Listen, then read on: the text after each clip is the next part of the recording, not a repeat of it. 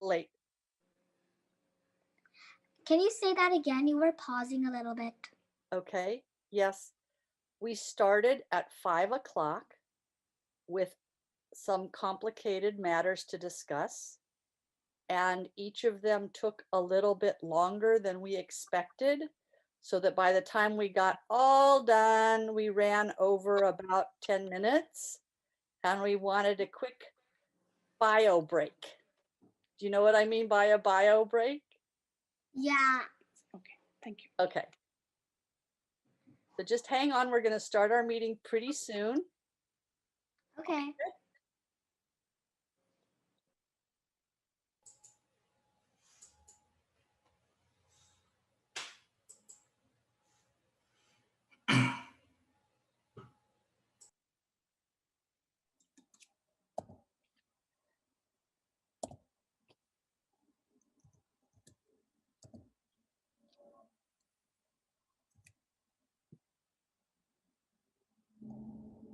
I think we have the full council.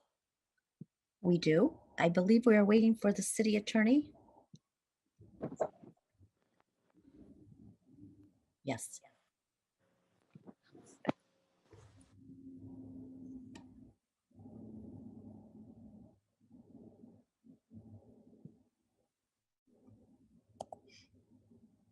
She may have missed that it's the same link as we started with at 5.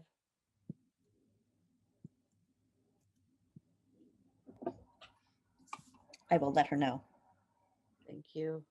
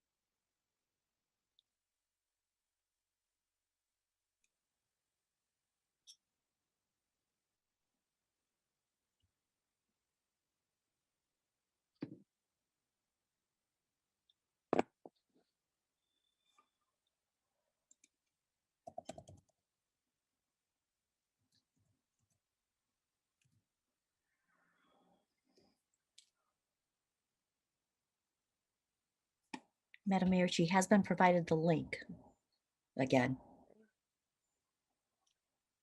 We will have her in another minute. Hopefully.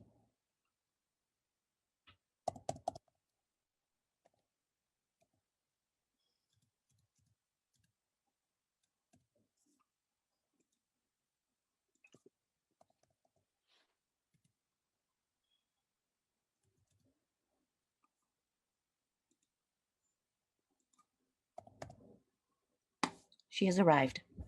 Thank you. So I will call to order this regular council meeting of the Los Altos City Council on Tuesday, March 22nd at 7:28 p.m. Thank you all for your patience. City Clerk, would you please call roll and establish quorum? Yes, Councilmember Fleiger, Here. Councilmember Lee Ing, Here. Councilmember Weinberg, Here. Vice Mayor Meadows, Here. Mayor Enander. Here. Thank you. The full council is present. Thank you very much. And we have with us and patiently waiting, Sia Gupta from Troop 60045, who is going to lead us in the Pledge of Allegiance. Would everyone please mute, but then speak along with Sia in our pledge?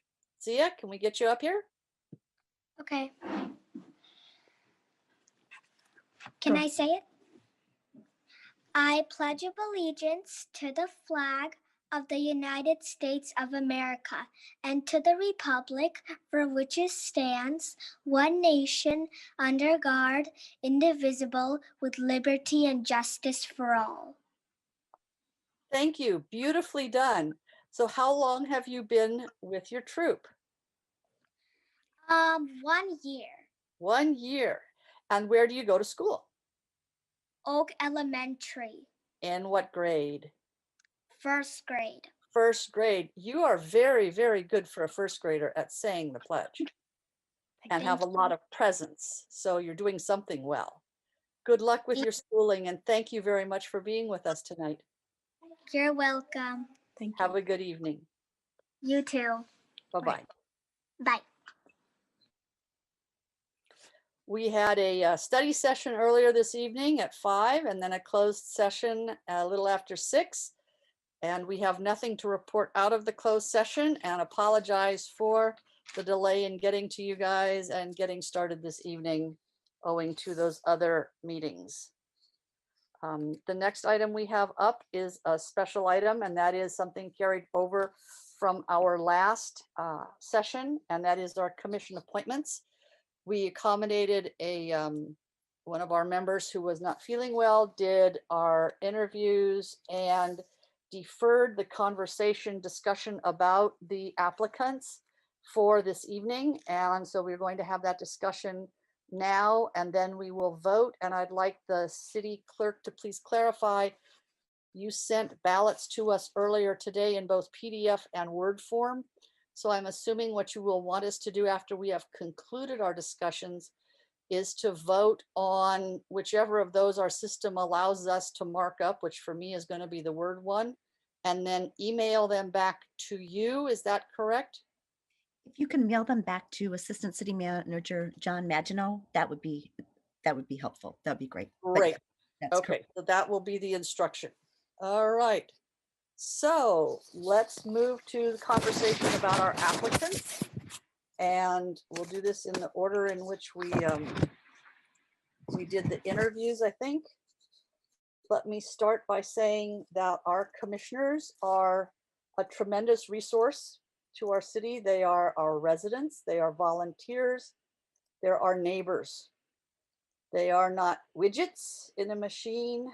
And although we are not required to reappoint those who have previously served, we have traditionally done so unless there was some sort of absentee or other problem. Last year, we had some comments made about one of our applicants, and this body then did not sufficiently have the votes to reappoint that person. Those comments were later withdrawn and apologies were offered to Mr. Spielman, excuse me, and Mr. Spielman is now reapplied for appointment to our Parks and Recreation Commission. I think we should discuss, if you will, how we feel about appointing Mr. Spielman back to the Parks and Recreation Commission. He was our only applicant for that commission, although I do recall that one of our members inquired of some of our other applicants if they were interested in other commissions. And there is a place on the ballot where you can write in the name of another applicant if you will want to appoint someone other than Mr. Spielman. So with that, I'm going to open it to comments. Does anyone want to say anything? Councilmember Lee Ing? Thank you, Mayor. I was pleased to see that Mr. Spielman was willing to apply to be on the commission again. And so I would like to say that I've been to many Parks and Recs Commission meetings. while he served as well, and thought he was very fair and unbiased, and was willing to put in the time that was needed. I think he's a great candidate because that was his first choice. And I think, like with the other candidates, they're wonderful candidates who afterthought stated their interest in parks, but I recognize that's not their passion. Whereas in Mr. Spielman, I recognize that the Parks and Recs Commission is his passion. So I hope that we can consider him to be on the Parks and Recs Commission again. Thank you. Thank you. Does anyone else wish to say anything?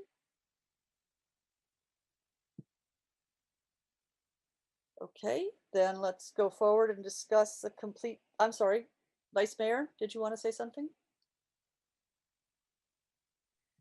Thank you, Mayor. I have some general comments. I'm surprised you've kind of started it out quite the way that you have. So I'm going to make my general comments. And so first of all, we are blessed with all of our friends and neighbors who serve on our commissions. And thank you to everyone who applied, and everyone is qualified.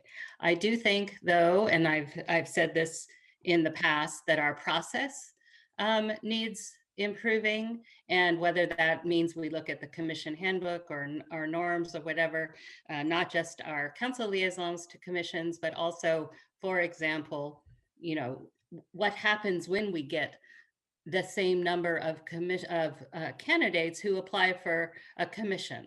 And I don't want to get into that discussion today. That's not agendized, but I can bring it up during future agenda items because I have some ideas about that. So in the past, in fact, you mentioned it tonight, you talked about incumbents and what is or isn't the tendency. And I agree that oftentimes that's the case, but appointments are hiring decisions.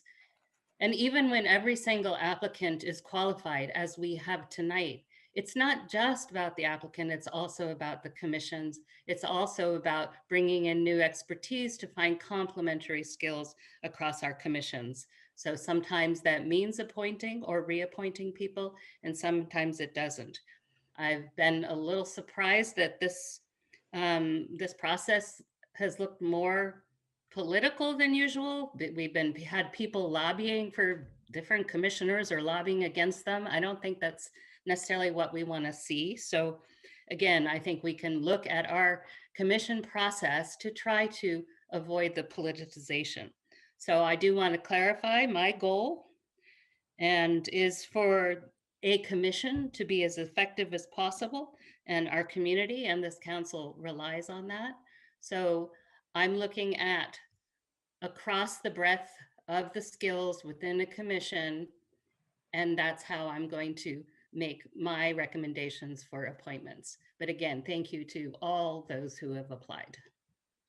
And is there anything further you'd like to say about the applicants for the Complete Streets Commission?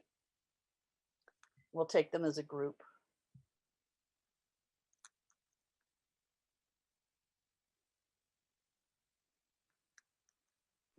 Nope, not right now, or should I come back to you? Councilmember Weinberg. I'm sorry, were you talking to me? I was, but oh, I apologize. I thought no, I'm just making I made my general statement. Again, thank you. That's fine. Yes, to all the candidates. I'll go to Councilmember Weinberg. Thank you, Madam Mayor.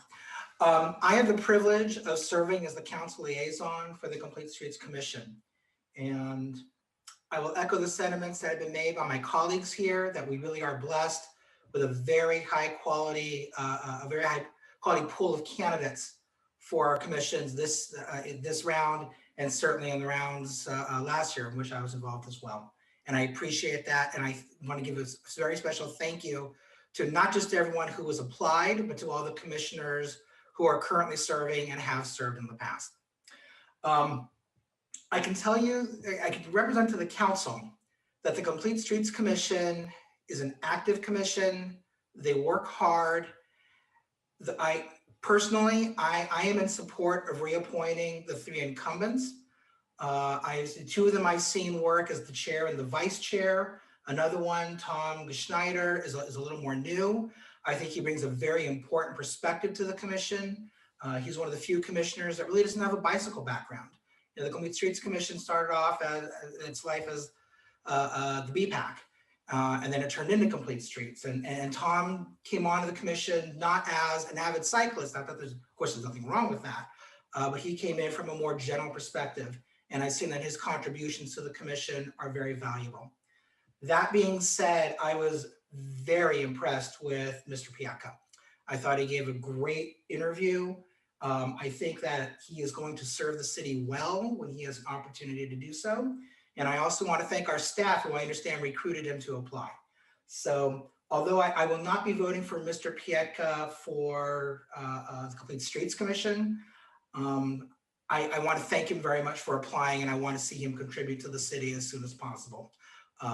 Take that not as any kind of a negative on Mr. Piatka, but an enthusiastic support for Ms. Banerjee, Mr. Geschneider, and Mr. Maloof.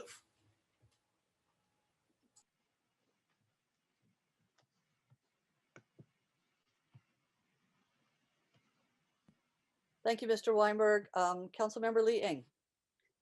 Thank you, Councilmember Weinberg.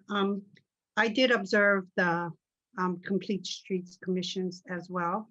I felt it was, even though Mr. Geschneider is new to the commission, like you said, I felt that he has the willingness to really learn, and willingness to really commit his effort to learn more about what is needed on Complete Streets. I like his perspective as well in making sure that we get all views and various views heard.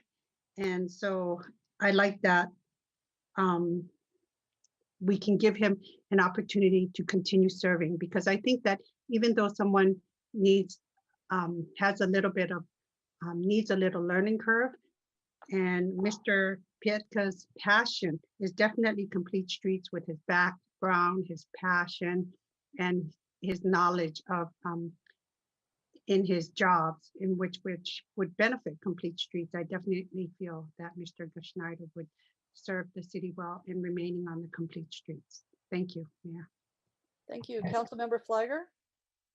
Thank you, Mayor. And I just want to echo what's been said about the Complete Streets Commission incumbents. We're all very familiar with the chair and vice chair. They've been on the commission for a few years, and we know their great work. And then also, as I said during the interview process, I have seen Tom on our commission, and I'm very impressed. He learned fast, and he contributes based on his background and experience. And so I definitely think that for me, for the Complete Streets Commission, I would support reappointing the incumbents. But to the vice mayor's point, I'm not solely making this decision based on the fact that they're incumbents. I think our commissions evolve over time, and the composition changes and the priorities change. And so even though, you know, I look at incumbents and they do have an advantage coming in as incumbents, I do look at other factors as well. But in this case, for these three incumbents for the Complete Streets Commission, they definitely check all the boxes, and I look forward to supporting their reappointment. Thank you, Councilmember. Vice Mayor, did you want to say anything about Complete Streets? You don't have to. No, you already asked me that, and I said no. Okay. All excellent candidates. And I too am very enthusiastic about our three incumbent candidates for all the reasons that have been stated, and also because Mr. Geschneider does bring an additional breadth to the commission that I think we really need. I do want to say to Mr. Pietka, though, your mapping skills and the particular abilities you have there, I'm sure that both the chair and the vice chair of the Complete Streets Commission would wish that they could find a way to include your skills and what you're doing in what the Complete Streets Commission is doing. So I hope you will continue to attend meetings there. Perhaps there's some way you can be of help to the commission, and look forward to having you reapply, because I think this is a great fit for you and would love to see you come back in the future. So with that, I'll go to public arts and I'll take Councilmember Weinberg's idea of having the liaison speak and say that we have an applicant there who seems to be very competent and enthusiastic. She's not been at many meetings, so it'll take a little time to get her cranked up, but I will be supporting her as the Dana as the applicant for the Public Arts Commission. Does anyone else want to say anything? I don't see any hands. Oh, Councilmember Liang. I would just like to add that our Art Commission is a hardworking commission, and after hearing from her, she'll be a good addition. Thank you. All right. And moving to Environmental Commission. So shall we do the same thing? Happy to, Mayor. Thank you. And, you know, I was very excited to see we have so many applicants for the Environmental Commission. Some of these incumbents have been on the commission much longer than others. And so I won't go through each one, but I do think based on the interview, we also had the opportunity to hear from Carl, and I'm looking at the list, and Tom, who are also demonstrated that they do have unique experiences and background where they would also contribute a lot to the Environmental Commission. So for me, honestly, it's a tough decision. And I still haven't fully decided on the Environmental Commission because we have some great incumbents, but we also had some very promising applicants. And this one, I think till the last second when I'm submitting my form to John, I haven't really fully made up my mind. Thank you. Anyone else? Council, Vice Mayor? Thank you. I am going to speak on this one just briefly. We did have all of the candidates in this commission confirmed for interviews, but one did not show up. And we also did not hear afterwards anything regarding that. So to me, I would assume that candidate is potentially not interested. So anyway, that's the impression I get from what happened. I assume my colleagues recall that all candidates were confirmed and one of the incumbents did not show up for the interview, but we also didn't hear afterwards that there was an extenuating circumstance. So may I ask the city clerk about that? Because my recollection was that we did get an email from Mr. Klein afterwards. Yes? That is correct, Madam Mayor, that he had not found the email, the confirmation email of his appointment. I mean, sorry, of his interview appointment. Okay, that was my recollection as well, is that he did communicate back to the city clerk with apologies that he had not seen the confirmation email and therefore was unaware of the schedule. So just to clarify that. Would anyone else like to make a comment? Mr. Weinberg? I have to scroll around here. I'm also very pleased to see an abundance of talent applying for our Environmental Commission. And I know Mr. Whedon is probably our longest serving commissioner on this. I almost can't imagine this commission without him. I recall interviewing Xiaoping, I think it was last year, so she was filling out a partial term, and appreciate that she has reapplied. I know she's brought a lot to the commission, and I have seen Mr. Klein's contributions. I don't know whether the commission liaison wants to comment about that under the circumstances that he simply missed an email confirmation on a schedule, since he is an incumbent or not. I'll leave that up to you. I will just say, Mayor, I don't think I saw that email. It may have just gone to the city clerk and she may have sent it to me and not the rest of you. I don't remember. I remember seeing it and I remember that it went to the city clerk.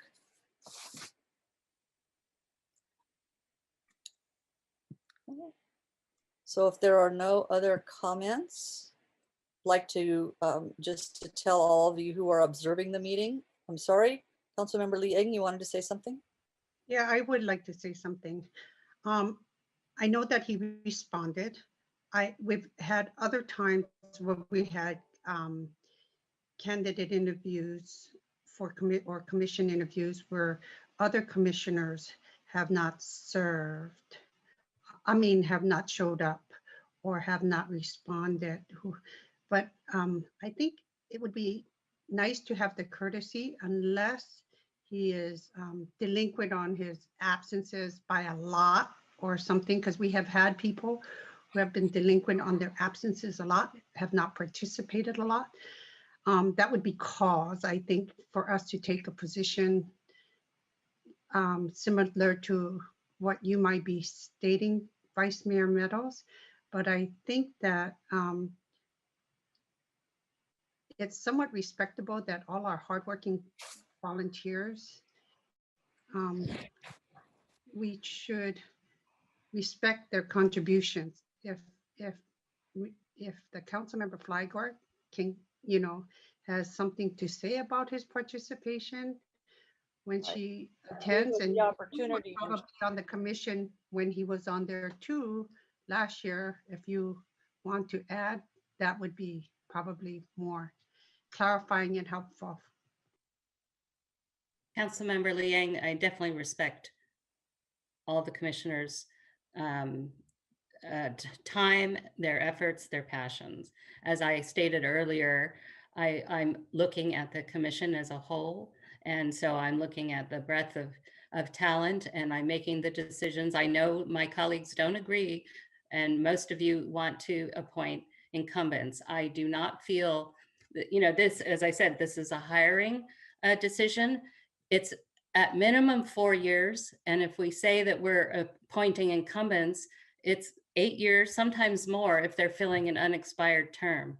In the real world, none of us get, a free pass for 8 years. And so I just feel it's important that we do for our commissions what we can for the composition. And that is not in any way disparaging anyone's commitment and anyone's contribution. But I am looking at what I think we can do with the commissions each time we get this opportunity to reform the composition. Thank you, Vice Mayor. Councilmember Weinberg. Thank you, Mayor. Just for the record, I agree entirely with what the Vice Mayor just said. I'm a little unclear. Did we get any kind of a notification or email from Mr. Klein or not? My understanding from what the city clerk just confirmed, that he did write back to her in an email, said that and I'm just repeating what I think I just heard from the city clerk, that he had missed seeing the confirmation email that had the schedule and time for the interview, and only ran across it after the date and time of the interview. And then he reached back out to the city clerk. Okay, thank you for clarifying that for me. You're welcome. Councilmember Lee Eng. So then if that was his instance and asked for a reschedule, would we have done a reschedule to allow for that, or is it? That would be at the Understanding discretion that of the council. If the Okay, council wants to defer action on one commission and arrange to interview, re-interview Mr. Klein, that would be at the discretion of the council. Mayor, if I may, I don't Yes. know if this level is where we want to get to right now, but I think the city clerk was able to confirm his attendance. It was initially not confirmed, but by the time we reached the interviews, all the candidates had their attendance confirmed. And so, and I'm sorry, I'm putting the city clerk in an awkward position. City Clerk, can you confirm your recollection? I realize this is difficult. Sure, I have the email in front of me. So on February, let's see, on February 28th, an email was sent to Commissioner Klein confirming his appointment, his interview appointment. And then, and the interviews were held on March 1st. On March 10th, I received an email from Commissioner Klein saying that he was looking for the reply, but didn't notice it until searching for it just now. Have I missed my chance to continue on the commission? Is there something we can do to reschedule the interview? I then replied to him and told him that I would email the mayor, and I said that his application was still in the pool for consideration, and that I would inquire if an interview, if another interview is needed or could be rescheduled. And then I told him that the commission appointments were deferred until the meeting of March 22nd. But then I heard nothing back. So that's where it ended. Right. But he did. Yes, he was sent the confirmation. He was invited to the interview on February 22nd with the time and the date. And then I asked him to confirm, and he said yes, that he was confirming. So then when I sent him my confirmation with the time and the date yet again, and the link, that's where he dropped off. So you had sent him something on February 22nd with the time and date to which he had replied. Yes, I've just forwarded that email chain to the entire council. Okay, so that's where I think the piece we were missing before was that I took the impression, based on what I understood, that he had not confirmed back, but you're saying he had confirmed back to the first one, and then when you reconfirmed to him, that's the one he missed. Yes, the first invitation to interview had the day and the time. He said he could make it. The second email to him had the meeting link, and then I heard nothing more from him. Thank you. Thank you, City Clerk. You're welcome. So is there any interest in doing anything other than proceeding with a vote on the Environmental Commission? I don't feel I have the unilateral authority to say we should, postpone this and do another interview. I think that's up to the council. Okay, then I'm going to ask you to please go ahead and mark your ballots and return them via email to Mr. Maginot. And we'll give you a couple minutes to do that.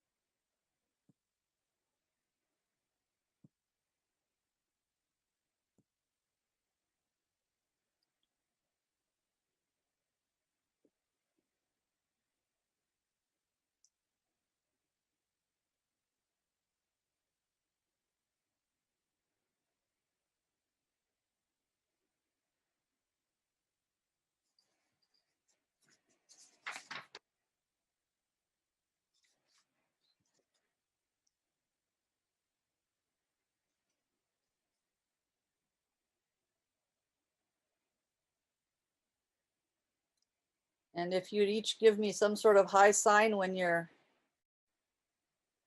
done. Sally's done. Councilmember Lee Ing is done. Councilmember Flagger.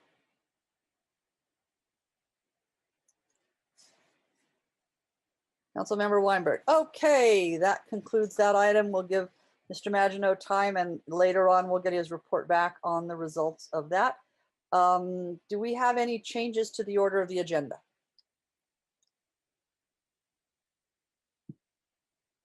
Going once. Okay, no changes to the order on the agenda. So, City Clerk, we will take public comments on items not on the agenda. If you wish to speak on some item that is not on the agenda, please use the raise hand feature.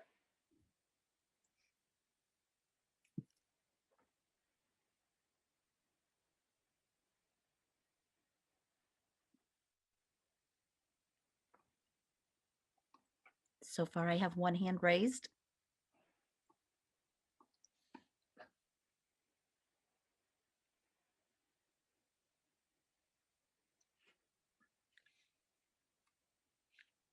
Okay. We have two hands. So three hands.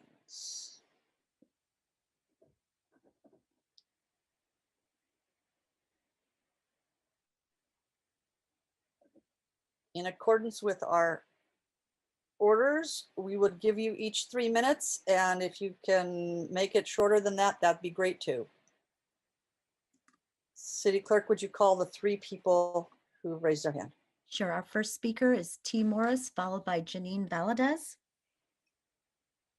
Good evening, council members. Thank you for the opportunity to speak. I actually thought we could make public comments regarding the commissions, but since we can't, I'm just going to take one little piece of what I had to say and say it now. And I will add that I am on Park and Rec Commission. I am not speaking as a Park and Rec Commissioner this evening.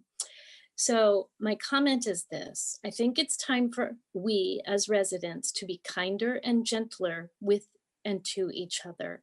I think it's time that we learn to appreciate our differences and our differences in opinions when we match or don't match. I'd appreciate people considering being a tad nicer in our town. Thank you so much.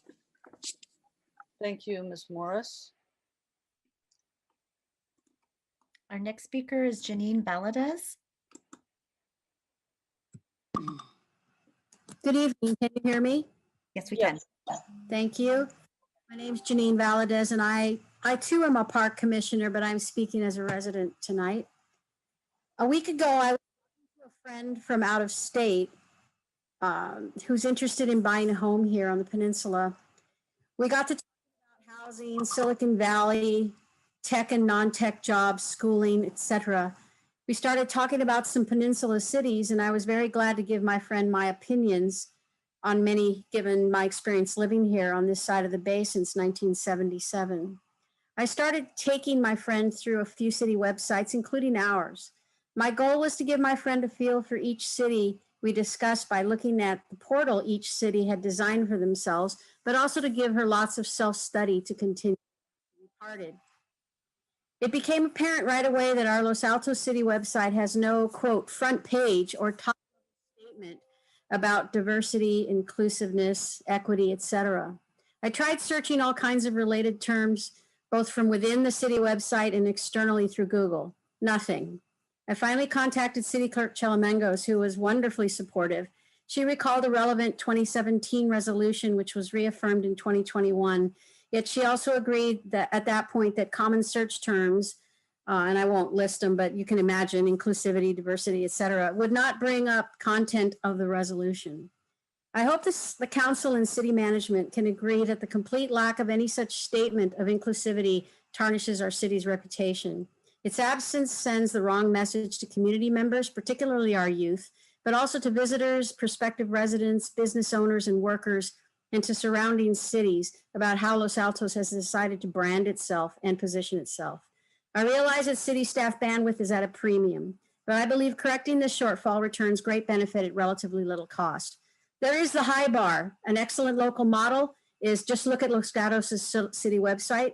They have a whole section right at the front page, Becoming an Inclusive City, which then takes the reader to a wealth of information. But at the very least, our city can place either this resolution or even a quick summary of it as a non-discrimination statement right at the front page in plain sight for all to see, easily searchable and located perhaps on the most viewed page on the website. This statement not only sets the tone of our city culture, it becomes the basic expectation of conduct and behavior we expect of ourselves as a community and as individuals. Thank you. Thank you, Ms. Valadez.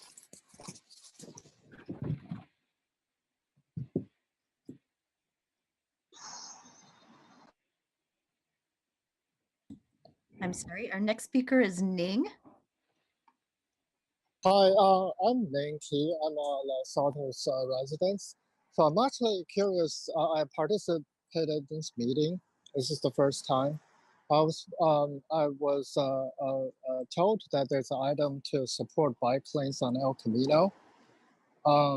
So my opinion is to fully support that project. So I wasn't sure if it's been discussed yet. No, thank you very much for coming. So let me clarify that for you. That is actually going to be item 5 on our agenda. We're currently at public comments for things that are not on the agenda. It's a time we allow for people to speak on something that's not otherwise going to be a topic of conversation and potential action. So if you don't mind waiting, when we call item number 5 and we take public comment on item number 5 about the El Camino bike lanes, we'd be delighted to hear your comments.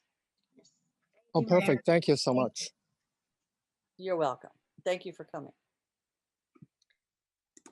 Our next speaker is Susan Russell. I didn't choose to speak. That was a mistake. Sorry. Okay. Okay, then we'll close public comment on items not on the agenda and move to our consent calendar. We have 3 items on the consent calendar. And before I take a motion, I'd like to ask if there are any public comments on any of the items in the consent calendar. Do any public attendees wish to make any comments on anything on the consent calendar? Mayor, didn't you want to take council comments first before a motion? I will take council comments before we do a motion also, yes. Before public comment though, because this is what I talked with the city attorney about, so I think we're okay. I do have one member of the public wishing to speak. Okay. Mayor, if I may. Go ahead, Ms. Fliger. So I don't know what the vice mayor intends to do with her hand raised, but I was going to ask to remove item number 3 from the consent calendar, which would mean any public comment on item 3 would be made at that time. All right. Okay. So let's ask. Let's see, we lost someone. Agnes Caulfield, do you wish to speak on items 1 or 2, or is it item 3?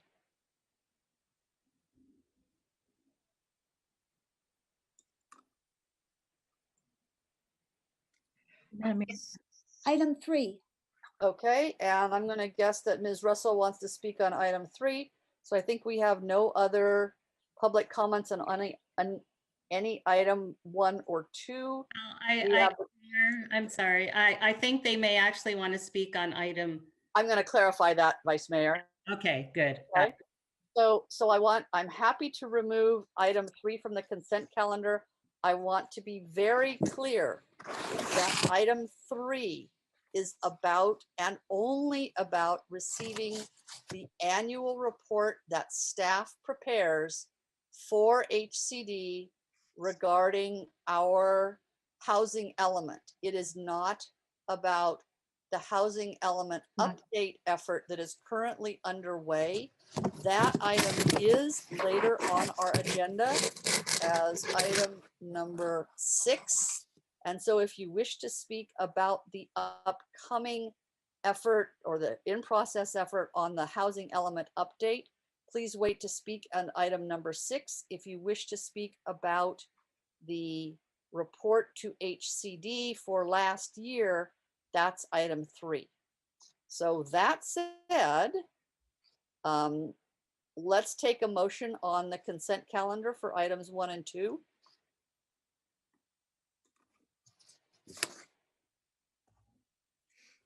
Councilmember Weinberg. Thank you, Mayor. I move the council adopt items 1 and 2 on the consent calendar. Thank you. Do we have a second? Council Vice Mayor Meadows will second. City Clerk? Thank you. Councilmember Fliger, Yes. Mayor Enander, Yes. Vice Mayor Meadows, Yes. Councilmember Liang, Yes. and Councilmember Weinberg. Yes. Thank you. The motion passes 5-0. Thank you. And I want to go ahead and dispense with item 3. So Councilmember Fliger, you pulled this. Was there something you wanted to ask about or some issue? And then so I'll ask if anyone has questions, and then we'll take comments from the public, and then we'll discuss and vote. Thank you, Mayor. So let me start with the first question for staff.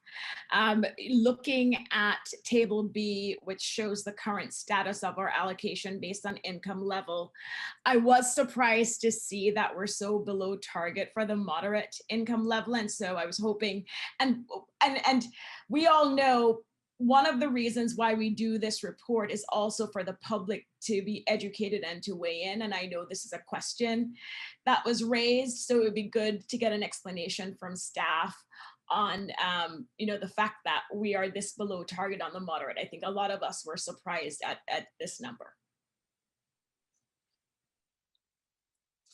As far as why we're so below target,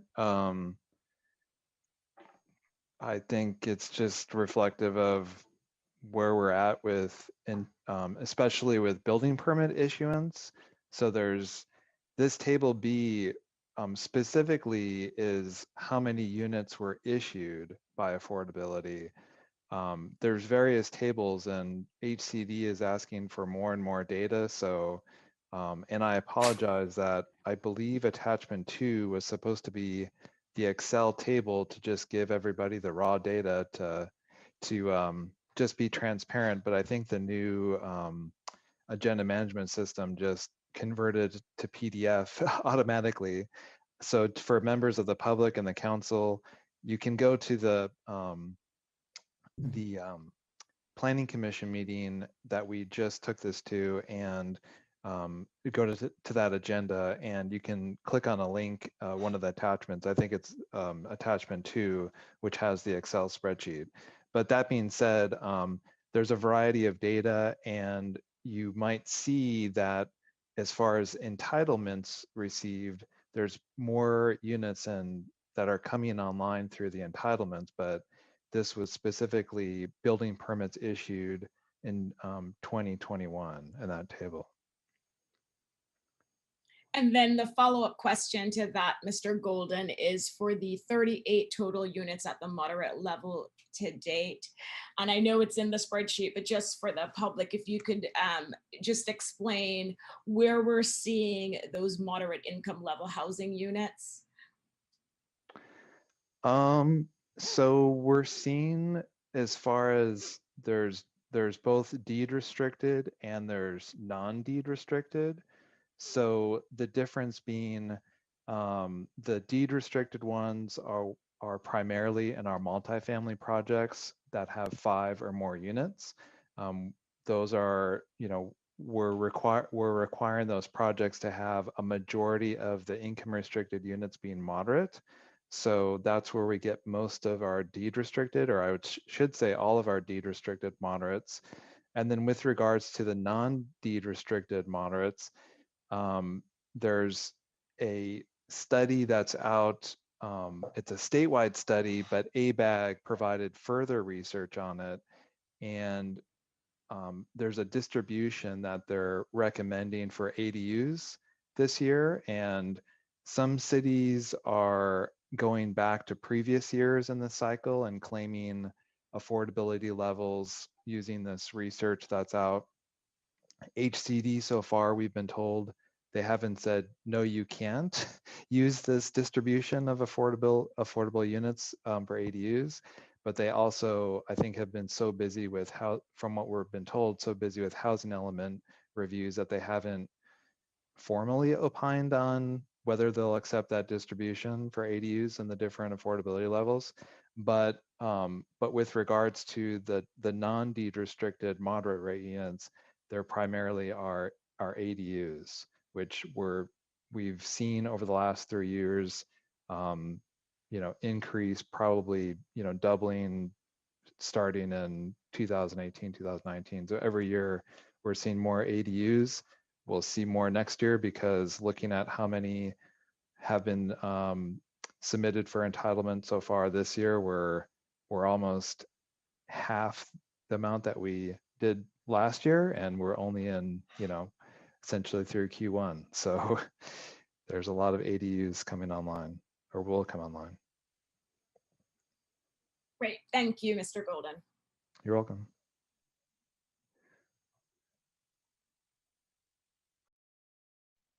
Any other questions for anyone? I have my hand raised. I'm sorry. I just have to scroll among 3 screens to be able to find you all, so I apologize. Somebody put it down, so sorry. You didn't, it was my fault, I guess. May I go, Mayor? Please, go ahead, Vice Mayor. Thank you. So Steve, some questions for you. So first, for the benefit of the public, let me talk about net new housing, which will come into play when we talk about particularly the above moderate in my series of questions here.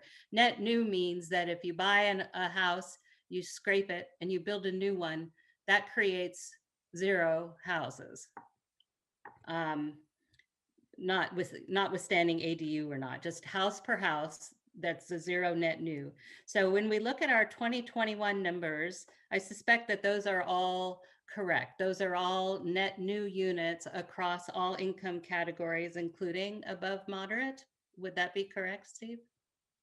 That's what we tried to do this year. Just look at the units that were being built where an existing unit was not being demolished. That's correct. Right. Okay, good. Thank you. So my concern, and why I was also going to pull this item, though potentially for different reasons than Tiger, is, and I asked this in the Q&A, and thank you for the answers to that. But in the past, we were counting all new, whether they were net new or not.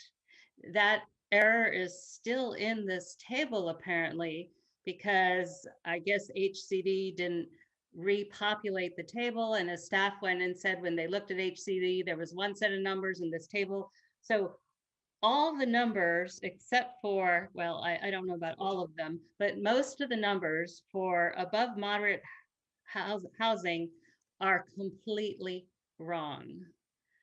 We created very little net new above moderate housing.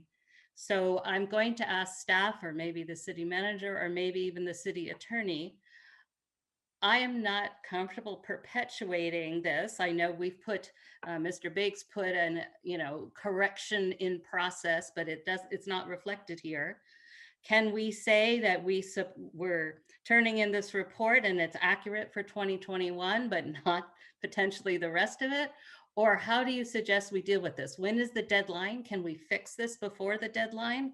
I'm really not comfortable passing something that has us creating 224 units in 2015 above moderate, and we know we did not. City attorney or city manager, which of you wants to take that one? Well, if I may for a second. So when we receive the tables, which are templates in Excel from HCD, there are fields that we can enter and there's fields that we can't enter. And they have told us that if we manipulate the fields that we're not supposed to enter, then it results in errors on submitting it to HCD. So I think they take this Excel spreadsheet and they import it into their system. If you go on HCD's website, they have a open data portal. I think it posts data back to 2018 when they first implemented this new table template of sorts. And so, and I went back to that data portal, and and there's a lot of conflict of what they're reporting, what we've told them originally, what we've corrected back. You mentioned John, Director Biggs, who's retired. He submitted something, I believe, in the end of October, and none of the tables seem to be wholly consistent with each other. So it's a follow-up with HCD that staff will have. I'm comfortable providing the data to HCD because really the important data is from 2021, and that's the data that I believe will be imported into their system and count towards this year's APR. So Mr. Golden, I think a short summary of that is you're comfortable sending this in because the 21 data are accurate, and separately following up with HCD to say you guys have got to fix all the back data that we've corrected for you that isn't reflected here in this table. So That's I'm still correct. going to ask the city manager and or the city attorney if you are comfortable with that approach in answer to the vice mayor's question.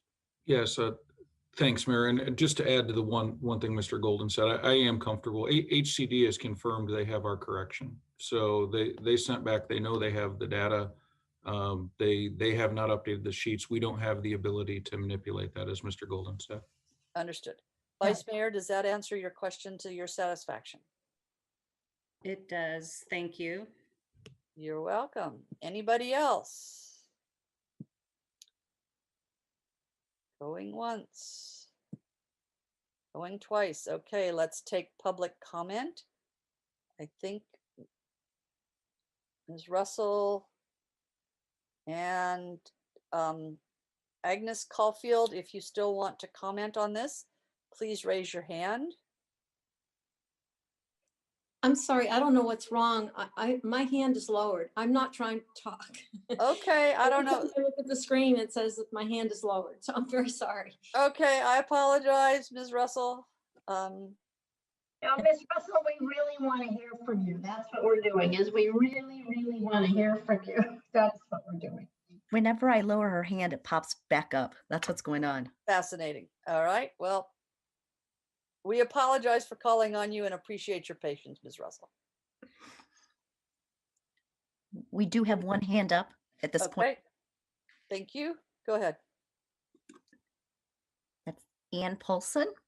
Hi, it's Ann Paulsen. I just have a short thing. Thank you for correcting that data. Thank you very much. That's all. Thank you, Ms. Paulsen. I think a lot of us tried for a lot of years to make that happen, and it finally worked, partly as a consequence, as Mr. Golden has alluded to. HCD changes their definitions, changes their direction, changes their instructions, and we get caught in the middle. So hopefully we've got this one right, and I will at this point take a motion to approve item 3. Mayor, do you mind? I have I'm a quick. sorry, Council Member. Sorry to interrupt you. We asked the woman what she wanted to speak on, and she said item 3 earlier. She withdrew her hand and she has not put it up again. So. Oh, okay. I just want to make does not wish to speak. There's her comments. Yep. Okay. So I'd be glad to make the motion to accept agenda item 3. And I'll second that motion. City Clerk. Madam Mayor, friendly amendment. Go ahead, Mr. Weinberg.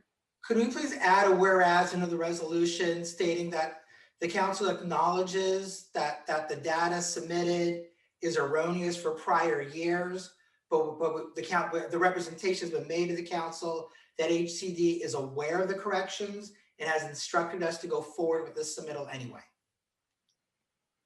So it's not the data that we provided is erroneous. It's that the data that's automatically been filled by HCD, because it's not stuff we've put in new this year. It's the data that they pulled back from the old one.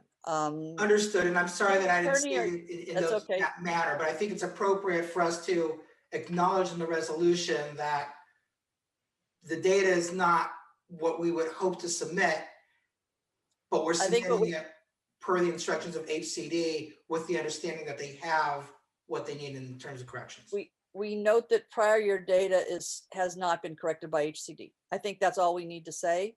City Attorney, are you comfortable with that? The prior year data that's in the HCD system has not been corrected, or not yet been corrected? I feel comfortable. They've acknowledged that it's being corrected. So yeah. Okay. Can we get that into a whereas? And and Councilmember Lee Ing, do you accept the friendly amendment? Yes, I do. Thank you. So City Clerk, would you please call the vote? Sure. Councilmember Weinberg, Yes. Vice Mayor Meadows, Yes. Councilmember Lee Ing, Yes. Councilmember Fliger, Yes. and Mayor Enander. Yes. Thank you. The motion passes 5-0. Thank you all. We have no public hearings tonight, so we Madam will move Mayor? to the discussion items.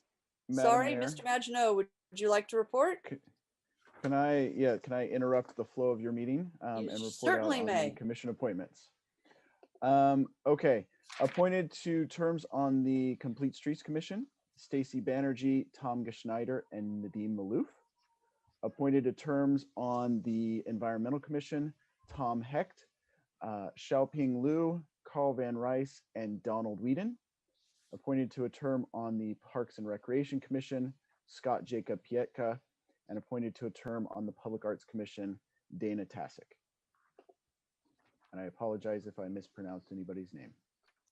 Thank you very much to Mr. Maginot. And now we will go on to discussion item number 4, story pole exemption request. And we have, I presume, a short staff report.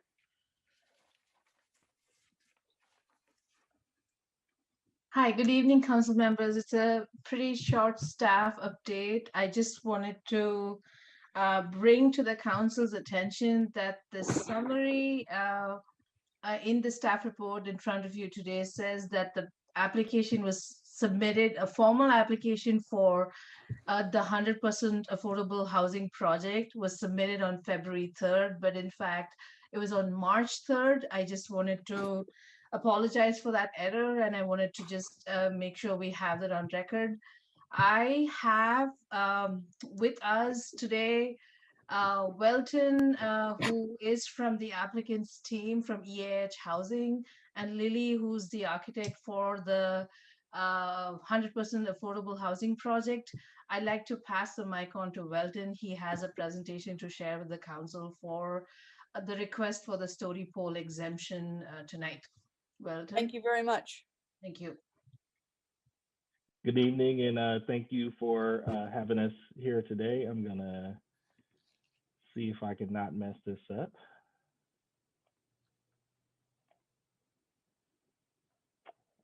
Can you see my screen? Yes. All right, I'll do full screen. This won't take too long, at least I hope for us.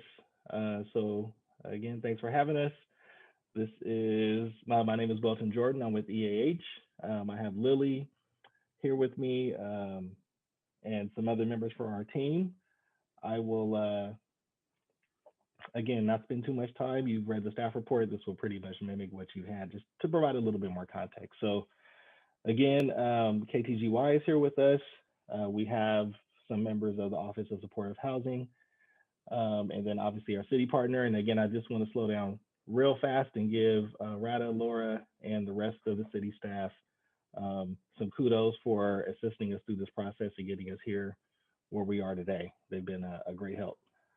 Our agenda is a pretty short one. We just want to discuss a request for a waiver or an exemption to the story pole requirement and possibly a suggested alternative. We have a handful of points that I will cover in the coming slides. As you are aware, over the past year, the city, the county, and EAH has discussed the 330 Distal housing development, 100% affordable housing development with the community. We've shared our design, we've shared photos, we've even taken some of that input and incorporated that into the design. This is, again, a short list of some of the groups that we have met with both locally and regionally to discuss 330 Distal. And again, you know, the height and the density and those kind of pieces have been discussed. And the reason why I bring this up, obviously, is because, you know, some of the intent of the story polls, from our understanding, obviously, is, you know, to show height, to discuss height, to show bulk and mass. And while we cannot physically do that, we have, you know, had robust discussions about the development. Then we'll just move into our exemption discussion. As we look at the impact on existing buildings and public safety, Mid-Penn Open Space District does still use the building actively. They store cars there on the weekend, and the height and locations of the story poles, again, in our opinion, would create a serious safety hazard. And then there's the practicality that I'll get to a little bit on the next couple of slides. The site is tight for the proposed development, and then there are some significant issues of a physical installation of this magnitude on that site. So these are the proposed locations of where the story poles would go. As you can see, I know the picture isn't super clear for the map, but some of the poles would have to be located in the driveway. And then there are others along the lines where there are significant shrubbery. On the second story, in order to kind of mimic the open space on the second floor, we would have to install poles on top of the building. This, again, just for some additional context, this is a picture of the site, current site. This was taken about 2 weeks ago. As you can see, the Mid-Penn Open Space District does still have cars there. This is just another angle. You can see a lot of trees and such. And this is kind of the front of the building where we would have to navigate the second story open space. Another piece that we wanted to just kind of bring up is the time delay, potential time delay, and the cost. The community has expressed a desire to move the development forward. This will cost a significant amount of money to pull off. Again, given that Mid-Penn Open Space currently owns the site, the county doesn't own the site and won't until June. We're not sure if they would even agree to do something like this. And then finally, the height is allowed, you know, per the city's ordinances. So that's the long and the short. And we have a couple of proposed alternatives that Lily has a lot of the pretty pictures, so I'll let her show those. But our proposed alternatives are signs on post, something that we already have to do and could expand on that. Something similar to what you see at 4350 El Camino Real, that is about a mile away from the site. So I will stop sharing and I will let Lily show you some of the elevations that we are looking at, and then we will open it up for any questions. So thank you again. Thank you, Mr. Jordan. Hello, good evening, everyone. I'm going to share screen, so just give me a moment.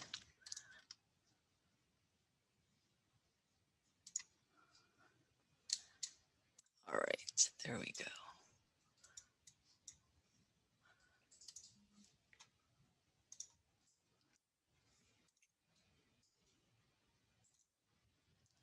Can you see this? Okay, great.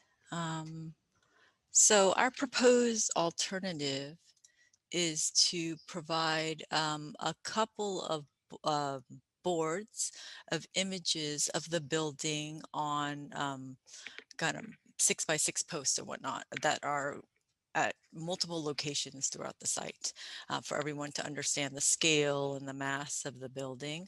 Our thought, similar to the one proposed in the previous image, is that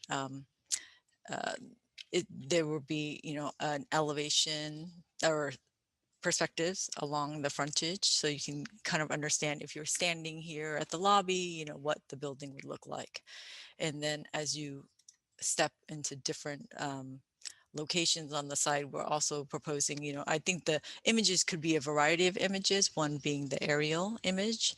This would really give an overall perspective of the site, not necessarily something that you would see at the ground level, but just so everyone can understand the context. And then a view from the ground level and distal when it starts kind of turning.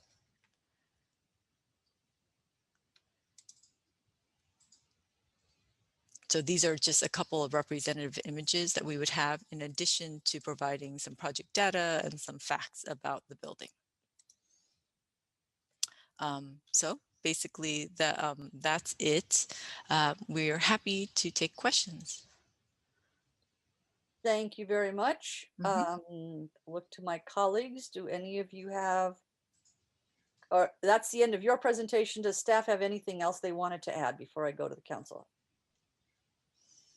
Staff doesn't have anything to add. I'd like to just reiterate that the formal submission for this project's design review is in the planning division, and this story pole exemption is one of the 5 public hearings under SB 330.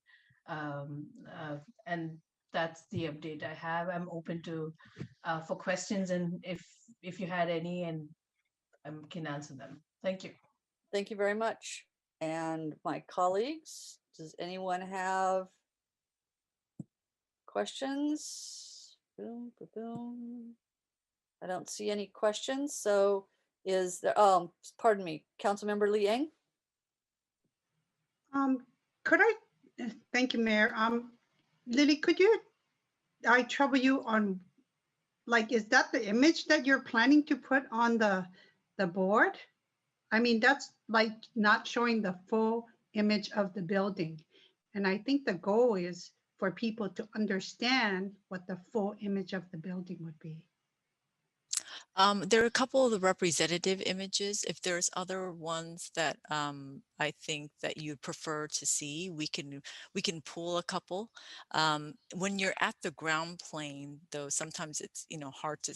When you're standing there, it's kind of hard to kind of see all of it.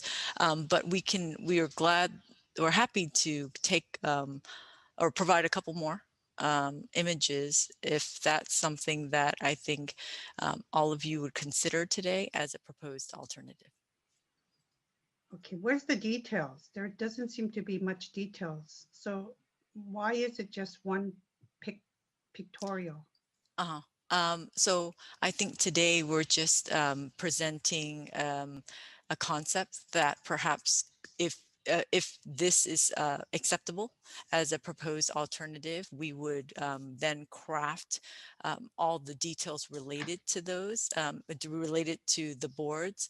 I think we're just trying to understand, is this an acceptable alternative instead of providing story poles? Okay. And so then we can, we can provide the project data and, the height and if you wanted dimensions and elevations, if there's anything specific that you want to see, we're happy to kind of craft those boards so that those are approved.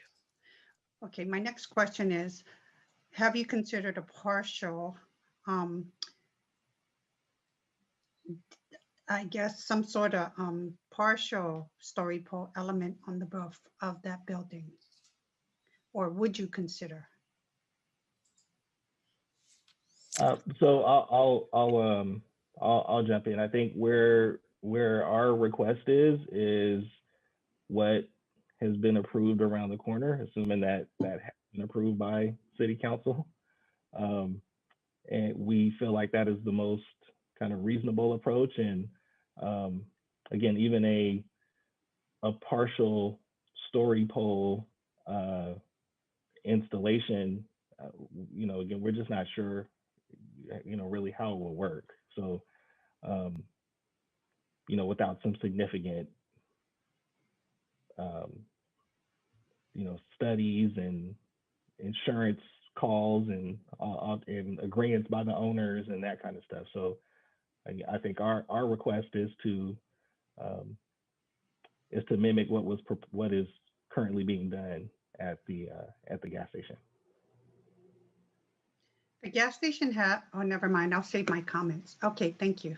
Thank you. Councilmember Weinberg, did you have questions? I did, thank you. It's a follow-up, Mr. Jordan, to what you just said. My understanding is that around the corner or a mile away at 4350 El Camino, there are partial story poles. So you're asking what they have, which is those signs and partial story poles, or you're asking for a complete exemption? We're asking for a complete exemption. Again, what our proposed alternative would be the signs that are at 4350 El Camino Real. Got Due it. to, again, but 4350 also has partial story poles. So right, if you want what 4350 had, I think you don't want what they have. I think you're willing to put up signs, but you're asking for a complete exemption of the story poles. Correct. Got it. Thank you.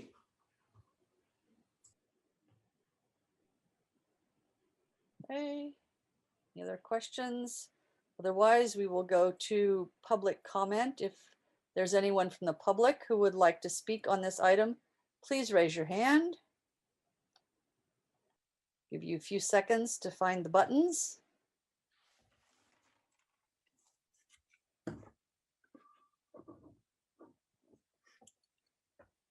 And Mayor, if I may, while they find the buttons, if Sultan could please take down the slides. Sure. Yeah, Mr. Jordan, would you? For now, anyway. Thank you.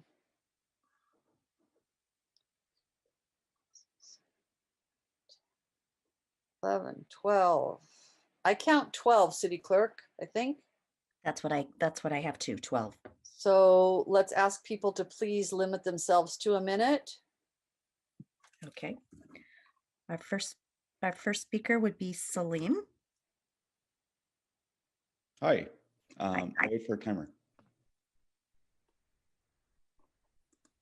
Go ahead, Salim. We can hear you.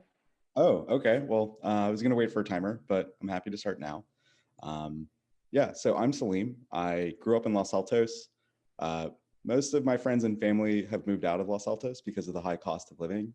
And what EAH housing is doing is amazing. It's exactly what the city needs. And I think we all know that. So I guess my question for the city council members is, what are we going to do to make sure this gets built as quickly as possible with as little cost as possible? Because we can't be choosy. I mean, we should be thankful that they're willing to build affordable housing in our city, a city that is so unaffordable right now. But instead, we're asking them to, include these story poles. When at meeting after meeting, you've heard the community say they love this project. Everyone loves this project. Even people who hate every other housing project in Los Altos love this project. So the point of story poles, my understanding is, ensure that people are aware of the project and supportive. Everyone's aware of this project. It's a historic project in Los Altos. We need to be on the side of nonprofits, not on the side of, I don't even know what the alternative side is. We should be on the side of people who are trying to build affordable housing. Please give them a complete exemption. Thank you. Our next speaker is David Lowe. Good evening, council members. My name is David Lowe, and I'm here speaking on behalf of Destination Home, which is a public and private partnership working to end homelessness in Santa Clara County. We're just really excited to see this project continue to move forward, and our thanks go out to EAH, the city, and our partners at the county, because this is precisely the type of housing we're going to need to reduce and prevent homelessness in our community. We understand the intent of the city's policy when it comes to story poles, but we really do believe this is an appropriate exemption for all the reasons you heard from EAH Housing. But really just to underscore through our work on really trying to scale homelessness solutions, the money conserved, scarce housing resources, as well as the time we can save by moving this forward really does make a difference, particularly when you think of the magnitude of the crisis we're facing. So really hope you all will approve this exemption today and continue doing everything you can to move this project forward as expeditiously as possible. Thank you. Our next speaker is T. Morris.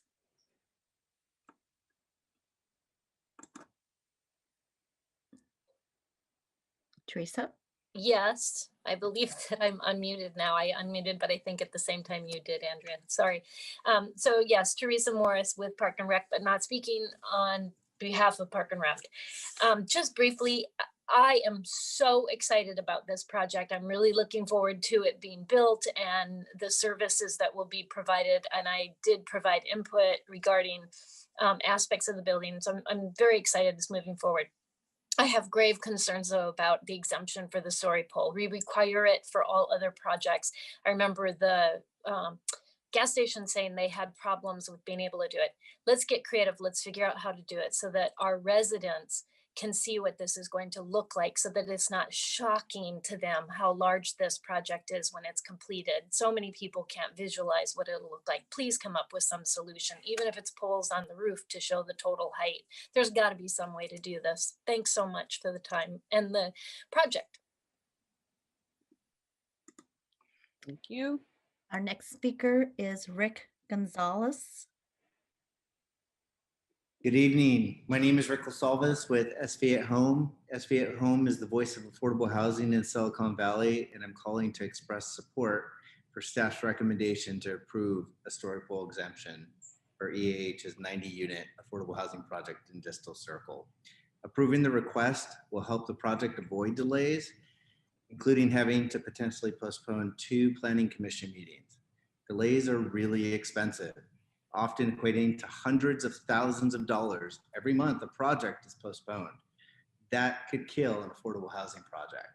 So if this is a community asset, which everybody's saying it is, we need to think very critically how we can ensure making this happen. For all these reasons, I urge you to approve staff's recommendation for the story pole exemption, and I thank you for your time. Our next speaker is Eric Steinle. Hello, can you hear me? Yes, we can. Thank you. I'm speaking tonight as a citizen and not as a member of the Planning Commission. I will have the opportunity to speak in that capacity later on this. As I have said many times at Planning Commission and other meetings, I am very much in favor of the story pole policy. There are people like me who are very field dependent, which means that we have difficulty visualizing something in the abstract. I find the story poles to be very valuable in understanding the bulk and mass of a project in ways that the hundreds of drawings and diagrams that I've looked at do not do. I also, since I live right next door to the 4350 El Camino Real proposal, want to point out that those signs are completely inadequate and not what they agreed to do. They also have the partial story poles, which is much more helpful. I do not think that this project, which I support and will support as a planning commissioner, very likely, is a candidate for not having the story poles. So I encourage you to follow that. Thank you. Our next speaker is Freddie. Oh, hello, can you hear me? Yes, we can. Thank you. Good evening, commissioners. I'm sorry, council members. I really do understand your normal requirement for the story poles, and normally I absolutely support it, but I would ask you to provide the complete exemption that EAH is asking for 2 reasons. One, the expense. We are trying by waiving their fees to reduce the amount of fees that we cause them to incur. The other thing is the delays. Delays are expensive. I don't want this housing project, which, as everyone has said, we all support, to incur any unnecessary expenses. I would ask you to please, in this case, grant the exemption. We know how tall this building is going to be, and it will be that tall by right. Thank you.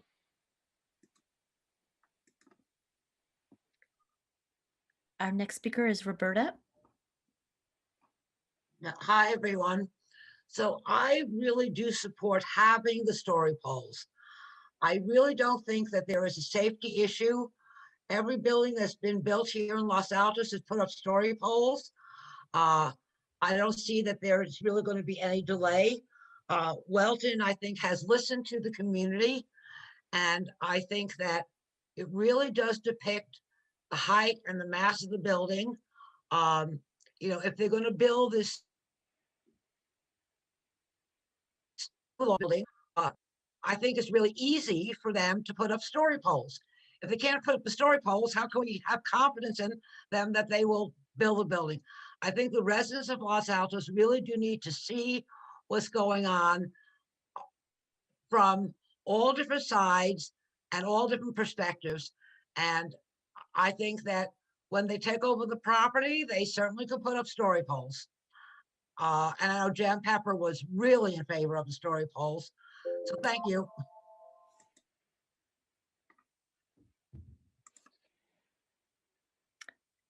Our next speaker is Debbie. Hello, I'm thinking about the purpose of story poles, and if it's to show what the new building looks like in proximity to the other buildings next door or across the street, I don't believe these drawings show that. So I would just like to maintain that there is a reason for the story poles, and if we can do something that is equal, that is able to show the community what the building looks like, then I'm for that. But the drawings presented in the presentation do not show comparison to the nearby buildings. Even that one from up above, I didn't think that showed a true next door comparison, if you know what I mean. Okay, thanks. Bye. Our next speaker is Janine Valadez. Good evening. I'm a park commissioner, but speaking as a resident. Please eliminate the story poles for this project. We don't need the added expense. We don't need the added delay. We don't need the added reviews. The location of this building is fine. It could be even taller. We need the housing. So anything that adds time, anything that adds expense, that's money that we're taking away ultimately down the road from families that need housing. Please, please, please grant the exemption. Thank you.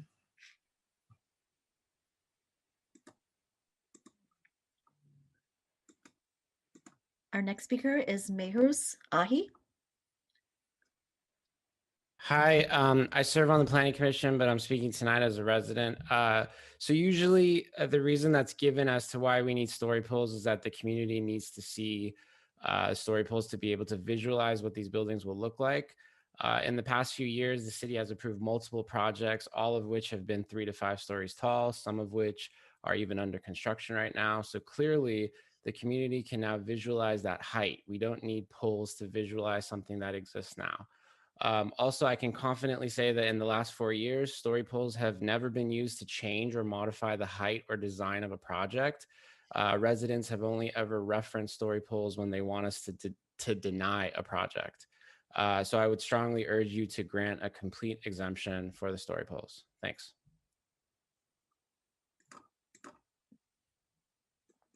Our next speaker is Daniel Hulse. Hi, can you hear me? Yes, we can. All right. Hi, I'm Daniel. I live in Mountain View, just across the road. Whenever I see these story poles, I kind of just think they're silly and they look ugly. So I would be likely to go somewhere else on the basis of seeing story poles in a town. So I really don't think they do the project justice either. Like if there was just a random building there, I wouldn't care very much. So I am against there being story poles, pro the exemption, really for any project. And that's my comment. Thank you. Our next speaker is Joe Beninatto. Hi, good evening, Council. Thanks for the time. I think there've been some great comments. The point that Mira's just made was really important, I think. Story poles are great for a 1 or 2 story house, but at some point you just have these sticks up in the air that don't really give you a great perception of what is going on. We live in the heart of Silicon Valley. Maybe we can get Zuckerberg to donate some VR headsets or do a walkthrough with a CAD model or something else that could be useful for understanding how the building relates to the environment around it. At some point, as buildings get taller and taller, story poles don't make any sense. So if you're building a skyscraper, you don't put up story poles for obvious reasons. I think the safety factors override here, as well as the need for speed on this project. So I'd encourage you to give them the exemption. Thank you.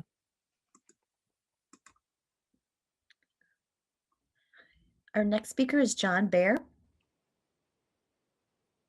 So story poles are not optional, they're a requirement. And people are suggesting that maybe we don't need story poles, but this is neither the time nor place for that discussion. We're talking about the specifics of a project. And while one can agree or not agree with the value of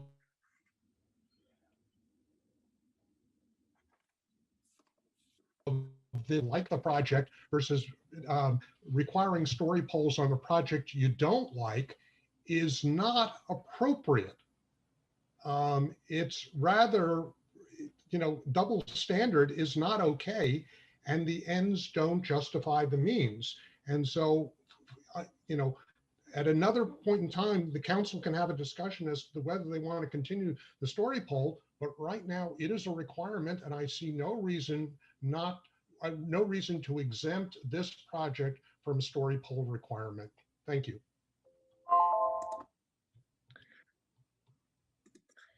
Our next and last speaker is Ann Paulsen.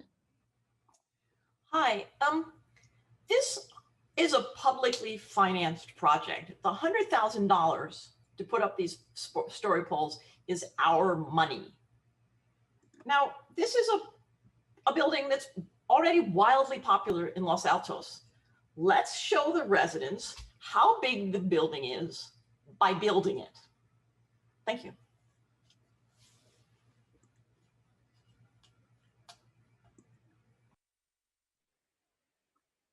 Madam Mayor, I have no other members of the public wishing to speak. Okay. I'm going to look at my colleagues and say, normally we take a break at 9. Do you want to go ahead and finish this item before we take our break, or do you want to take a 5-minute break now?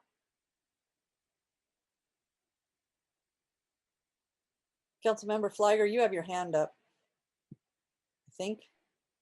You do. So Mayor, I'll defer to my colleagues. I'm fine if we finish the item, and I saw some heads saying keep going. So I'm fine if we continue until we're done with this item. I raise my hand to start off the comments on the item. Thank you. Go ahead.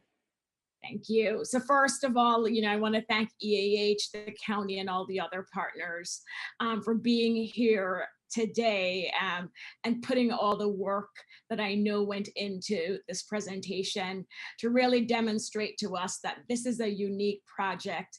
And although Los Altos has a requirement for story poles, we also have exceptions. And there's a reason why when this was adopted by council, we recognized that there are going to be some circumstances under which we grant exceptions depending on the health and safety or the risk to health and safety of the project. And so I will start there, where I will mention other reasons why I think we should all support this request for an exemption. I definitely plan to, and Mayor, I would also love to make the motion when we get to that point. But as the applicant has explained, this site is still being used.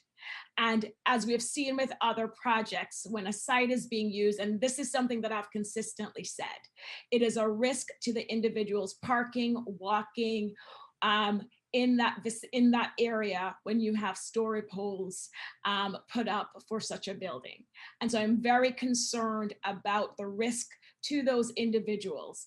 Secondly, whenever we have had these types of projects, the owners of the building are the same individuals who are putting up the story poles. And so it's their employees. For example, the gas station has been mentioned a couple of times. It's the owners, employees, and customers who would have been directly impacted by the story poles. In this case, as the applicant has explained, it is the mid-pen customers and employees who are still using, because the county doesn't own it yet. And so you really have two separate legal entities being involved here, and that also raises a concern for me. And so just solely on the Los Altos Code, I support granting this exception based on the public health and safety concerns. But equally important, this is Los Altos's first ever 100% affordable housing development. And here's an opportunity for us to support the project even more than we have by helping to streamline and move it quickly through the process to save. And I appreciate the public speakers mentioning who's actually paying for this project. Delay will increase the cost of this project. And we have an affordable developer, and we have the county and the cities also waiving fees. These are the different entities that are actually contributing to make the finances of this project work. This is not a private entity. The third point I wanted to make, and a couple of the public speakers also mentioned this, is the fact that EAH, and I will even say I've not seen a developer in Los Altos do the extensive community engagement that I've seen EAH do over the last 2 years. And I think it's been effective. I think everybody knows about this project, and they have really made an effort to reach out to the neighbors in the vicinity to make sure that they know about this project, what it would look like. A matter of fact, we also know EAH incorporated a lot of the feedback they heard from the neighbors and local residents here in Los Altos. And so for those reasons, and I could go on, Mayor, but for those reasons, I'm definitely supporting granting the exception, and I'm ready to make the motion. I'm also fine, if there's support for a motion, directing staff to work with EAH to create proposed alternatives that reflect different angles of the building and will also include the dimensions of the building.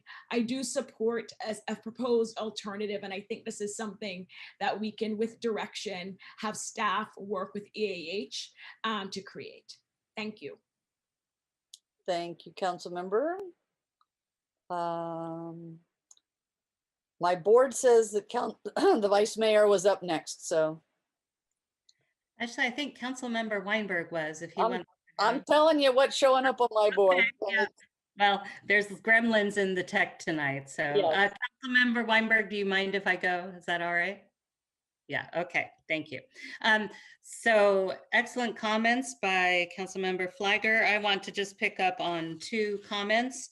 So one is, unfortunately, this wasn't included in the MOU.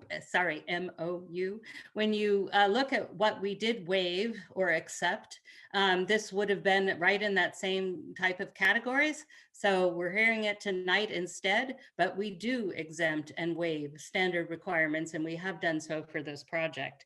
I do want to say that I would also have safety concerns. So we saw some pictures of where the poles go. We saw no pictures of where the guy wires go, and it's the guy wires that are the issue. This would not only affect a building that's in service, but I suspect the guy wires would also go onto the PAMP parking lot, which is on the left side of the building, where there are patients, some with mobility issues, etc. This would have a tremendous impact on that whole part of Distal Circle. And I will say that there actually are issues. We covered this in January 2021. I forget which of the 2 meetings it was at, but one of the Q&A, one of the questions I asked was how many failures had we had since we put the story pole policy into place? And there was a startling percentage of failure, including 2 poles in different projects that had fallen over. So to say that there's no issues with these poles is not correct and does not support what we've seen. So for that, on that basis, I would definitely support the exemption, and I would also support giving staff direction to work out the best way to depict the project. Thank you, Mayor. Thank you. Councilmember Weinberg. Thank you, Mayor. I agree with everything Councilmember Flygore and Vice Mayor Meta said.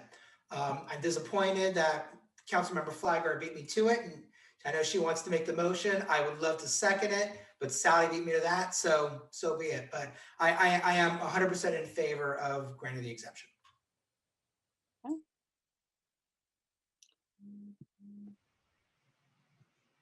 All right, I don't see, go ahead, Councilmember Lee Eng. So I know how important it is to have residents have some sort of visual gauge of some understanding of what's coming.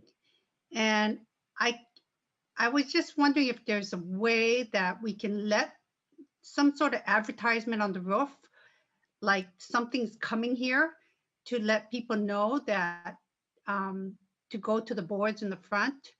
I think that there is a partial exemption here, or I would like to work with you for the exemption, but I think there needs to be something that draws attention on the roof as to what is coming, whether it's some sort of advertisement that, you know, I know that that is not a dangerous thing to put something on the roof.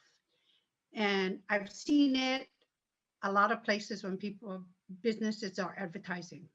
And I think that's a nice way to be able to somewhat, you know, work with you in a less costlier manner. So I would hope that that thought could be given as well. So please consider that, and that's my ask. So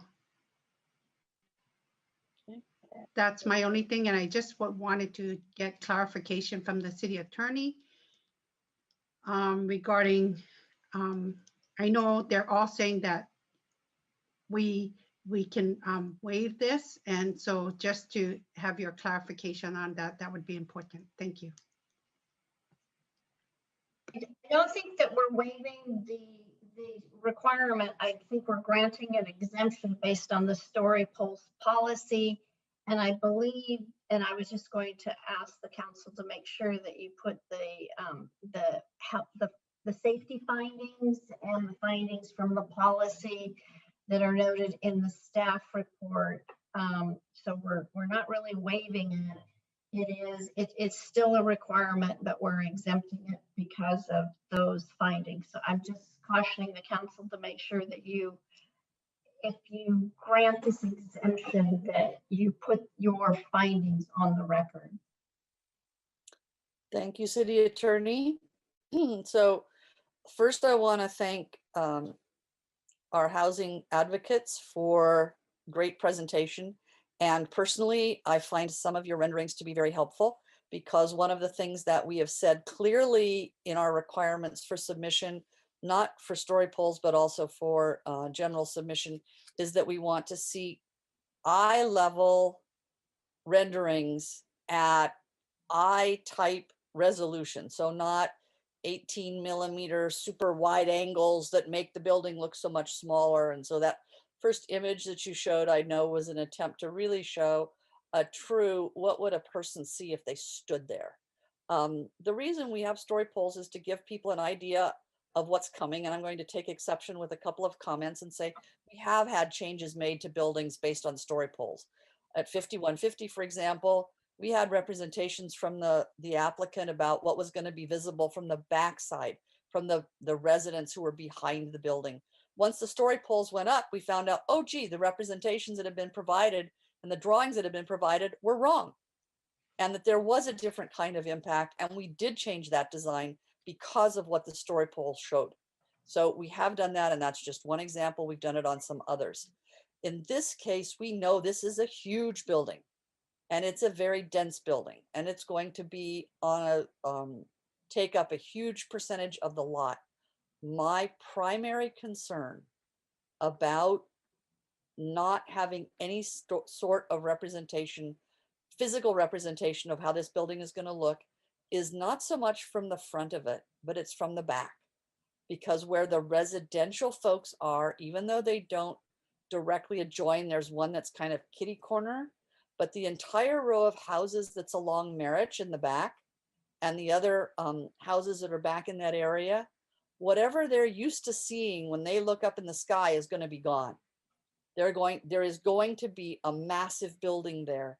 And I am very concerned that we find some way of representing to the neighborhood that is behind this building what this building is going to do. One option would be potentially to put 2 or 3 poles in the back, kind of the back corner. And when I say back corner, it's the corner that's closest to where the residential lot is. That would be one option to put on the roof, just say 3 poles, one in the corner and one, 20 feet one direction, one 20 feet the other direction. And then we don't put, and we put flags up so that they know how high that's going to be. That would be one option. Another is putting just something on the roof that says, coming soon. But I do think whatever we do, and I realize that the majority here would like to give an exemption to doing any sort of physical representation. I would ask that we do have staff work based on what we learned from our last experience with trying to use signs and signage to compensate for a less than full story pole, which I think we all agree has been not terribly successful. We need better than that.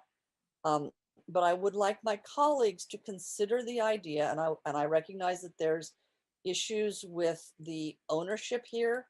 And I guess that was a little bit of a surprise to me because I did not know, frankly, and this is for the city attorney, I did not know we could consider an application for a project from someone who doesn't actually own the building. Can we really do that? Yes, I understand, and I think maybe Steve or Laura will have to chime in, but I think that there is an application for this project, and it's with the Eden Housing people, and would they have the property owner's consent on the application? But title's not going to, from what I understand, title will not change until the project is approved. Eden Housing might chime in on this, or maybe Steve or Laura will know that. But I do want to caution the council that, there are exceptions for granting a story pole exemption, which I mentioned earlier, health and safety concerns, or if it would impair the use of existing structures or the site, so it couldn't be used feasibly. But then you can also require some sort of form of netting or some other alternatives that would show the public the height of the building or the density of the width or the height of the building. But really one of the exemptions, and we need to be careful, is one of the exemptions is not because this is an affordable housing project. It is really because, there are some health and safety concerns, or there is also an existing use that could be impaired. So, and I guess Steve's now on. We do allow applicants that are not the owners of the property to apply, and they would be on the application, but there should be a line there that the property owner consents. Yeah, so just to confirm, we would allow the property owner to assign an agent to record or submit an application on their behalf, and any sorts of documents that would need to be recorded against the property would be a different matter, but the application could be submitted by any agent of the property owner. Okay, thank you for clarifying that. So my question is going to be back to Mr. Jordan, I think. And if you want to punt it to your colleague, that's fine. And that is, do you see a way forward that would allow you to put something on the roof in the back corner that would indicate the height? We could definitely discuss it, but I think there are a couple of points. I think is, can you do something? Yes, it's technically possible. It's just the complications you know, we're creeping up on April, and Midpen won't be out until June at the earliest. So for us to try to install something while they're there, I think, again, our request was for the exemption mainly due to health and safety and impact on the business. And then, you know, the county will own the building and the site post Midpen open space leaving. So it's the logistical challenges of figuring out how to install something on the roof. It's very difficult for me to answer and say, yes, we could definitely do something that would show a 60-foot height. And again, we definitely understand. I guess if I didn't say that, we understand and respect, you know, the story pole policy, and we definitely get its point. And I think there were some other points made by the public that, you know, that we definitely agree with. So I'm sorry, I can't give you a straight answer, but we could look into it. But again, if we are able to do something, it's gonna take some time to work out the logistics with the current owner and then the future owner, and then the cost will be, you know, unknown, because, you know, there are a lot of different logistical issues that we would have to figure out. Thank you. And I recognize that because we have had poles installed on the roofs of buildings that were occupied. And, you know, we've had that happen. So I wasn't trying to ask her something that I hadn't already seen in another context. Understood. All right. Thank you very much. Councilmember Flagger. Mayor, I'm ready to make the motion. And to the city attorney's point, Ms. Houston, I just wanted to point out that the proposed resolution already has the language about the reasons why we're approving this. So I wanted to make sure that I didn't have to do more than say adopt the resolution that's in the packet. No, it does have the health and safety in those findings. And one thing I would encourage, if there is going to be some sort of delay in this project, that you give this project direction and not come back, because if it really does count as one of the 5 meetings, we don't want that to happen. So thanks for that reminder, Ms. Houston. I do not plan in my motion to ask for this to come back. So through the mayor, I'm ready to make the motion. I move that we adopt resolution number 2022- and the number will be added by your city clerk. It is the resolution contained in our packet, and it's a resolution of the City Council of the City of Los Altos granting an exception from the city's story pole policy to the proposed development at 330 Distal Circle and making findings of CEQA exemption. And we need to insert the date under the first whereas clause. The motion also has a second part, which is to direct staff to work with the applicant to create alternatives that show different angles of the building and the dimensions, including eye level renderings. That's it. Councilmember Flagger, would you entertain a small friendly amendment to include renderings from the neighborhood behind? It is easy enough to take a photo from back on Merritt of where the building's going to be and drop the building in to that photo to show what's going to be there. What would you see if you were in the neighborhood behind the building? And I'm fine with that specific request. You're not asking for the 3-story poles in the back. You're just saying as part of. Well, I know you're not going to accept the 3-story poles in the back, so no, I'm not asking for that. I will accept that amendment. So moved. Second, if I may. Councilmember Meadows seconds the motion. Ready?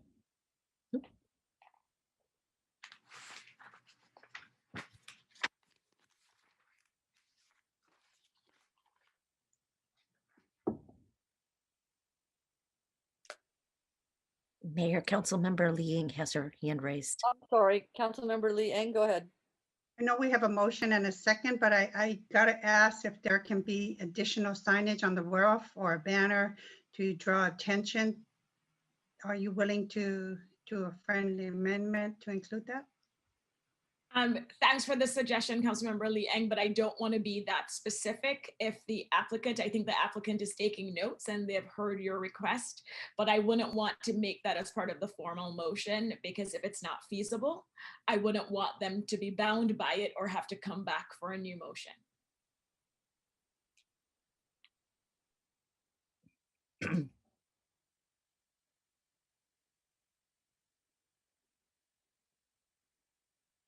Go ahead, City Clerk. I think we have a motion Yes. and a second. Councilmember Weinberg, Aye. Councilmember Lee Ying, No. Councilmember Fliger, Yes. Vice Mayor Meadows, Yes. and Mayor Enander. No. Thank you. The motion passes 3-2. Thank you. And we will now take our customary break. I show it being 9:19. Please be ready to go at 9:30.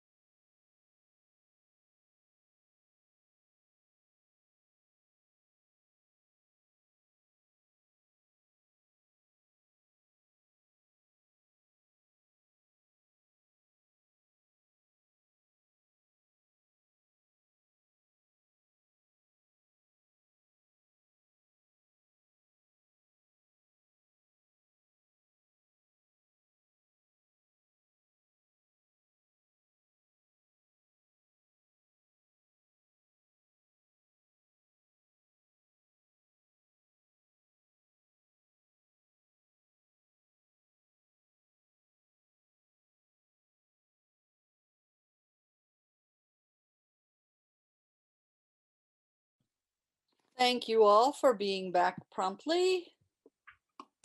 We will reconvene at 9:30 with item number 5, El Camino Real bike lanes.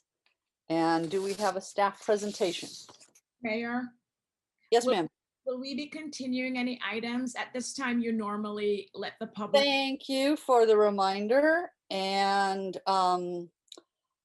I would say, although it will run us late, with your concurrence, I would like to go through item 7 and continue item 8. Even if that takes us past 11 o'clock. Is everybody okay with that? Because we are really going to be busy. Our next meeting is going to be very, very full. Okay. So let's go forward. Mr. Sandoval, the floor is yours. Thank you, Mayor Inander, and thank you also Vice Mayor and council members. I'm going to hand it over to Marisa Lee again to present on this El Camino project. And we also have Jaime Rodriguez from Traffic Patterns to help with questions and answers as they come up. Thank you.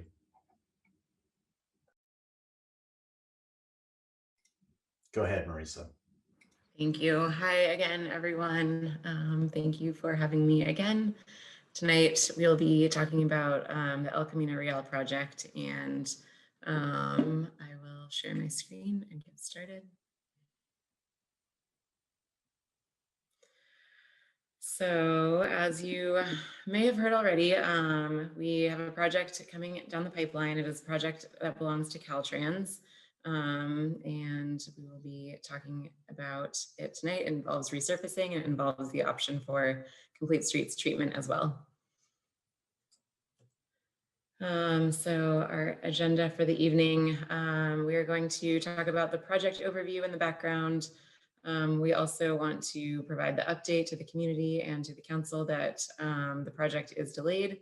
It was originally planned by Caltrans for the summer of 2022, this coming summer. And we found out recently that it's been delayed until summer of 2023. We're going to talk about just the various considerations and that kind of go along with this project and what we'll be deciding. At the end of the night, we will request City Council policy approval for complete streets improvements along El Camino as part of the resurfacing project by Caltrans. And that'll be a buffered bike lane installation that we will be recommending. So kind of some background on this project. Why is this happening? So Caltrans is the kind of owner of the project. Caltrans is resurfacing El Camino Real, and they're in the design phase for the resurfacing project. And the limits of the project are from the border between Palo Alto and Menlo Park down to Highway 85. So Caltrans is providing all of the funding for this project. They're paying for the resurfacing. And they've also secured a grant to install complete streets improvements along El Camino Real. So Caltrans is working with each city within the project limits to determine kind of their preferences and to seek policy approval for those preferences. So the projects, or this, excuse me, cities within the project limits are Palo Alto and Los Altos and Mountain View. So kind of an overview of the project proposal. We are proposing to add bike lanes to El Camino Real. And the idea is to retain the current number of travel lanes, which is 6, so 3 in each direction. And then of course there are some turn lanes at various intersections. All of those travel lanes, vehicle lanes will remain. And as we know from the staff report, in order to accommodate this change, what would be required is removing the parking along El Camino Real within these limits.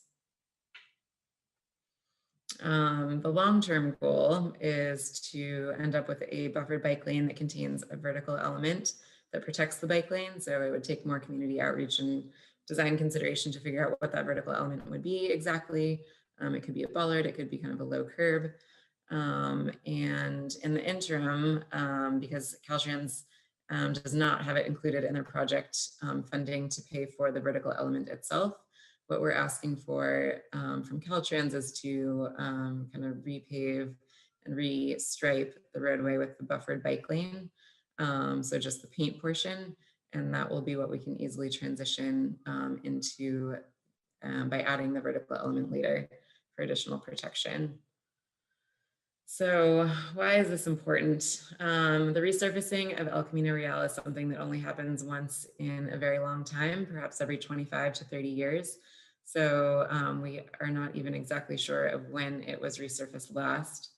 And this gives us, you know, kind of that once in every 25 or 30 year opportunity to have a fresh slate. So when you're going to be kind of implementing new striping changes on a roadway, it's a lot easier and cleaner and more efficient and more cost effective to do it immediately after a resurfacing project, because you have that clean slate and you aren't having to go out and remove all the striping and you know, add the new striping, and then you aren't having the messiness of where you can see the previous striping was removed and the new striping was added, which can also create some confusion for drivers because it's hard to do that seamlessly unless you repave. So this gives us a real opportunity and an exciting one to kind of think about the vision for the future of the community and the future of El Camino Real and the corridor and what we want it to kind of look and feel like in the future. El Camino Real is a really important component of the regional transportation network. It's a really important crosstown corridor that is not necessarily served by the other surface streets. You know, it's a diagonal in kind of a grid system. It connects things that aren't connected by the rest of the transportation network from a cycling perspective. This is also an opportunity for us to be a leader in kind of this implementation of regional transportation and forward thinking. So there are some trade-offs that we'll have to talk about tonight and that we'll have to think about. As you saw in the staff report, there will be 248 parking spaces that will be lost within the project limits that Los Altos is responsible for. And we know this is a big change and changes are hard. On the other hand, this is a really high value transportation corridor. And this is an opportunity for, you know, transportation network changes that are innovative and forward thinking. So another kind of key component is that this project aligns with local and regional plans and goals. So the Los Altos Complete Streets Master Plan, which we discussed earlier, which will be adopted very soon, calls this out as a recommendation, and also VTA's regional plans, including their bicycle superhighway, which is the blue photo on the left. So both of these are in alignment with what we're talking about tonight. So alignment with regional and local plans and goals. So that includes kind of the two things we just talked about. It also includes Los Altos's climate action plan for reduced greenhouse gas emissions and other regional transportation planning efforts through VTA. This is also really important because we can create a network with adjacent cities, which I know is a goal of the Complete Streets Master Plan. So in terms of the other cities within the project area and local policy support, Mountain View has approved the same configuration that we're proposing tonight. So they've approved the buffered bike lane proposal. Palo Alto is in the process of updating their bike and ped plan. And so after that process is complete, they will kind of consider from there based on what aligns with their plan. And then we are the other kind of city involved in this region. So as we know, we're pending, depending on tonight. Some background of this project. This project has been considered at various Complete Streets Commission meetings. So it first went to the Complete Streets Commission in April of 2021. We showed the kind of preliminary drawings at that time, and the Complete Streets Commission gave their comments and feedback. And they also requested a community meeting, a focused community meeting. So we held that in June of 2021. And the project in that community meeting received overwhelming support from the attendees. There were a number of residents along El Camino Real and kind of in that region, every single one of them was in support. We did have, I'll talk about this more later, we had one business owner who was concerned about the parking loss, and their business was technically in the city of Mountain View. And so we referred them to Mountain View staff. We took this project back to the Complete Streets Commission in August, and they approved of the plan and recommended that we forward it to City Council for further approval. So that's why we're here now. And kind of discussing more about the Complete Streets Commission. Another discussion for El Camino took place as part of the Complete Streets Master Plan process. So we had a plan line drawing that was included in the Complete Streets Master Plan outreach meeting that was held at the CSE meeting. So as I mentioned earlier, at the bottom of the slide, the CSE approved the recommendation to City Council for the approval of the Class 2 buffered bike lane installation with the contingency of adding a raised element later in the buffer space.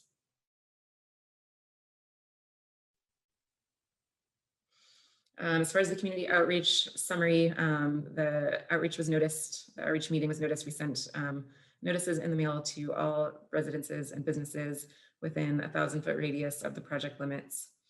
Hand notices were delivered to businesses, or rather, I guess, notices were delivered by hand to businesses along the corridor. And then we also placed sandwich boards along the sidewalks so that passerbys, motorists, vehicles, bikes, and pedestrians could see the sandwich boards. And like I said, overwhelming support was received at the meeting. And we had one person at the meeting who was the owner of Zombie Runner Coffee, concerned about the parking loss. And we also received an email later from another business owner, an acupuncture clinic, who was also concerned about the parking loss. The acupuncture clinic did have a surface parking lot that had designated spaces just for their business. And they also were adjacent to a much larger parking lot as well. So this is kind of an overview of the project. These are the kind of project limits for this resurfacing project. It goes through the 3 cities I mentioned earlier. So from Sand Hill Road down to around the area of the 85 interchange. And these are the project limits that we are responsible for. So from the Adobe Creek area down to just below Ringsdorf Avenue. These are some images of the existing conditions on El Camino. So kind of looking south towards Los Altos Ave, looking south towards San Antonio Road, and then north towards Sherwood, and south towards Ringsdorf. So as you can see, very vehicle centric. The parking lane is over here on the side, pretty narrow, and yeah, just a major thoroughfare for vehicles. So this is the network map from the Complete Streets Master Plan that is currently being developed in its final draft stage. And so the portion that we're discussing is here circled in red at the top. So that's the El Camino Real portion. And as you can see, it has a recommendation for Class 4, which is a protected bike lane. And you might recognize this bikeway toolbox also from the Complete Streets Master Plan. So this shows what we are asking Caltrans to install for us, which is the buffered bike lane, and what we would transition to at a later time down here on the bottom in the red box, which is the separated bikeway with the vertical elements. Again, the type of vertical elements would be discussed in a future outreach and planning phase, so it would not necessarily be what's shown here.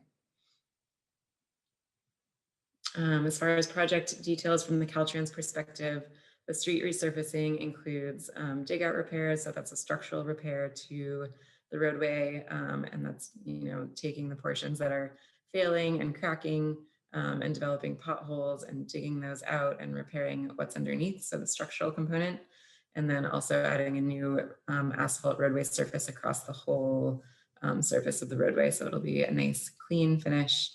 And then as far as complete streets elements that Caltrans is willing to consider, they're including accessible pedestrian signals, also refreshing crosswalks.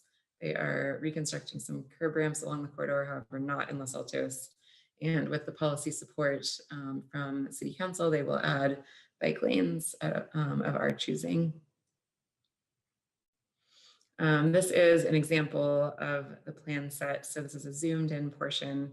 What's proposed along the whole corridor within Los Altos is very consistent. So as you can see, we still have the 3 travel lanes in each direction. We still have all the turning lanes, and we are enhancing crossings and taking that parking lane and turning it into a buffer and a bike lane. And that's consistent on all of the blocks in both directions.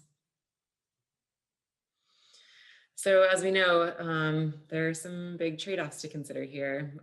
So one side of the street is kind of this 140 parking spaces. That's on the Los Altos side. And those are the spaces that would be lost as a result of this project.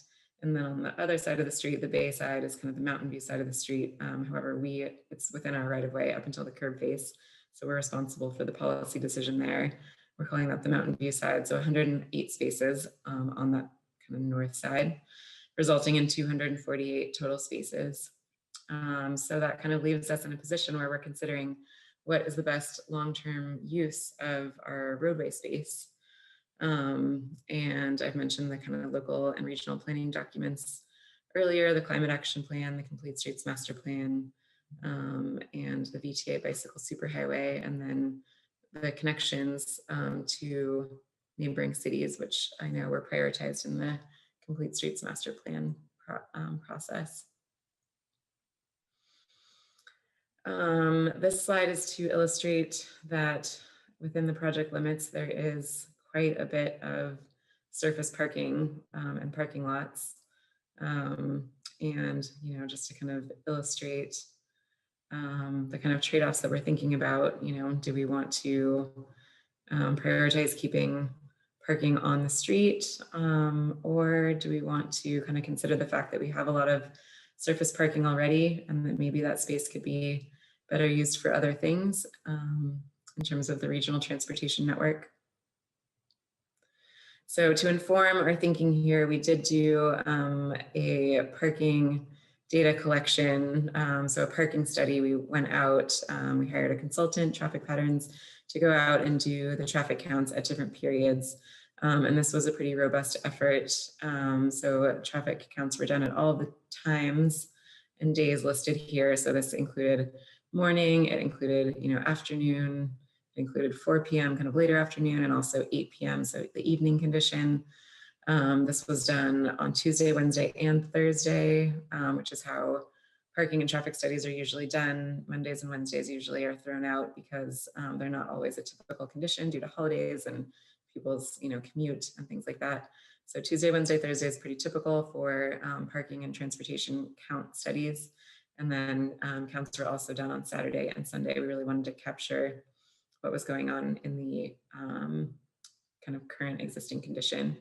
And this was, you know, we're still in the pandemic, so this traffic count was done during the pandemic. It was done, I believe, last summer. Jaime can correct me if I'm wrong on that. So just keep that in mind. And this is a diagram that came out of the parking study. So just to kind of give you an idea of the parking situation, this was the average. So all those weekday days averaged together. Some of El Camino is already marked as no parking. So all of the gray areas already have a no parking condition. And so there would be no parking loss in those areas. And all 4 of these diagrams combined create the entire corridor that we're discussing. So down here is our legend. So existing no parking is the gray. Green is what was observed as less than 50% parking utilization during all of the weekday parking counts combined. So as you can see, most of this area throughout the whole corridor is a combination of green and gray. So most of the corridor is either no parking or was utilized at less than 50%. And then the orange areas were utilized at between 51 and 84%. So these areas had a bit more parking. And as you can see, there are some orange areas. So these areas would experience kind of the parking loss. And our next slide is the average weekend condition. So as you can see, the gray areas remain, of course, the existing no parking. The less than 50% utilization areas grew a little bit, and the areas that were parked at the orange level, which is the 51 to 84%, kind of became a little bit smaller on the weekend. So this is an overview just to kind of give you a general idea of kind of what we're looking at with regards to existing parking conditions.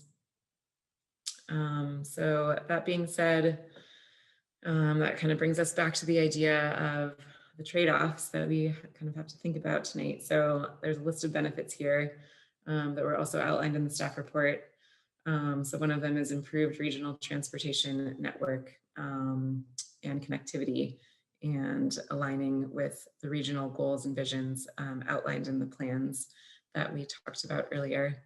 This is a rare opportunity, and so I think that's important to factor in, that we won't have this opportunity again really anytime soon. And it's an opportunity for major progress in network connectivity for bicycles and pedestrians, and also just for the kind of streetscape and what we kind of want it to look and feel like. Another benefit is that this project would give greater choice for travelers in Los Altos to safely and efficiently use different modes of transportation. So, you know, this could mean somebody who would normally have to, you know, travel down El Camino Real and would think, you know, obviously right now there's absolutely no room for bicycles. That person maybe in the future would have the option to think, you know, I can hop on my bike and do this errand that I need to do, or travel to one of the schools nearby, or travel to one of the shopping centers. Another benefit would be the reduced greenhouse gas emissions and vehicle miles traveled by kind of providing residents with these greater choices and safe choices. And that aligns with the climate action plan and the current VMT policy that's being developed in Los Altos. Another benefit would be reduced congestion. You know, when you give people more choices and more feasible choices regarding different mode choices, then people kind of have that option to choose a different mode and get out of their car, and especially reduce those single occupancy vehicle trips.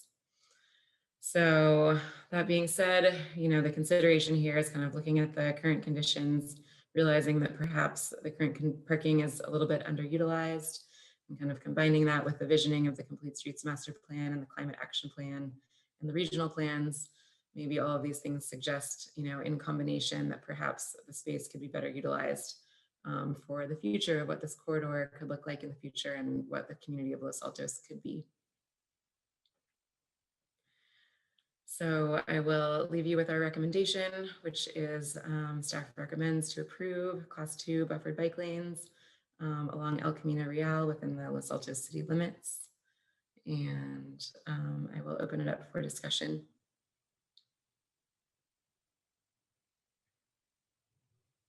Thank you very much, and thank you for doing double duty tonight. For those of you who aren't aware, Marissa was the star of our study session that began at 5 p.m. So she's hanging in there. Thank you so much.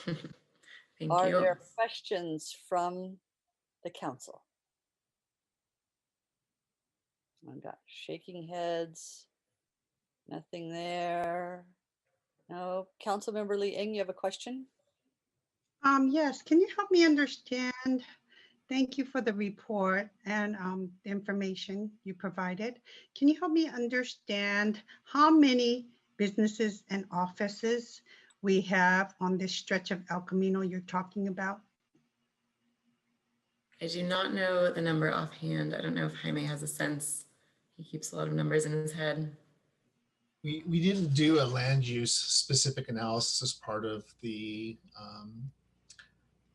traffic study that we did do, but if you do look at Marissa's presentation, one of her slideshows, which was showing you the businesses, kind of gives you a sense of what the land use does look like from the along El Camino Real through the corridor. So the thing that's very unique about El Camino Real is that it is going through a lot of redevelopment. And you will have noticed that there was a lot of green zones in that slide that Marisa showed that shows kind of what the parking demand and occupancy was today. One of the reasons why it's so green is because you are going through so much redevelopment. A lot of the buildings are actually empty. There's going through a lot of land use conversion. And so that really made this study very rare in that, you know, normally if you would have looked at this 10 years ago, you might have seen a lot more parking demand on the roadway, but today it's really empty because a lot of the buildings are empty still, even into a post-COVID world. Thank you, and thank you for bringing that up. With that identification of the land use development, how many projects do we have coming up that we know of that are on El Camino or on the cross streets? I think it's important for those who are listening in to understand how many developments we have and how many units are also applied to those units that are coming up.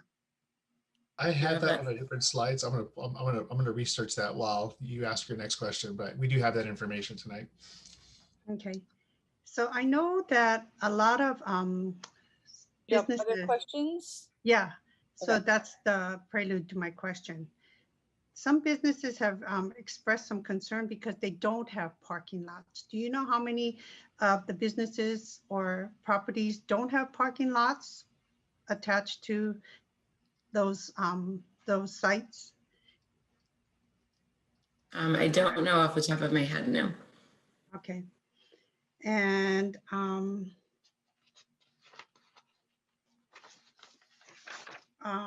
do you have pictures of the bollards that you are considering? No, I don't. Like I mentioned, the exact choice for the vertical element selection would go through a public outreach process. We would go to the Complete Streets Commission as well. So an option could be bollard, it could be kind of a low curb. There's a few different options. Okay. And then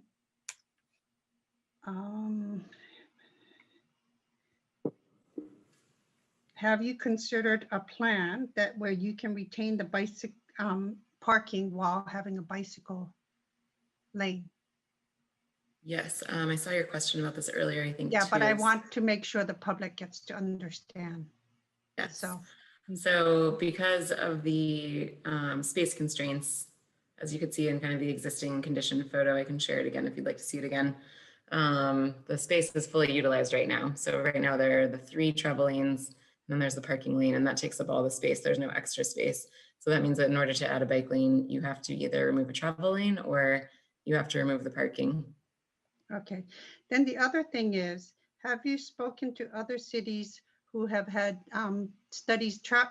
Well, I have had a city that suggested that we do a traffic flow study because based on implementing such a program, it's going to mean that there are going to be no right-hand turns at the traffic signal lights, or it would require extra signage. Have we accounted for any traffic flow study that we can anticipate how this would impact traffic This flow? would, sorry to interrupt. This would not have an impact on right turns because the bikes would follow the same signalization as the vehicles. And so the bikes would go through the intersection on the green and then they would stop at the red, just like the cars. So a car turning right would just make sure that there was no bike in its path, and then it would just turn during the green phase. Okay, thank you. Thank you, Mayor. Those are my questions. Before I forget, I just wanted to answer your question. At the time that we did this study for the city, there were 6 active developments, I'm sorry, 7 total active developments along El Camino Real. That was as of the fall.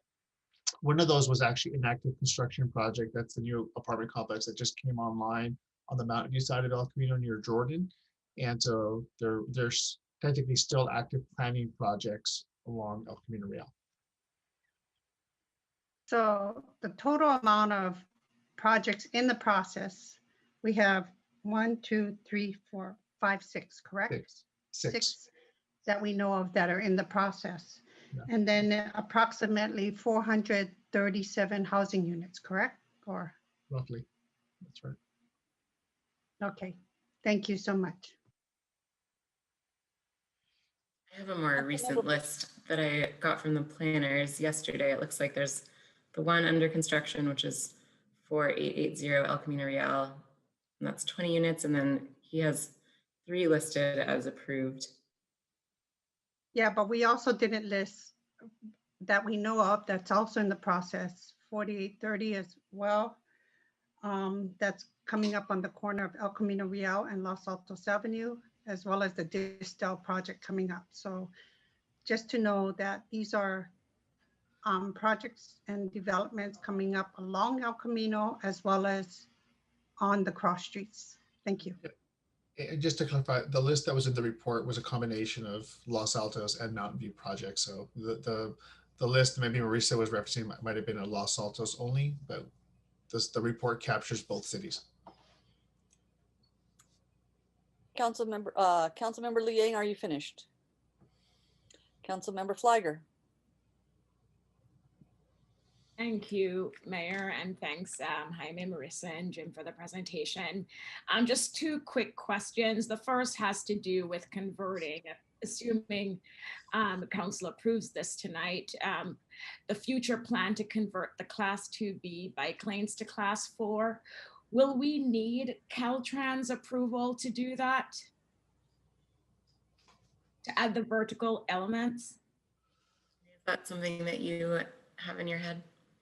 Yes, yeah. So Caltrans has noted to us that they'll build the project for us with the buffered bike lanes, anything that's just signage and striping. So the installation of the no parking signs, the installation of the bike lane signs, the installation of the buffers, those would all be done by Caltrans as part of a grant that they received to try and kind of apply more complete streets initiatives along El Camino Real. But if the city ever wants to come in and put in a vertical element, whether that be the types of rubber or plastic ballers that Marisa showed in her presentation, or some type of a more physical barrier like a raised curb or bolt down curbs, those would require an encroachment permit process the city would need to go through with Caltrans, which would then likely introduce some additional maintenance requirements from Caltrans. So it's a separate process and we can't get a guarantee from them now that they'll approve that subsequently. We could definitely continue to have those discussions with Caltrans. I think they're open to it. Mountain View, for example, as part of the project, this project is funding the construction of concrete vertical elements within some of that buffer space. It's in very focused areas near their downtown, but they're open to that as long as that's an element that's paid by the city. And then in the Mountain View description that I just noted, Mountain View is paying the delta for that installation. Okay, good to know. Thanks, Jaime. And then the other question, I think this may be for Mr. England, and he wasn't around when we were considering the 5150 El Camino project and other projects on El Camino as well. And one of the questions that came up frequently from residents is this whole idea of whether the city would consider any form of residential parking permit program. And so I'm just curious if, in your experience, if you've seen or if you're aware of any program that could address any unintended consequences of parking on the residential streets. Councilmember Flagger, the parking permit programs tend to be pretty tough to enforce and roll out.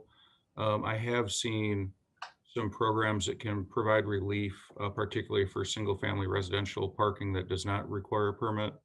And we're happy to discuss that and send ideas back to council if that's the direction we get. Thank you. Thanks, Mayor. Thank you. And I only have one question, and that is, how many bus stops are there along this route on both sides of the street? And how did the bus stops get handled with the proposed bike lanes? And maybe that's a Jaime. I believe it's 6. That's the number that's stuck in my head right now. The number I remember is 6. And so this project would accommodate the well, I should say, what we requested of Caltrans was to try and really prioritize those bus stops. We actually requested that the bus stops be textured with a red pavement material. You're used to seeing the green, like around what we do around Los Altos for bike lanes. There's a similar treatment that's red that they use to highlight bus stops. We requested Caltrans consider something like that along El Camino Real through the entire project length, specifically in Los Altos. And they haven't said no to that, but they haven't said yes either. The bike lanes themselves share space with the bus when the bus does stop. So the bus stop, I think, that came to most interested people was the bus stop in front of Whole Foods. And what we requested was that there be signs to say bikes okay to use sidewalks. So if there is a bus stop there, the bicyclist can go through the driveways of the adjacent developments, kind of ride on the bike on the sidewalk, and then kind of bypass the bus. They don't have to merge into traffic with the buses. So those things are still getting worked out, but that was the thought process to date. Thank you. So if we have no other questions from council, we'll go to questions and comments from the community. If you would like to speak on this item, please raise your hand.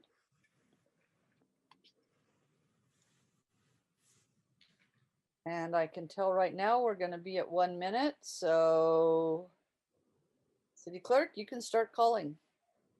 Okay.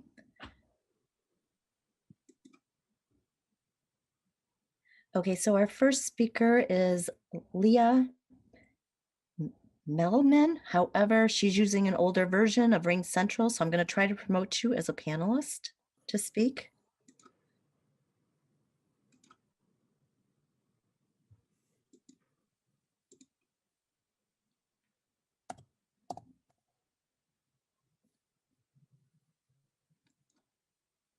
Good evening. Can you hear me?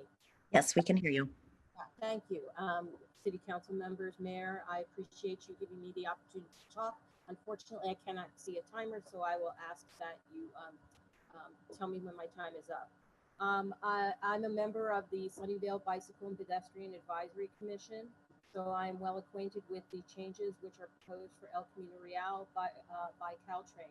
I just wish to say that I personally have traveled this section of El Camino Real quite frequently back in the days pre-COVID. It's a major commuting route to some of the schools, especially crossing El Camino Real at Del Medio and towards the back off bike route through the cemetery area onto Arrastradero.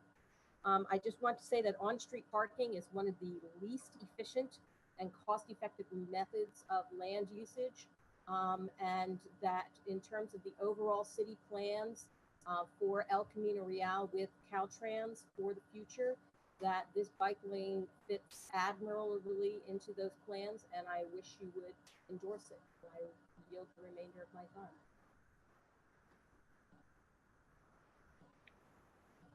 Thank you. Our next speaker is Charlene Liu. Hello, Hi can there. you all hear me? Yes.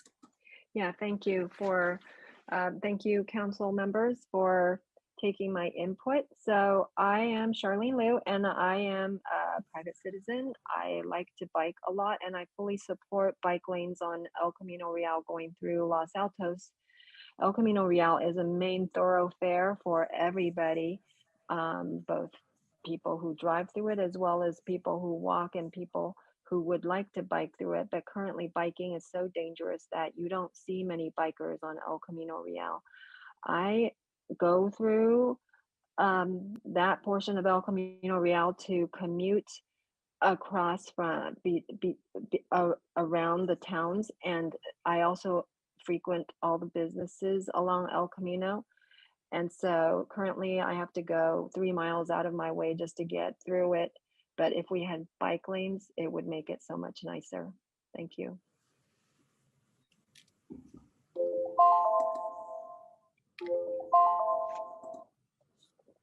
Our next speaker is Brian Johnson.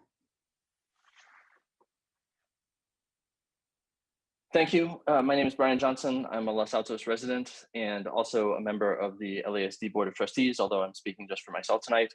I wanted to say thank you to the City Council and City staff for all the work over the years on the suggested routes to school maps. And note that the maps for Egan Junior High and Los Altos High School, because there are so few streets that go directly from Mountain View to Los Altos across El Camino Real, inevitably direct students to go along El Camino for at least a block each way to make that trip. And given the unspeakable tragedy that we saw in our community last week with an 8th grader killed on El Camino in Mountain View, I'd say we can't make these safety improvements too soon for all of us. Thank you.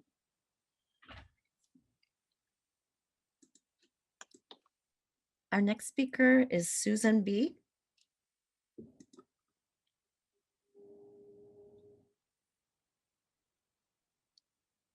Good evening. Thank you for giving me the opportunity to speak. I am a person who's pretty much abandoned my car to get around locally. So I use it to do all errands, to go to medical appointments, to go to the library, to go to the grocery store. And like a previous speaker said, El Camino is one of the main thoroughfares to take us through multiple cities. As a result of the fact that it's so unsafe to ride on it, despite the fact I'm a veteran rider and will not go on El Camino, being able to safely ride on El Camino is a big thing. I would also like to comment on the concern for on-street parking and development. I think younger people are moving out of cars, and we will start seeing more and more choice of other modes of transportation other than cars. So I think it's important to kind of look to what the future might be looking like. So thank you. Our next speaker is Teresa Morris.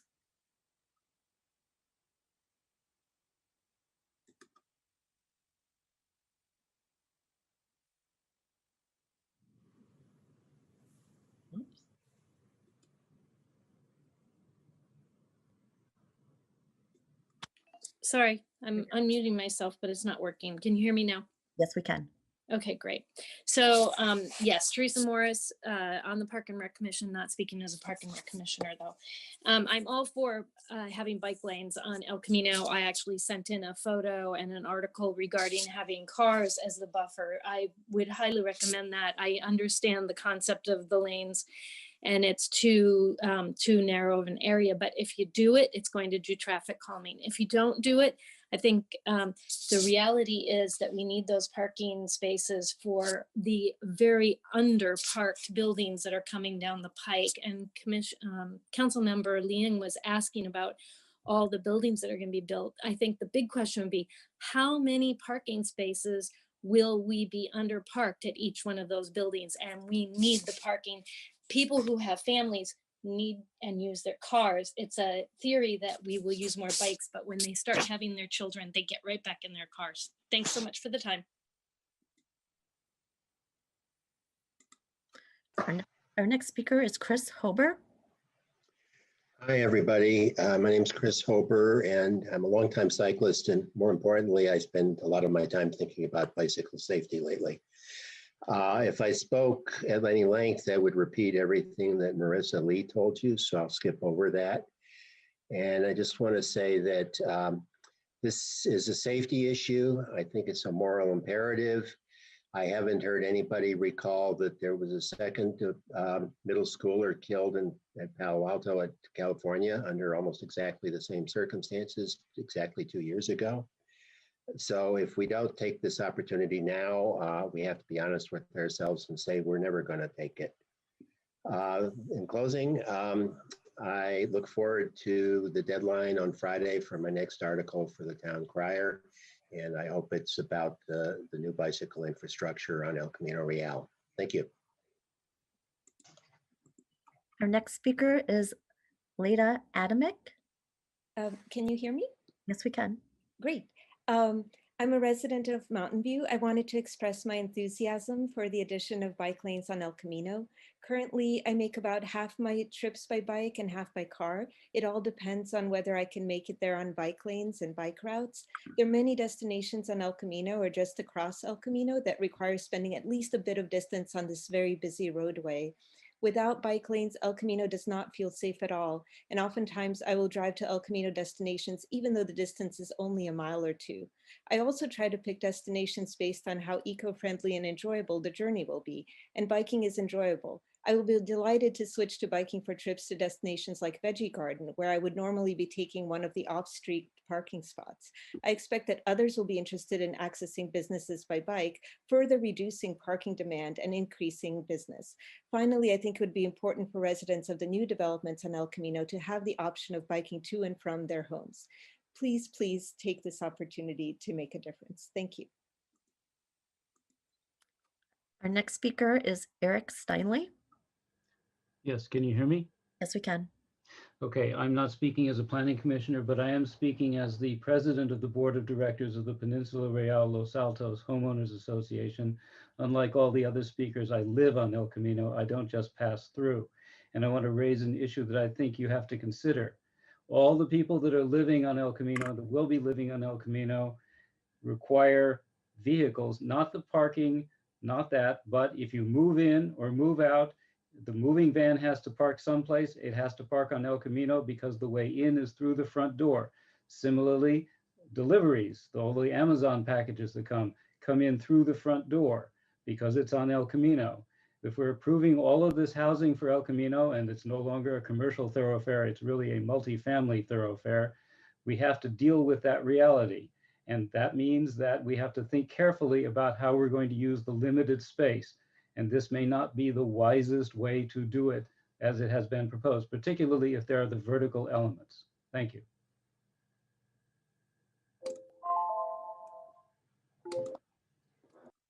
Our next speaker is Tim Oy. Thank you, Honorable Mayor and Council members. I'm a certified league cycling instructor and have taught many kids and adults from Los Altos how to bike. Motor vehicles kill about 40,000 people a year, but that is small potatoes compared to the billions who are impacted by climate change. To save lives, especially those of our kids, it is critical that we reduce driving and encourage biking and walking by making it safer. Buffered bike lanes on El Camino and Los Altos will make it much safer and more attractive for bicyclists, as well as walkers, because bicycles are quieter than cars and much less likely to kill pedestrians. If you choose to bicycle instead of drive a car, you can save about $1 million over a lifetime per car, not purchased, and better afford to live in our area or retire earlier or wealthier. The future residents of the affordable housing project at 330 Distal Circle will greatly appreciate safer bicycling on El Camino so they can take advantage of affordable transportation. Thank you. Our next speaker is Gary Hedden. Honored council members, I'm Gary Hedden, Los Altos resident. I have biked on El Camino, driven my car on El Camino, and parked my car on El Camino. I don't like biking there, it's too dangerous. Driving's okay. I don't even like parking there. You get out of the driver's seat when you have to open the door, and the cars going by you are so fast, you have to be so careful. I think many of the business owners, maybe all of them really, realize that people don't want to park on El Camino, so they have on-site parking. Quite a few of them do. Look at Chef Shoes and so many others. They have on-site parking. Anyway, this is a wonderful opportunity. It's a big part of the bicycle master plan, helping us transition to a more bikeable community. It's a big part of the climate action and adaptation plan as we move to a future where we have less reliance on cars. And for those of you who have worried, maybe all of you, that a wealthy community like Los Altos can't get grants, this one comes fully funded. So anyway, for all those good reasons, please approve this plan. Thank you. Our next speaker is Terry Barton. Good evening. I'm a 35-year resident, and for the last 11 years have been a daily bike commuter to my employer. During that time, I have logged over 5,000 short bike trips on El Camino as part of my 10-mile commute. El Camino is not a preferred bike route and never will be, but it is a necessary bike route. It is necessary because of the large block sizes, the few streets that completely cross El Camino, a lack of parallel routes due to creeks and large oddly shaped blocks. Even in its current rutted condition, people bike on El Camino because they don't have an option.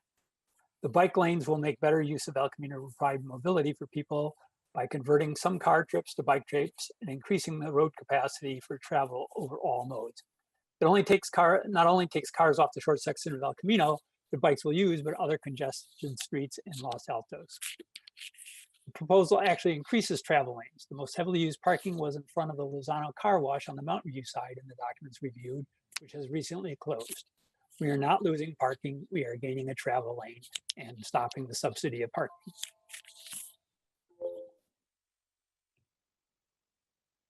Our next speaker is Roberta. Hi, everyone. So what I find is this presentation gives all the pros and none of the cons. That there are obviously businesses there. You know, we've gone through COVID. The traffic parking studies that you've done was done, you know, during COVID and is not accurate. I think we really need to support business owners and the offices that are along, you know, this is our workforce. And we can't just support downtown business owners and not support business owners on El Camino. We know that, you know, having a car, best way to keep poverty. And there's many, many reports on that. And I just really think that there are alternative routes. People can get on a bus. They can take the bike on the bus if they want to. They can ride on a foothill. I just think it's really destructive to our businesses. Cars will be pushed onto side roads and onto residential streets where kids ride their bikes to school. So I think that there's no rush, and I think you should do a traffic flow study. And thank you, Roberta. Okay, thank you. Our next speaker is John Baer. So I support bike lanes, but let me say that the last time I was on a bike was probably more than 50 years ago. So I'm not going to use a bike lane. But the question for you, Nisa and Jonathan and Sally, who I'm guessing are going to vote in favor of this, is where are the cars going to park? The cars from the businesses that currently exist along El Camino, the cars that are going to be inadequately parked when those businesses are replaced by housing.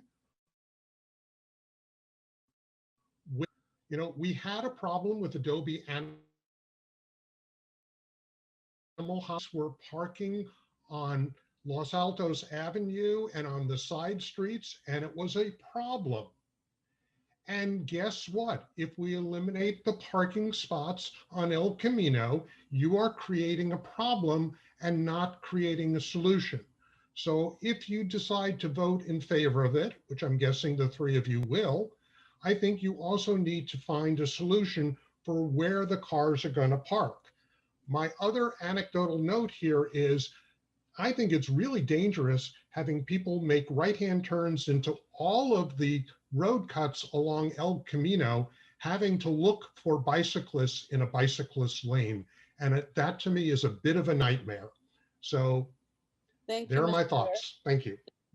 Our next speaker is Jim Fenton. Hi, I'm Jim Fenton. I'm a Los Altos resident, and I consider myself to be a strong and confident bike rider. But I won't ride on most of El Camino through Los Altos just because I don't consider it to be safe. And that's basic. I mean, there are businesses there, notably Whole Foods, that I won't go to on my bike. And it's kind of sad that that's about the only part of Los Altos that I don't feel I can reach on my bicycle. The other thing is we're putting in a lot of housing on El Camino. That housing is going to include kids. And I've always wondered, how are those kids going to get anywhere on their own? They need to have a safe way to bicycle in and out of their residences. And I think this bike lane is needed for that as well. Thank you. Our next speaker is Kevin Ma. Evening, City Council. My name is Kevin Ma. I'm a resident 1 block away from El Camino Real, and I support the project. A reminder is that this is a 1 1/4 century decision. We will not have another repaving project for basically 25 years from now, and therefore we should place great importance to making sure that we are making a future that we all will be proud of voting for tonight. there will be more projects on El Camino Real. And to address concerns of traffic, we need to provide people an alternative to cars. And that means making the streets safer for people. Like, we literally had a fatality this week because someone, wasn't inattentive and, turned right and killed a child fundamentally. And we need to be making sure that our streets are safe for everyone. And this is a project that is functionally free to the city. That if people can park, people will be able to transfer those kind of rides into bikes at that point. Thank you.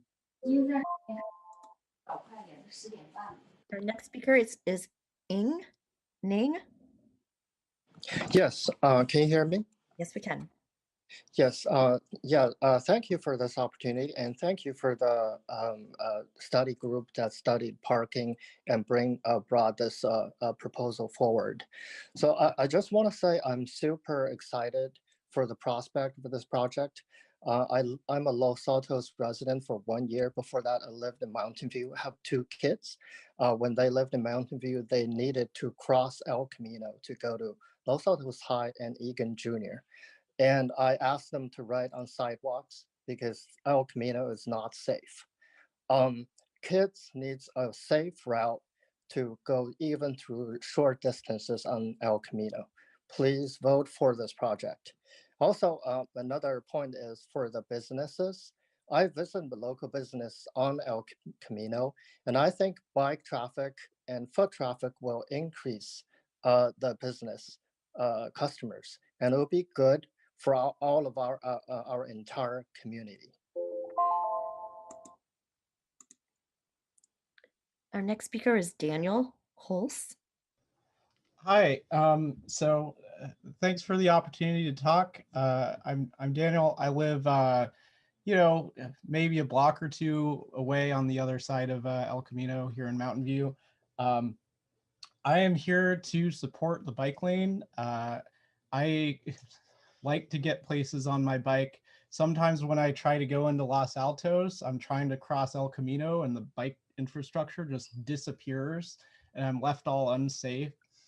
This road, as a cyclist and as a driver, makes me actively uncomfortable because there are so many conflicts on it. And so I think having a safety buffer and not just the class 2 lane that they're going to provide, but a class 4 bike lane would go a great way to making that safe, not just for bikes, but also for everyone else. Thank you.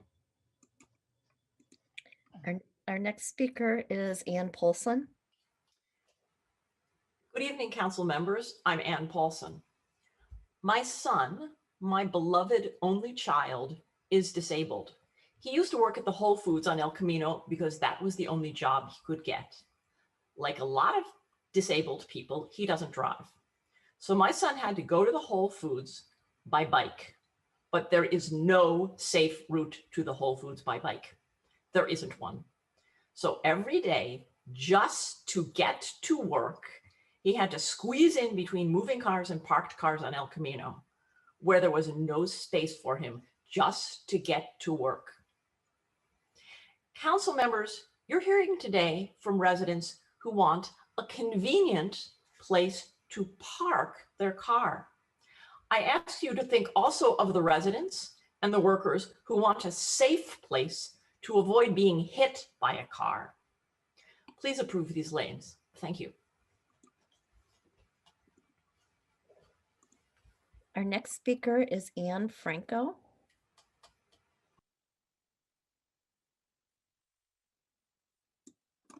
Hi. Hi. Hi, can you hear me? Yes, we can. Thank you. Council members, my name is Ani. I've spent 8 of the last 10 years in the Bay Area and the other 2 in New York City. And I happen to live right off El Camino on Distal Drive right now.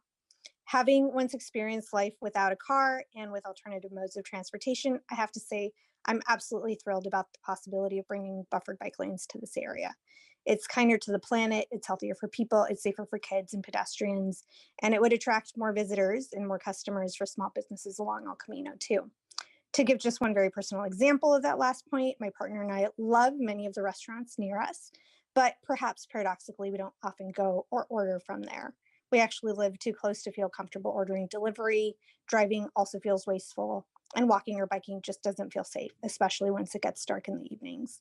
I hope you can see how a buffered bike lane might radically change the calculus for us when considering local dining options, and how it could create incentives for residents to support local businesses a lot more. I believe time would show bike lanes are a win-win for this community, and I hope you'll support them. Our next speaker is Ari Feinsmith.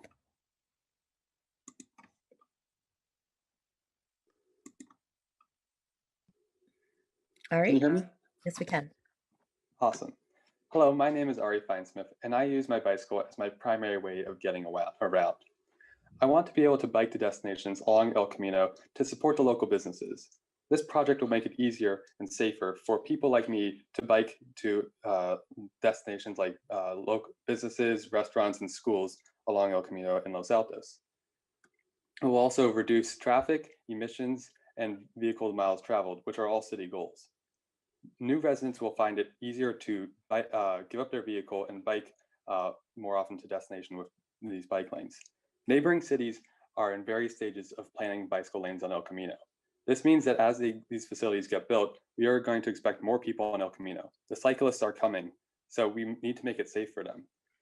People's safety is more important than parking convenience. How many deaths and near misses will we be able to tolerate before we come to this conclusion? Please install the bike lanes and have a great day. Our next speaker is Janine Valadez. Good evening.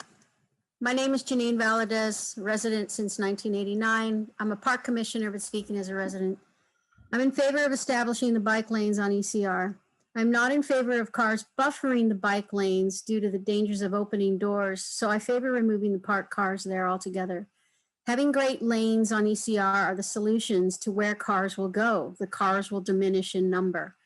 Lanes will enable ECR residents and customers of the businesses there to use their bikes, skateboards, and tiny scooters to become less dependent on cars. You've heard from many of the younger voices here tonight that they're moving away from cars. My kids moving away from cars. Individuals, adults, kids, the elderly, families can all use their bikes to get to school, to work, to stores, to parks. This chain. We don't want to have this abrupt dissolution of bike lanes as people travel down from Upper Peninsula down to the south and vice versa. Thank you. Our next speaker is Salim. Hi.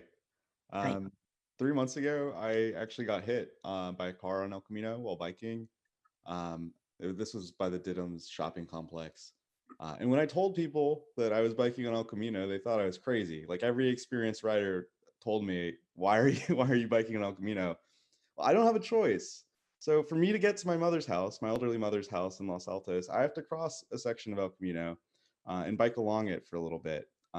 So, you know, some people can't avoid El Camino. There are a lot of destinations in El Camino, and there's going to be a lot of new housing on El Camino. So I really hope that you support this project to increase the safety of your own residents. I get that there are trade-offs. There are always going to be trade-offs when it comes to public space. But the question is, what are your priorities? You know, and not to put too strong of a point on it, but a child just died on El Camino because we didn't have safe enough bike lanes for kids to get around our city. And so I really think this is a question about what your priorities are. And if public safety is a priority, then you should approve this project. Thank you. Our next speaker is Don W. Hi, thanks. I'm actually a little surprised to be here. My wife is the one who follows local politics, but she was busy this evening. I found both of the big topics tonight to be fascinating, and I'm glad to hear we're finally going to get El Camino repaved. I've lived here 40 years. I've lived in the area longer than that. I used to bike more than I do now. I have friends who still do, and overall I approve supporting biking, both for the safety and for the overall move to support biking. but it sounds like there are some unexpected consequences. Somebody mentioned the bus stops, how will the bikes interact there? And it was sort of hand waved, yeah, we can do it. And then somebody mentioned, how will people have loading vans for housing projects that we're planning to have? And I think we should stop short of committing to the barriers, but overall move forward and see what goes wrong. Thank you. Our next speaker is Joe Beninatto. Good evening, everyone. I've lived near El Camino from Santa Clara to Los Altos for over 30 years. I've shopped and dined at dozens, maybe hundreds of businesses along El Camino. I have never once in that time had an occasion to park on El Camino. I drove El Camino this weekend to see if there were any businesses that rely solely on street parking, and there are just a few. Several people have mentioned a 13-year-old boy was killed on his bicycle last week. Many of you may not know, his name was Andre. And people talk about prioritizing this underutilized parking over the safety of our children. Like, I don't see how any of the five of you can vote against the safety of our kids versus this parking. I'd be very curious to know how many new parking spots are going to be created inside of these new developments. And, the comments about right turns are just ridiculous. Those right turns still happen now, and it's really dangerous with doors potentially opening. Please prioritize the safety of both children and adults on El Camino over parking. Thank you. Our next speaker is Emily Ramos. Can you hear me? Yes, we can. Awesome. Hi, I'm here in support of the bike lanes. Currently, El Camino is super, super unsafe, even for like really experienced cyclists. I'm kind of a newbie cyclist. I never learned as a child, but I'm trying to do it now. One, because gas is so freaking expensive, and two, because I like the environment. Overall, I like the environment overall is like a good thing that we can breathe air and stuff. I personally don't like the outdoors, but I'm trying to do my part to like help the environment in the long run. And so I would like the council to support the bike lanes. And this is an opportunity that won't come back for like another 25 years to get the funding for this. Mountain View is already approved. Palo Alto will likely approve. So we might have a gap if this is not approved by the Los Altos Council. So I hope that you move forward with this. So yes, go bike lanes.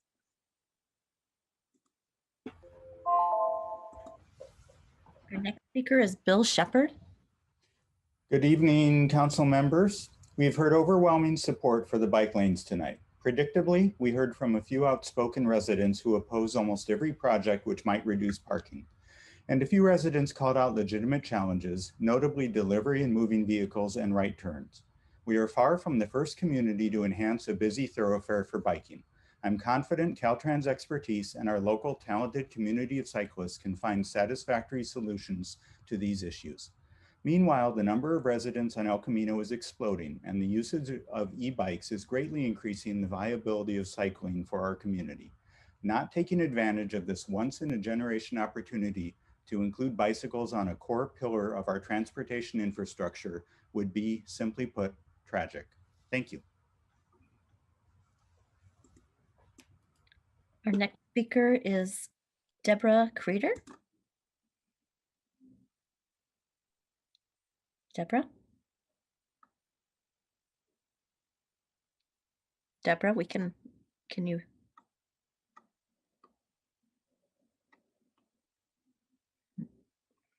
Okay, let's go to our next speaker, which is Sandhya Ladha.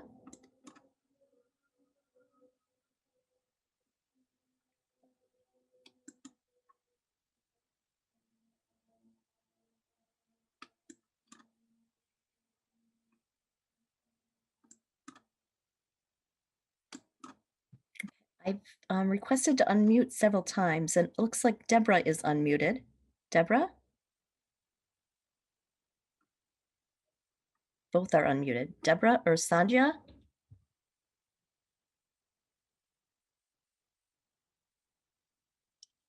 Both are unmuted.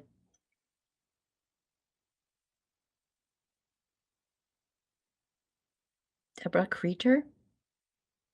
Yeah, I can see that they're unmuted, City Clerk, but I'm not hearing either of them. No.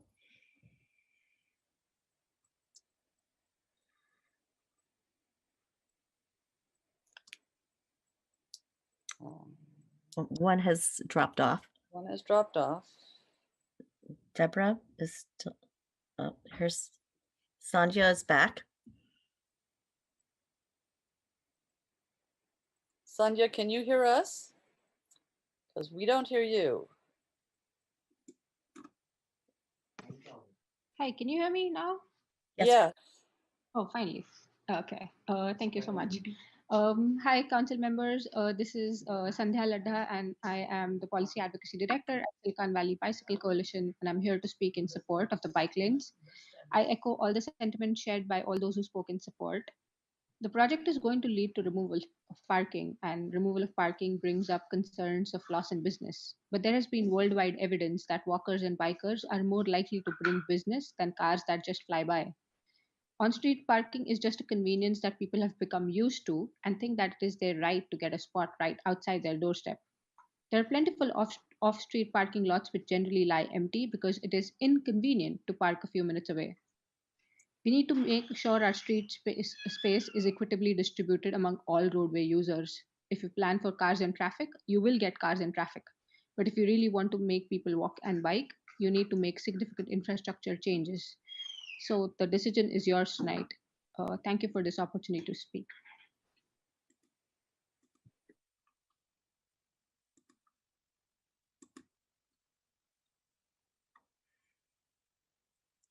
Mayor, I see no additional hands raised. Thank you, City Clerk. We will close public comment and bring it back to council for discussion. Who would like to lead off?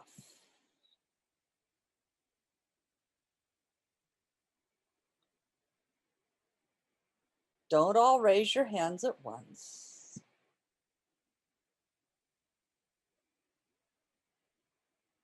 Vice Mayor, thank you.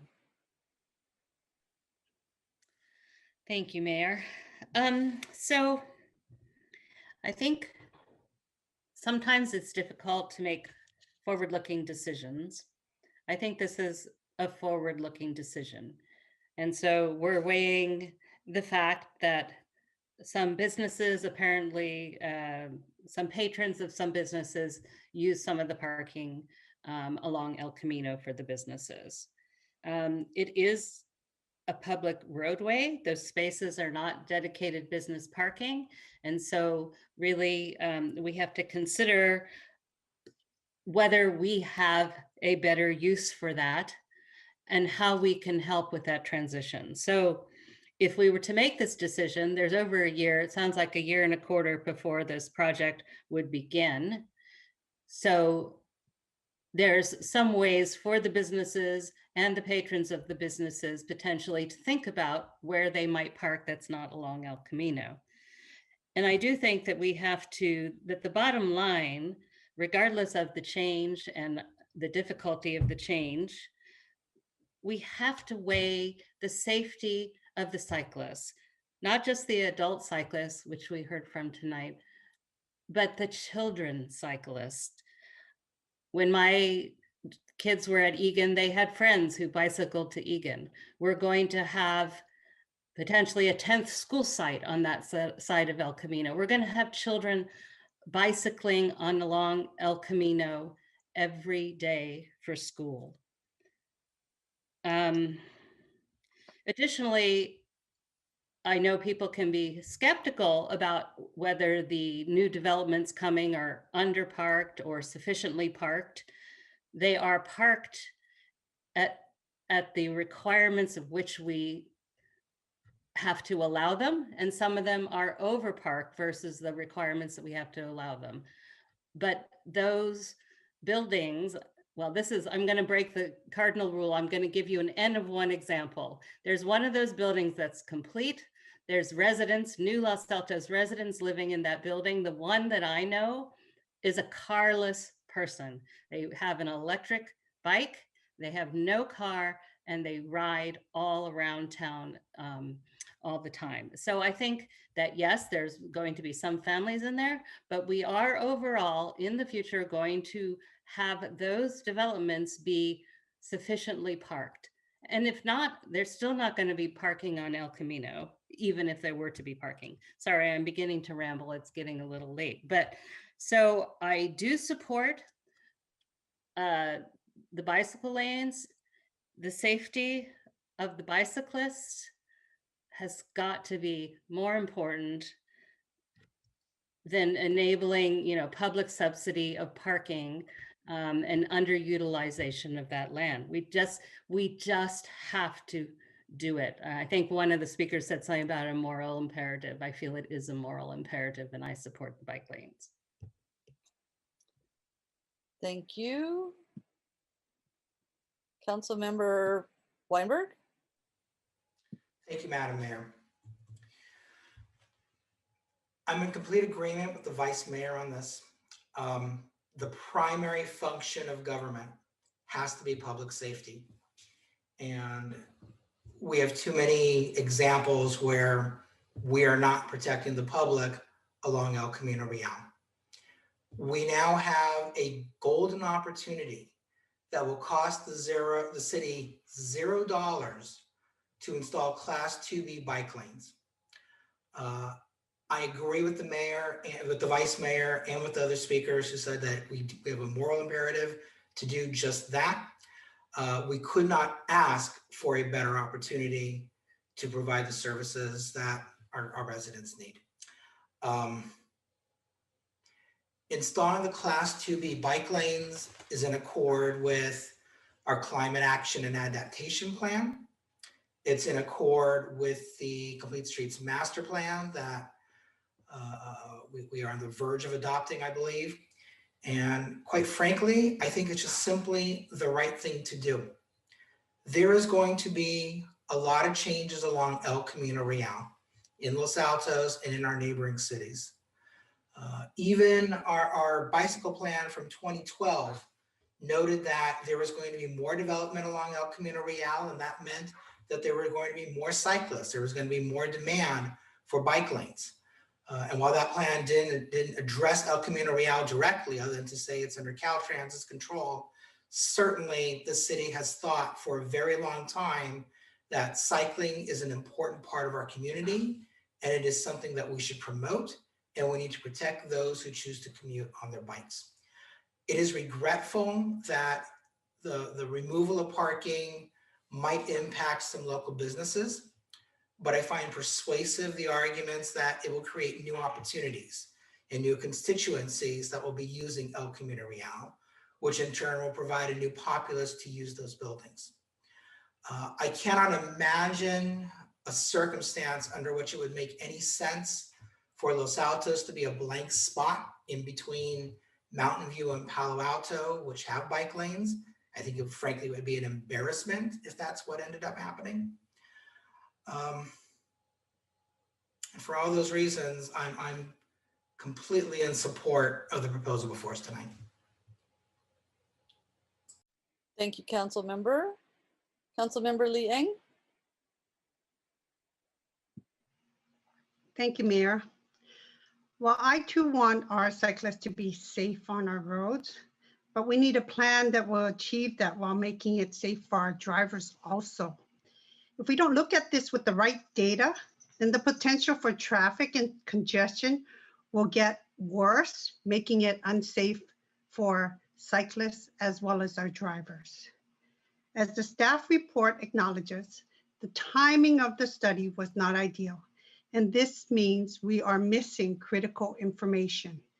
The baseline study was conducted during COVID. The timing of the study, that we lack good data. We don't have the full openings of business and insufficient numbers for the return to office work occupancy. We need to look at the impact of forbidding all right turns on red, at signal-controlled intersections. I think other cities have learned about it, and all right turns into developments and parking lots. It will create a potential hazardous situation. New housing developments have had impacts that we don't completely understand, and we will have more as we do more developments. Developments are underparked. We know that many additional housing developments will need and rely on these parking spaces.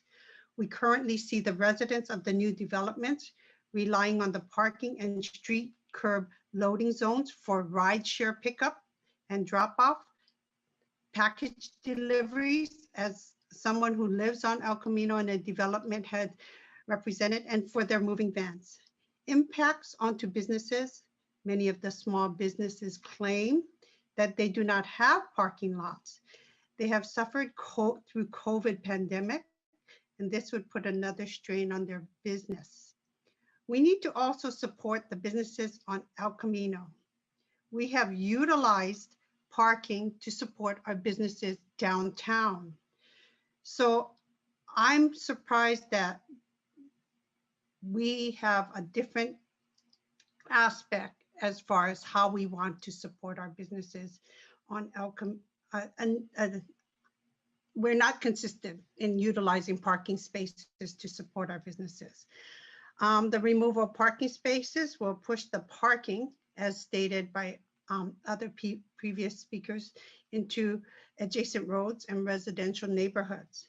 And this is undesirable because many of these streets are, once again, are safe routes to school.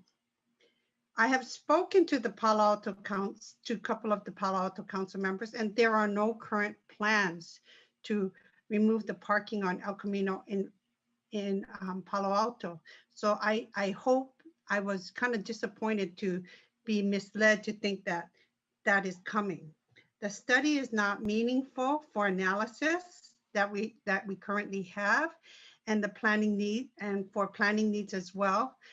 And it should be repeated when traffic and parking patterns no longer reflect pandemic impacts, which erroneously show a decreased need around businesses. Actions could severely negatively impact our businesses trying to recover, and also for the new residents in new upcoming developments' livelihood as well. So I am troubled that, we were missing a lot of pieces by staff. They didn't know how many businesses were on El Camino. They didn't know how many parking spaces that the businesses had. We weren't to understand the new developments as well, and the reduction in parking numbers that will be impacted as well. So I think that there's a lot of, we're acting on missing data as well. Thank you, Mayor. Thank you, Council Member. Council Member Flagger. Thank you, Mayor. And so let me start out by recognizing and acknowledging and expressing deep sympathy to the family of the 13-year-old boy who was killed a couple of weeks ago. It is a sad example of what will happen if we don't make El Camino safer for cyclists. And when I think of cyclists, I'm not thinking of just adults, even though we need to ensure it's safe for them as well. I'm thinking about the students and the kids who do not have a choice but to bike on El Camino.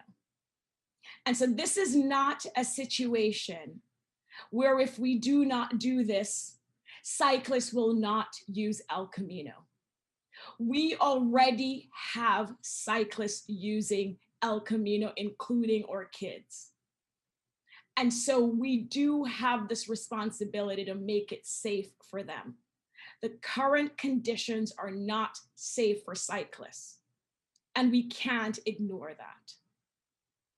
With regards to the impact on the business community, any support, at least my support tonight for the bike lane proposal before us, is not an opposition to supporting the business community on El Camino. In fact, when I saw that this would move forward next year, and it follows up with one of the questions I asked our city manager, in the future agenda items later this evening, I do plan to see if there's support for us to explore different solutions to support that business community and really understand what the impact looks like on their business, so that if there's anything as a city we can do to support them, we should. For example, signage, parking, pointing to all those different parking lots and areas that Marissa shared with us.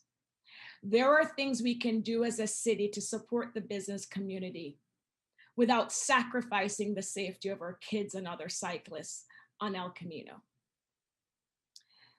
I don't know what Palo Alto will do. We do know that Mountain View has already approved that, and that's moving forward. But to be honest, I believe even if Mountain View did not approve it, this is our responsibility as a city. This is our portion of El Camino that we're responsible for. And we should make our decisions based on what we think is in the best interest of our local community. And so that's why I am supporting the bike lane proposal this evening. And the last thing, I will share is, as I listen to the different public speakers, majority of the speakers tonight supported the bike lanes, but I'm not ignoring the different concerns that were raised by residents and other community members. But I have not heard anything that would make me not support making El Camino this golden opportunity, to quote my colleague, Councilmember Weinberg, to make El Camino safer for our community. And I really hope, unlike what one of the public speakers said, I really hope that all 5 of us would support this, because I think this is a huge step for all of us and a big decision for the future that we can all make tonight. And it's a positive decision for the community, we can go through the positive impacts of this decision, but I really would support and appreciate if all 5 of us supported this. It is that level of importance to our community that it would be wonderful if all 5 of us supported it. Thank you. Thank you, Council Member. So maybe I'm the only person here who's actually watched El Camino Real be repaved 3 times. But I've tried to go back and think about the changes on El Camino in between each of those pavings. And the biggest one has been the transition to housing. And as I look forward and try to estimate what is going to happen in the next 20 years, it's clear that the primary change on El Camino is going to be the continued replacement of retail and businesses and some offices with more and more housing. So there's no question that we're going to have more people there and more people in our city, more challenges for how we move people around, including kids. When I looked at this report, I was concerned about several things. And I have to say that I drive up and down El Camino almost every day. And I also drive at least once a week on San Antonio through Mountain View. And what I experienced and what concerns me is that as we have changed over to housing, and as we've approved housing and considered housing applications, multifamily housing applications on El Camino, we've always asked the question, where's the delivery? How are the deliveries handled? How are pickups handled? How is the trash handled? And we have situations where we have actually approved putting the trash out in the street in the parking areas. So there's a number of things that have not been considered in our staff report. One is, what do we do about trash pickup? And the trash pickup, not just that we've already approved that's supposed to go in the streets, but that might need to go in the streets in the future, because we have small lots and we are trying to optimize and maximize the amount of housing. We haven't considered the impact of rideshare types of vehicles and the need for pickup there. We don't have places for people to do that on the properties because those lots, again, are pretty small, with the exception of the one way at the south that we approved a couple years ago. The bus situation concerns me greatly, although quite frankly, what we've seen so far, our buses are, I'm sorry to say, in our area, a colossal failure. And unlike a lot of people, I'm not one of those who believes if you build it, they will come, because we've built a number of things to try and get people out of cars and they've all failed. They don't work. And that brings me to the prospect of what's the real trade-off here? For me, the trade-off is not about parking and the parking spaces that might get lost. For me, the trade-off is about what is going to be the use on El Camino, what is going to be the demand on El Camino, and what's the best use of the traffic right-of-way that we have from curb to curb, and what's going to be the safest way to use that. I absolutely cannot fathom, with increased housing, increased cars, increased population, that we will actually have a situation on El Camino that's anything but more dangerous for bikes, no matter what we do. We will have more curb cuts. We will have more entrances and exits of more people every day once El Camino is fully redeveloped to the next cycle that it's going to have. We will have no, quote, parking to preserve. And I was a bit taken aback by the comment in the staff report that we would monitor afterwards for parking preservation. There won't be any parking left to preserve. We will have pushed people into the neighborhoods. We will be having wars like Palo Alto has over neighborhood parking permit systems. And that is not a solution. We need a different solution that allows kids to get back and forth to school safely. But I do not believe that a parking bicycle lane on El Camino will provide the safety. It will provide an illusion of safety in the same way that, and I have to say this, the loss of any life, and especially the life of a child, is horrible. This happened in, as best we can tell, an intersection, one of the most highly controlled, nominally safe environments for bicycles to interact with motorized vehicles. So adding a bike lane is not going to solve that kind of tragedy. It's only going to allow people to have more delusion that there is some safety there that does not exist. And cars coming in and out, trying to merge on. And then I'll add just one more before you'll obviously have reached the conclusion that I cannot support this as it is right now. And that is, for example, in front of Whole Foods, where there is no parking. It's all red, and it's partly because of the bus. But the truth of the matter is that we've got an extra lane. People have basically added a lane for like a stacking lane to turn right into the Whole Foods parking lot. Right there, we've got the space being used by cars. If you take that away, you are going to have an additional traffic impact. And I know that there are a number of our residents who believe we should get people out of cars. It's not going to happen. It's not going to happen in the next 20 years. 50 years ago, we might have had a chance. 50 years ago, we had half the number of people in California, and we sold more bikes than we are selling today. Biking, for all of you who are here tonight, and I really appreciate your coming to talk, because it does my heart good as someone who used to bike and having a husband who used to do hundreds, that there are people who love to bike and can still bike. But biking is not growing with our population. It's not. And so the fantasy that by creating this, we're going to encourage more people to come on El Camino, I think is a delusion. And I cannot support this in its current state for all of the various factors that I've cited. Thank you. That said, I know that there's a motion coming. Perhaps that's why Council Member Weinberg has his hand up. So let me call on him. Madam Mayor, I move that the council adopt resolution number 2022-, which is attachment to agenda item number 5 in today's packet, and is entitled A Resolution of the City Council of the City of Los Altos expressing support for installation of Class 2B buffered bicycle lanes on El Camino Real within the city limits as part of Caltrans street resurfacing improvements scheduled for summer 2023 and making certain findings under the California Environmental Quality Act. Thank you. Do we have a second? I'll second that, Mayor. And Councilmember Fliger is the second. City Clerk, please call roll.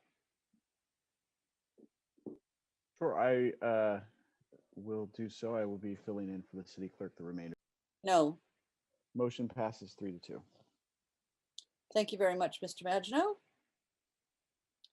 We will move now to item number 6, our housing element, where we will be getting a update from, I believe, both the staff and our consultant on our housing element update process. Yes. I think Ms. Simpson, are you taking this? Yes, I will introduce our consultant, but I wanted to say that we're at the point in the housing element process where we have presented the preliminary sites as part of the housing element update. And we're now at the point where this evening we're asking council's input on some large policy decisions in order to refine the site analysis, which will come back, revised and updated in the draft public housing element, which will come out at the end of April, beginning of May. So with that, I just wanted to preface it and now turn it over to Jennifer Murillo, who is our project manager from LWC, and she will provide a brief presentation and open the or present the questions for discussion. Thank you. Hi, good evening, Mayor, council members. Thank you for indulging us at this hour to talk about the housing element update. Once again, I'm Jen Murillo with LWC. I'm here with my colleagues, David Bergman and Stefano Rikiki. Our presentation tonight covers material that's relatively the same from our March 1st community workshop. We wanted to give the council an opportunity to weigh in on some of the policy considerations from that material. I'll give a brief overview on the housing element, then dive into the real substance in terms of the site's analysis, touch on community feedback and next steps. So the housing element is a required element in your general plan. It's a requirement of the state. It looks at local housing needs, conditions, and projected housing demand being accommodated. We'll talk about that tonight. And then it sets forth an action plan, goals, policies, and programs for the city over the next 8 years. The process started in the fall. We are hoping to wrap up with the council adoption hearings by the end of this year. And we have a number of community engagement opportunities throughout this process. Currently, as Laura mentioned, we are targeting a release of the draft housing element to the community at the end of April, probably realistically early May. Community engagement is a significant component of the housing element update process, and the city has used various methods for being able to reach members, residents, community members, businesses through both in-person and virtual opportunities. Now, we're working diligently on many components of the housing element, and tonight our focus is on the site's inventory, and I'll get into what that is and the associated analysis.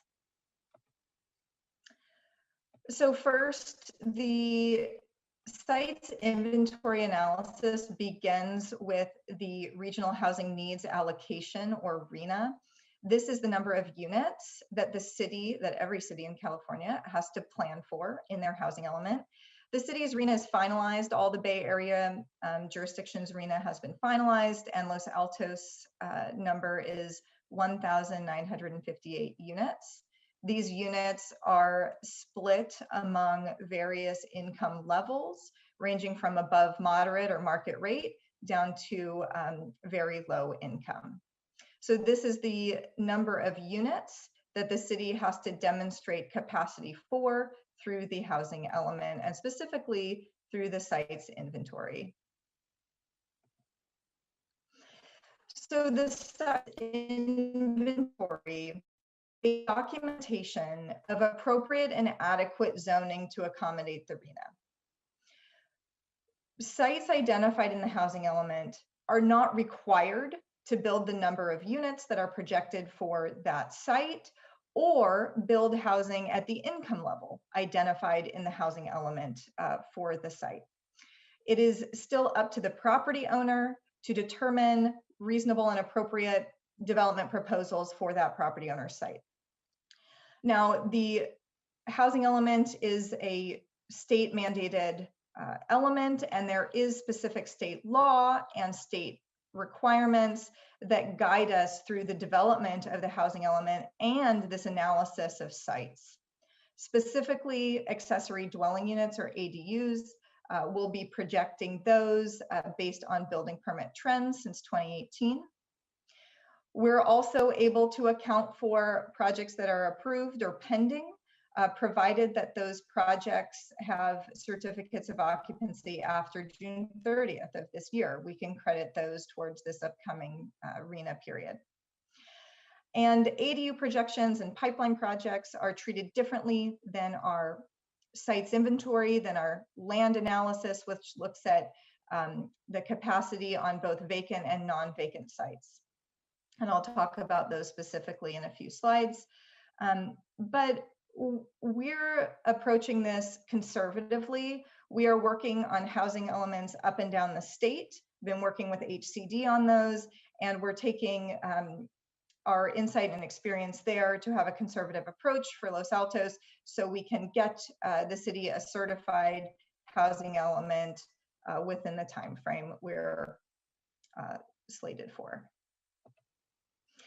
So to show capacity for the city's RHNA, there are different methods to do that. We are looking at ADUs, approved and pending projects, and also the land inventory, vacant and non-vacant sites. Those sites are ultimately mapped and looked at in terms of projection of capacity and income level. When we start our analysis, we look at all the sites in the city and conduct a mechanical screening based on various criteria to determine whether we have potential properties that meet typical screening criteria acceptable to HCD. We look at ensuring the zoning allows residential, that it's not already slated for a entitled or in-process project, not a historic resource, low improvement value, older buildings, and that there's some the site's vacant or it has realistic development potential, meaning that it's underutilized and that market conditions and development trends indicate the potential for housing either through redevelopment of the site or through adding units to existing developed sites. There's additional capacity available. After we look, potential sites meet typical screening criteria, we then have to categorize those potential sites based on income levels. And those are dictated by some parameters outlined by the state, including that lower income sites must be at least a ½ acre and allow at least 30 units per acre, or trends averaging that density. This is a conservative approach. The city is technically within a categorization of using a 20 unit per acre threshold for lower density. The city is being, again, conservative, using a higher density based on 2020 census and development trends and densities for affordable housing projects.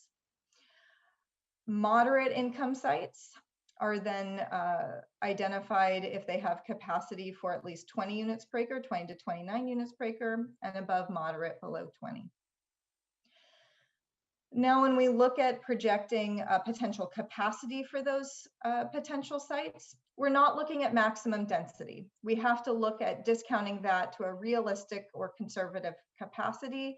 And in that case, we are discounting maximum density by a factor of 70%.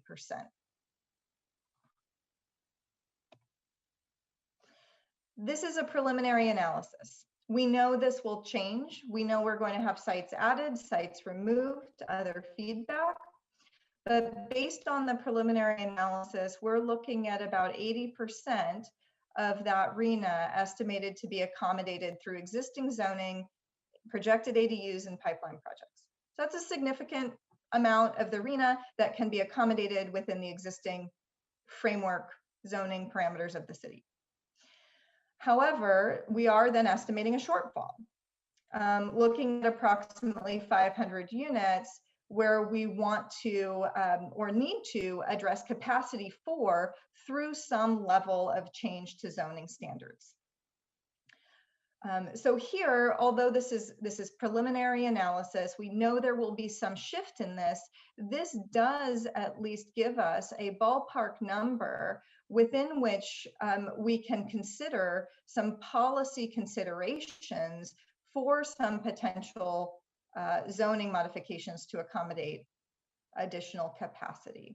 So that's what we're looking forward to here tonight, any feedback that council has on that. We've also been hearing from the community and we'll be incorporating community comments as well into.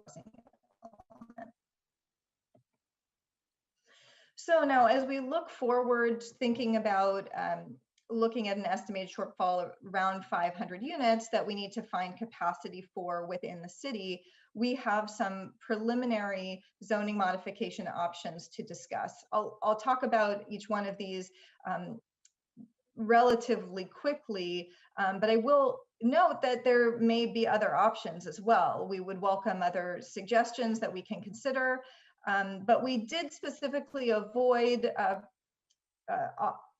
including any potential options related to R1 zoning at this time, just based on feedback we've heard from the community. The first option is looking at increasing density along El Camino Real. So in the commercial thoroughfare zone that has a maximum density of 38 units per acre currently, we are seeing development trends coming in much higher than that. And so looking at the option of allowing higher density along El Camino Real, looking at that providing an estimated additional capacity potentially of 50 to 130 units. You spoke about the 330 Distal Circle project tonight. This is an example of a project being proposed in this area with a higher density of 104 units per acre. Again, much higher than the existing density of 38 units per acre. Another option to consider would be allowing residential on certain parcels zoned public and community facilities. There are 3 properties that have been identified for consideration. These include 2 larger, about 6 acres each, church properties along Magdalena Avenue. These are properties that are built, functioning, operational churches and properties, but do have parking areas that could be considered for potential co-location of housing. There is also a city-owned property on the corner of Grant and Fremont. This is an undeveloped property, although it is designated as parks in the general plan, it is undeveloped. This is about half an acre. And a large range of potential unit capacity that could be accommodated on these sites, but from as low as 10 units to up to 260 units.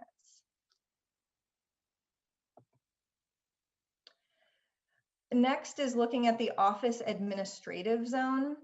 This is a zone in a few places in the city, but main areas of this include The east side of South San Antonio, there's a stretch of office administrative to the east of the downtown area. And this zone does not currently allow residential. So opening up this area to allow residential is estimated to provide a capacity for a range of 150 to 250 units. And as an example, there is a project only really a couple blocks off of South San Antonio, nearby that office administrative section, that is a 74 unit per acre project in the downtown multifamily zone, looking at 3 stories and 35 feet there.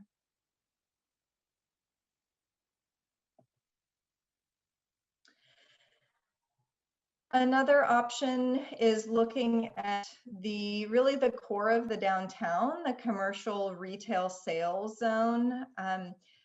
This is an area where we're finding has limited development trends and lower densities for projects that are in this area.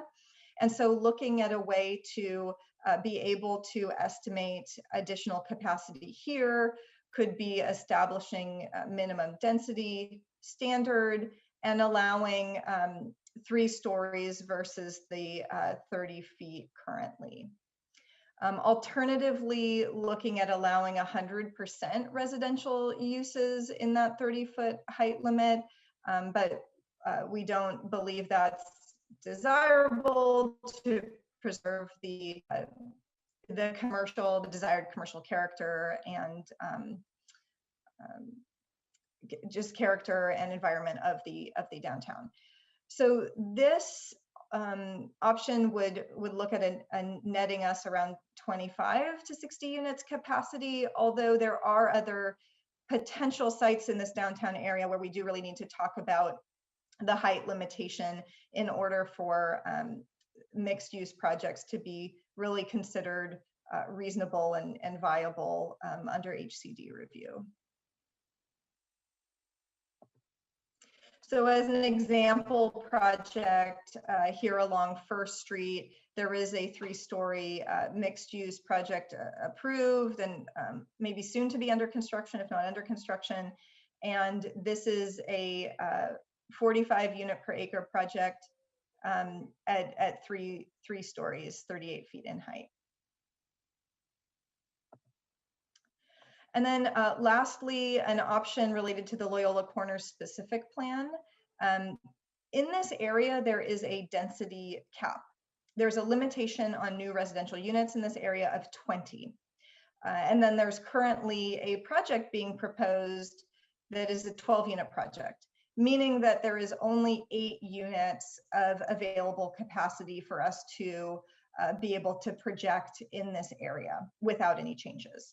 So if the density cap was removed, and similarly to the downtown zone we talked about, looking at going, increasing the 30-foot height limit, or alternatively allowing 100% residential uses, are considerations that could allow us to estimate a higher unit capacity in this area, ranging from 35 to 95 units. And this is that 12-unit project that is being in for a preliminary application, I believe, under review.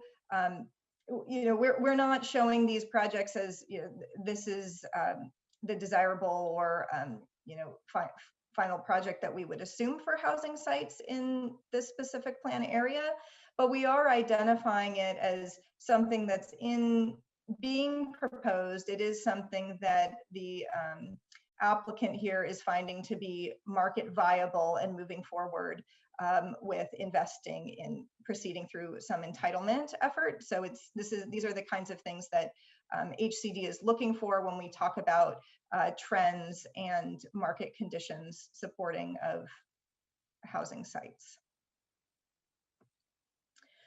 So I'm not going to go into the preliminary sites maps much. These have been available on the website, losaltoshousing.org. But I just will reiterate that these maps are identifying preliminary sites analysis based on our screening criteria and the discussion of these potential zoning modification options being offered at this time. So this is the map looking at the northern portion of the city with El Camino Real at the top.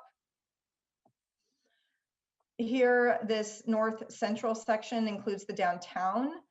You'll notice here we don't have any lower income sites identified. Again, this is due to the development trends that we're seeing in these downtown zones and parcel size within.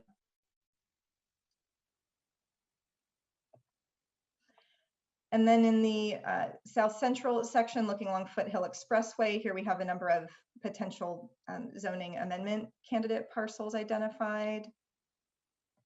And then lastly, the southern end of the city, again, looking at some potential sites along Foothill primarily.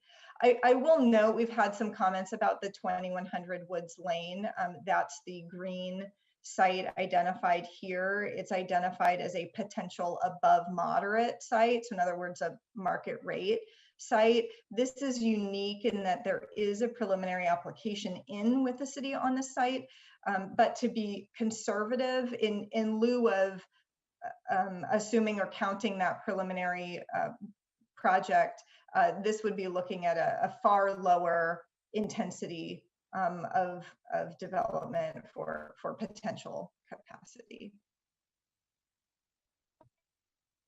So in summary, we do have, based on the preliminary analysis, these potential zoning modification options, we could arrive at sufficient capacity to address that 500 unit shortfall, but we're looking for feedback here. We're looking for any council suggestions or direction here so that we can integrate any comments into a formal sites inventory that we put forth with the draft housing element for public review. So we have been receiving community feedback, and a lot of it has been questions, clarifications, requests for more information. I will say that, just to reiterate, that the sites inventory is really a capacity analysis, right? It's looking at potential sites that could accommodate housing based on zoning and specific criteria.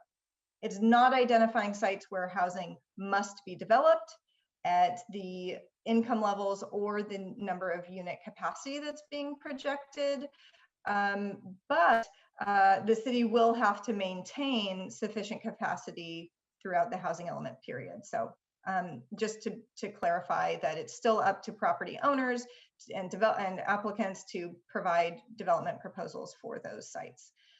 We also have received specific comments on individual sites, adding sites as well as removing sites. So we'll be looking at taking all the feedback we get and include that into the draft element with a detailed sites inventory with all the documentation associated with it for a comprehensive review.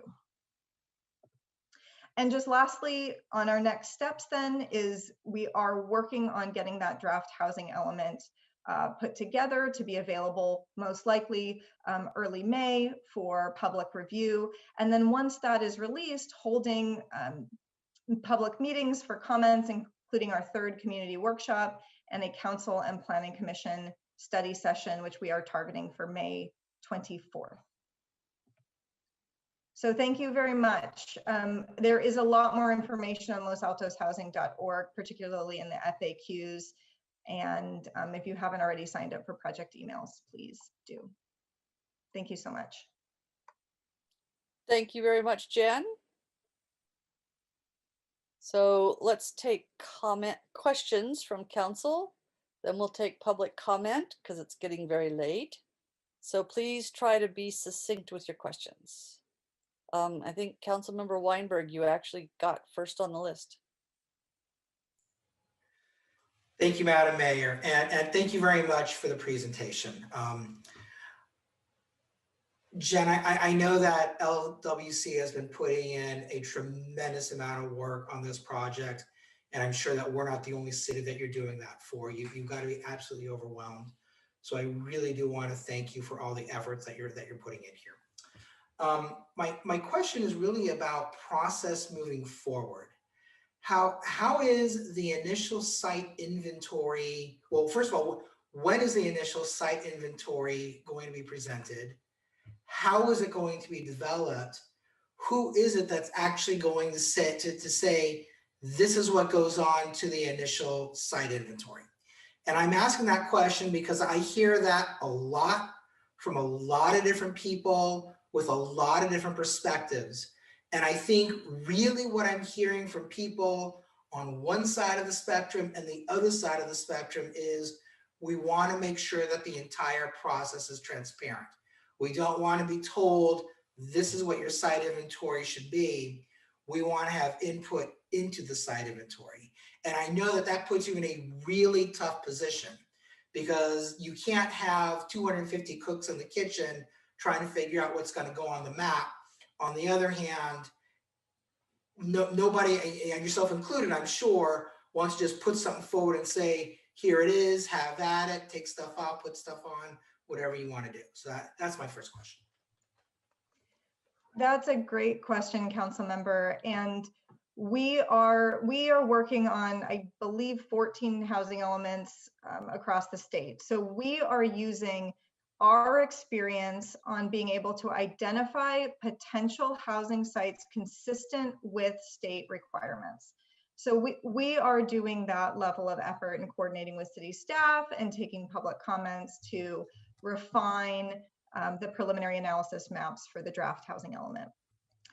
In terms of options for rezoning, that's an area where the city has some flexibility, and we would like to hear from council direction if, tonight, whatever feedback, if you have any, you can provide to help guide us for how we frame some of those options, whether we put forth those we discussed tonight in the housing element, or if there are any of those you think are non-negotiables and we should remove. So we'd love to hear your input there. What will happen is the complete sites inventory will be published with the draft housing element that is released for public review, likely in early May. That is the opportunity for a state required 30-day public review period, minimum. So that's the point where we want to get full comments from the public, any interested parties on further refinement to that site's inventory. We will take those comments and integrate that into a revised housing element that is submitted to the state. And then based on state comments, we may have further revisions to the inventory, but our intent is with our experience, we are working to develop an inventory that will be acceptable to the state. Okay, thank you for explaining that. And then my other question is, I guess more or less the same thing, but with respect to programs. When are we going to have a discussion of the various programs that we could put into the housing element? How is that entire process going to be structured? I mean, I assume that we're not just going to get a draft housing element with, here are the programs we think you should do. There's going to be council input and community input prior to that.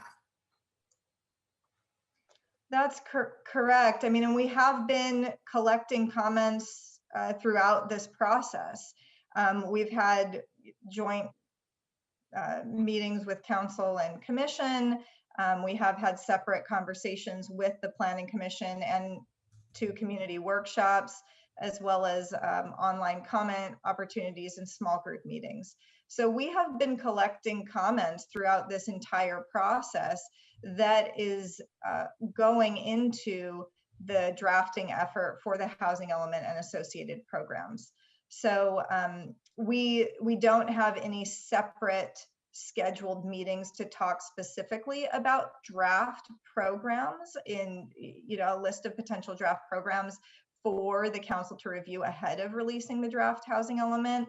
And part of that, I think it was, we have had a robust effort thus far with getting feedback, that I think we have a good sense of some programs that the community is looking for.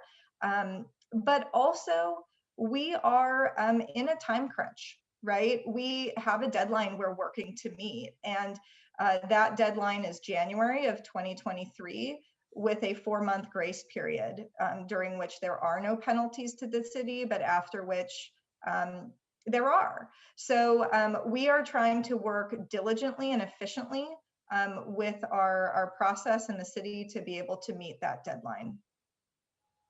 Hi, Jen, this is Dave here. I just want to add on one other point too, which is that oftentimes programs are going to come out of the constraints analysis. So we'll find specific constraints that are in your code that will need to be addressed through programs. And then again, this goes to the fact that you have the advantage of being an ABAG after we have gone through this process in communities in the SACOG and the SCAG region. So we can anticipate some of the programs that HCD is going to require based on very common constraints that exist in cities throughout the state's code that the state is looking for essentially relief from or changes to. So some of them are quite technical, and we will make those recommendations with the goal of getting you to a point where you can get a certified housing element based on our reading of the guidance from HCD and state law. So it's like many things, you don't have a completely free hand in the set of programs that will be required. Last question. Obviously, your focus has to be on putting together a housing element that's both going to serve the needs of the community and will pass HCD inspection. But is any thought being given to set us up for success in the 7th RHNA cycle, the 7th housing element cycle? Okay. I'm going to let Dave answer. Yeah, I would love to give you some certainty about what the world of housing policy is going to look like in 8 years. But the difference in requirements between the 5th and the 6th cycle were so radical that I don't have a lot of confidence that any of us sitting here can tell you what the requirements of the 7th cycle are going to be. Whether or not there will be consequences for not meeting production targets, we don't know. That'll be up to the state legislature.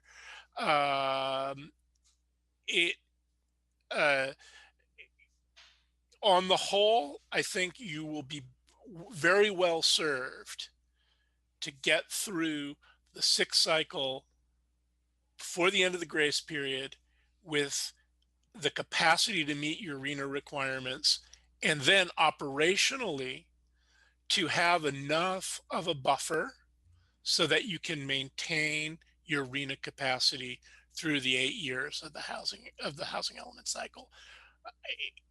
That's a high bar right there. Okay, thank you.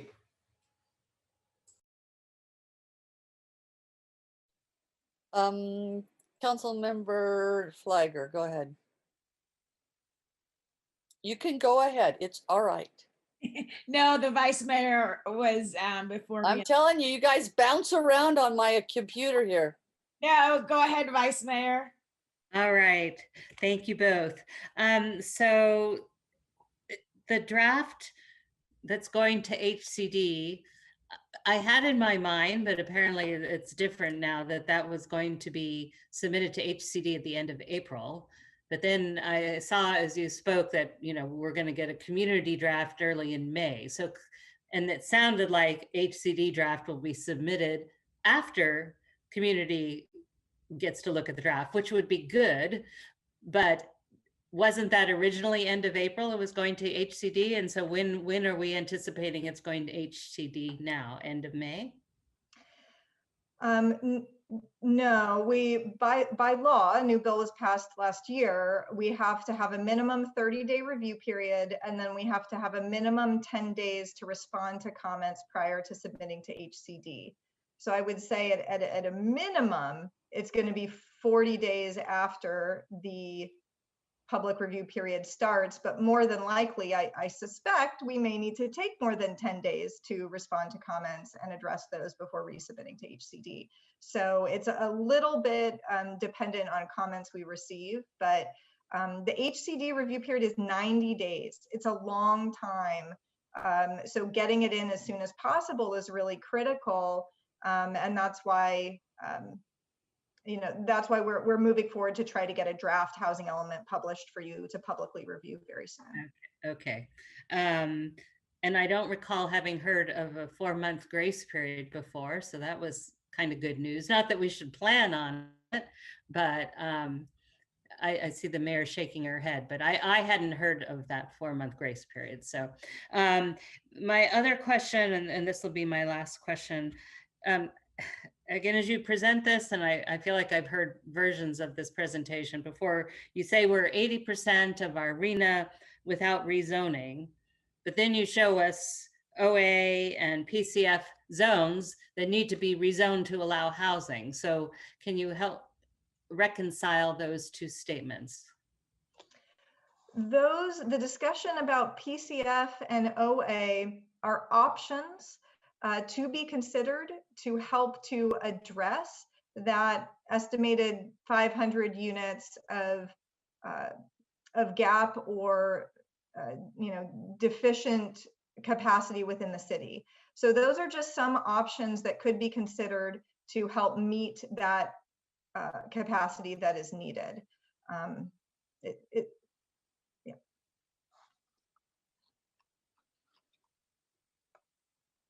Oh, I think you're still on mute.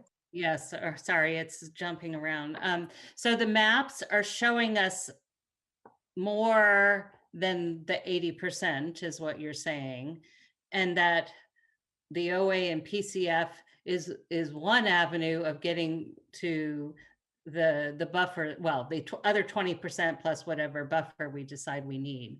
But I don't have a clear idea then of what is getting us, because the maps don't really distinguish whether they're part of the buffer or they're part of the 80%. So I'm not sure what is 80%, and then what is the rest of this potential buffer.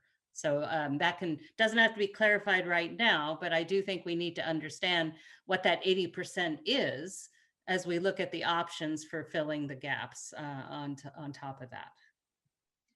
Well, I'll just mention that on those maps, when we're talking about 80% of RENA being accommodated, those are in the sites that are identified as either above moderate, or lower. So without any site that's hollow with hatching, that's not considered in the 80%.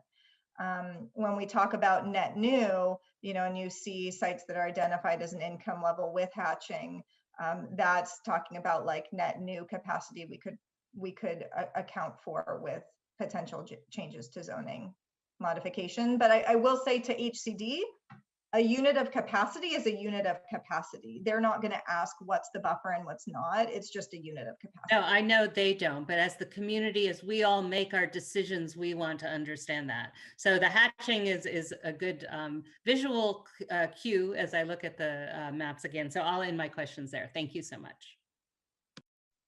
Thank you. Councilmember Flagger, are you ready? I am ready. So thanks, Jen. I just have a couple of questions. And the first has to do with the legal requirement regarding confirming whether or not an owner is willing to develop his or her site. And I've heard different things on this. I want clarity on what the legal requirement, what the legal standard is. It's substantial evidence. Is it realistic? Whatever that is. But then also, regardless of what the legal standard is, for me, I am not supporting this just because it's a legal requirement. I think, increasing housing in Los Altos is a great thing at all the different income levels. So I also don't want to have a false belief that we can build these homes if we really can't.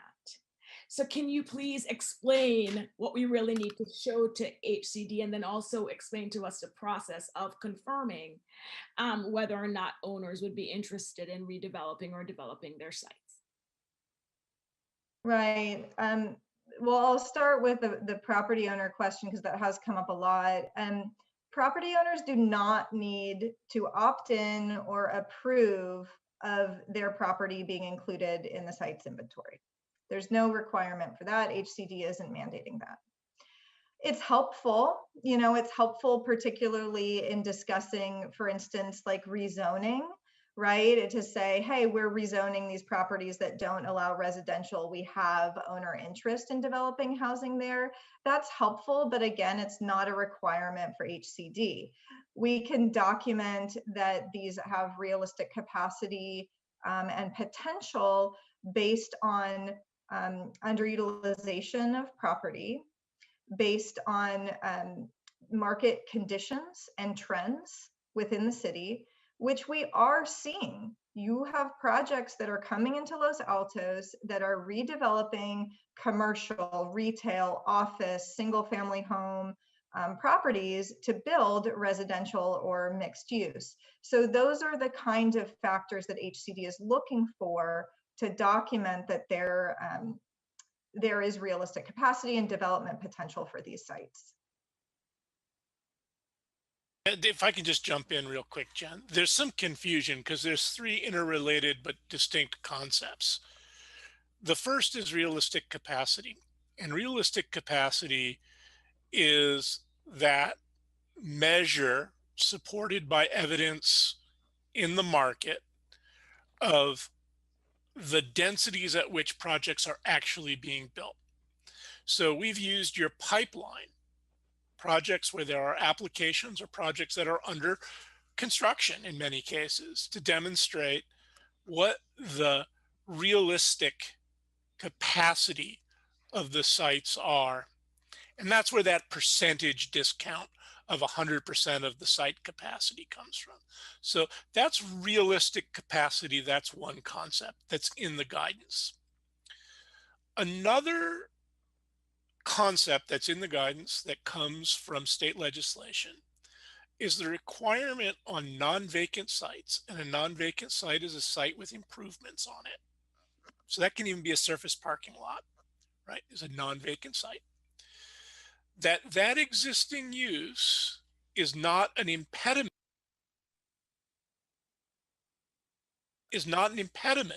Over the 8-year housing cycle. And there's different ways to measure that.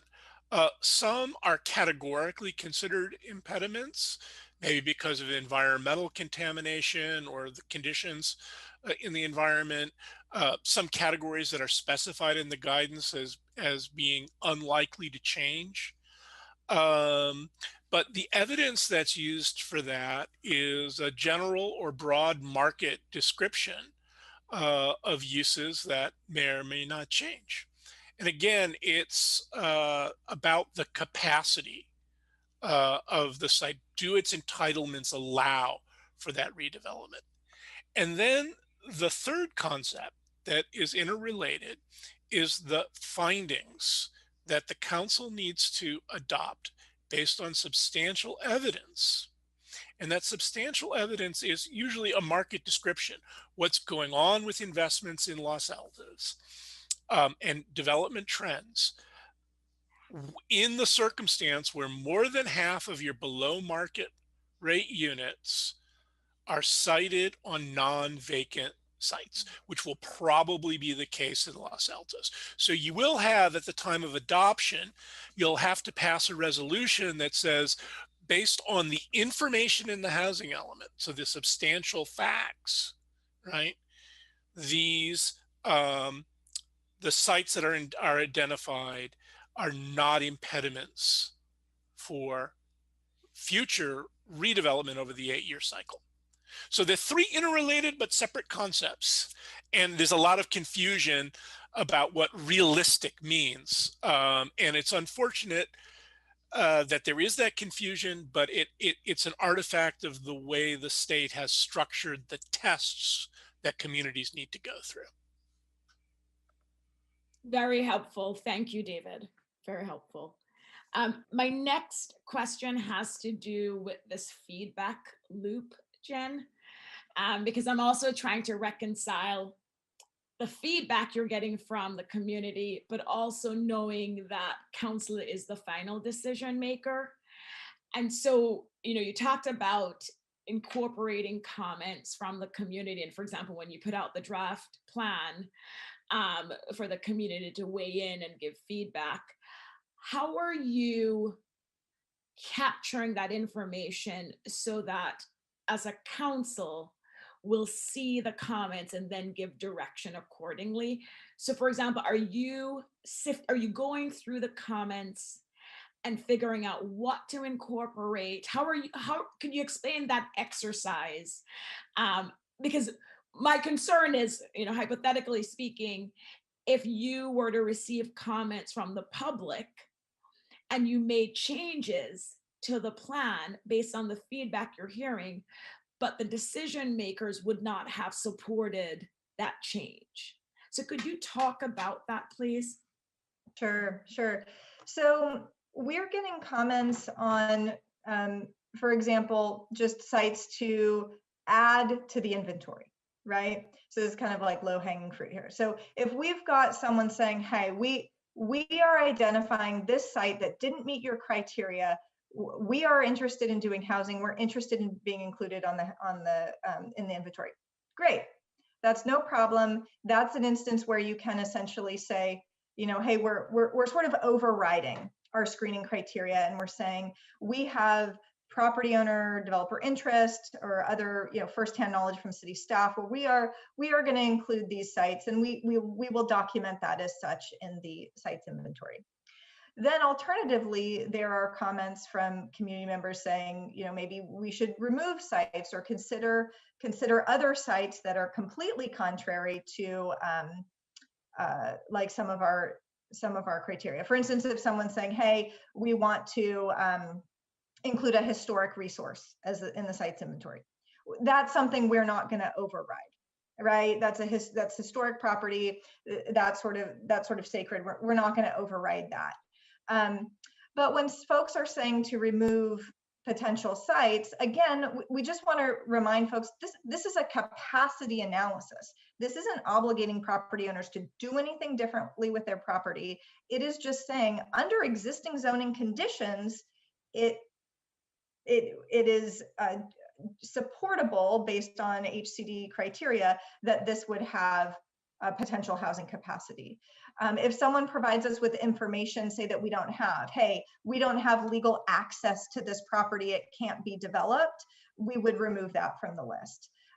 However, if it's just saying, hey, we don't want housing next door, and we say, well, there's reasonable justification and evidence to support this as a housing site to HCD, we'd be discussing that with city staff, but we're more than inclined to include that and provide a broad range of sites for HCD to provide comments on, and to be have publicly reviewed during the public review period. We'd rather have you have more sites to review than fewer. And then I think in terms of rezoning, but of course we don't want to put forth something that we know in our experience HCD isn't going to find acceptable. So we are using our professional experience in that respect.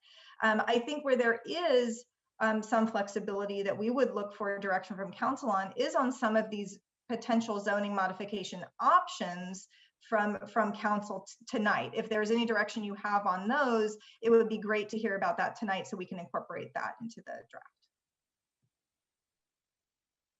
Excuse me. And just one last, and in addition to those zoning modifications that we'll be discussing, could you also touch on the recommended buffer percent? Because I know there's a range, and I know other cities are going all the way. So different cities are using different buffer amounts, and I'm curious, and I know ours right now, the recommended is 20%. Can you speak to that? Why 20%? Is there a downside to go higher? Could you speak about the buffer? Sure. There is no recommended buffer at this time. 20% was just kind of a sort of safe-ish number for us to throw in to try to estimate a ballpark of what do we want to kind of scale-wise consider when we talk about some potential rezoning options. HCD, the state, does suggest a buffer percentage of between 15 to 30% of your total arena capacity. That doesn't mean that a buffer is necessary to be certified by HCD. You can come in with 0 buffer and get certified by HCD. In terms of what is the city's direction or desired approach going over 8 years, if you don't have an adequate buffer, it may put the city in a kind of a disadvantage in terms of having to reassess new potential capacity and sites on an ongoing basis through your housing element. So with all the cities we're working with, we're not establishing, this is the magic number percentage you should hit as a buffer. We're working within the framework and structure of the existing city to find, what's reasonable and acceptable politically to be able to include as kind of that cushion as some of these sites get taken down. I would say one other thing to keep in mind, which is that you can fall out of certification if during the 8-year planning cycle you don't maintain an adequate inventory of sites. So there's some penalties then that can come from that. And for communities that are interested in obtaining a pro-housing designation that makes them more competitive for state housing grants, that program, among other things, does require, I think, a 25% minimum buffer over RENA. But the state law is clear despite HCD guidance. HCD guidance recommends a 15 to 30% buffer. It's in the guidance document, but the legal requirement, RENA is RENA. So it's another one of those gray areas that we deal with between legislation and regulation. And there's discretion in there. Great. Thank you both. That's it, Mayor. Thank you. Councilmember Lee Eng. Thank you, Mayor, excuse me. Thank you again for the report, and I appreciate all your patience in answering the many questions that we have. So I'm troubled as to how we get an accurate site map if property owners don't have to opt in. So how do they gauge our analysis on these numbers if we don't have any commitment? It's based off the existing zoning capacity. So just like you do an EIR and you estimate build out, it's kind of the same concept. You just estimate what might be potential capacity under zoning conditions within the city. Right, but then like you said, we have to have some backup sites in case someone, decides that site doesn't qualify, right?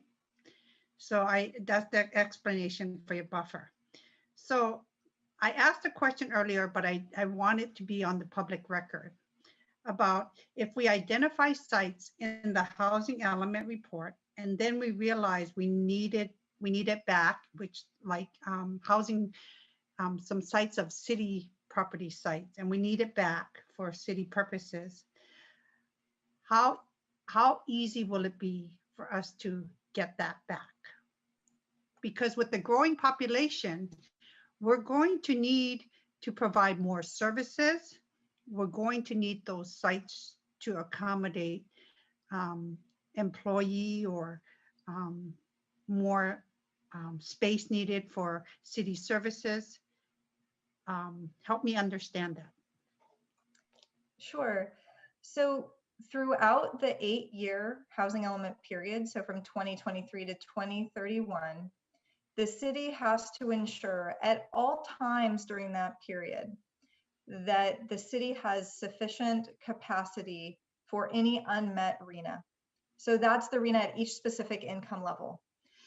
So if you have a buffer and one of the city-owned properties is going to become a different use that is not housing related, that's perfectly acceptable. The city would just need to ensure that whatever capacity was assumed on that site, that there is sufficient capacity elsewhere in the city so that you're maintaining that sufficient capacity for any unmet RENA. Okay, so help me understand, like, we have a shortage of park and open space in our city. And I understand that our city property can be utilized for open space. So if we identify them for more additional open space,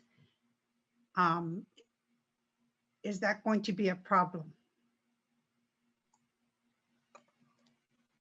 I mean, if you want to designate city property that's been identified as a housing site as open space that doesn't allow for housing, then that couldn't be included as a housing site. Okay. So, and then if we needed it, okay. So I think the other question you weren't clear about, like if we needed to build more community centers, and suppose we needed another site back to build another community center or something, how would that, we can do that then, you're saying? But we just have to find somewhere else to have it. But if we've already utilized all sites already, how do we do that? So that's where the buffer comes in. That's the whole purpose and concept associated with the buffer, is that it provides you latitude for not only, you know, city-owned property, but for privately owned property as it is developed, and it doesn't align perfectly, because it won't, with the projections in the housing element. That buffer gives you flexibility to be able to allow for those shifts that don't align exactly with the inventory. So I would say, I mean, nothing is like, you know, taken back necessarily, right? We're just identifying where capacity could be on city-owned property that are identified for potential housing sites. Again, if the city chooses to designate or do something different with the city-owned property that is not housing related, that's okay. The city just needs capacity elsewhere. Okay. So then the other question is, you referenced possible zoning modification. So then what kind of information are we going to have before we figure out what kind of zoning changes or to increase density, and by how much?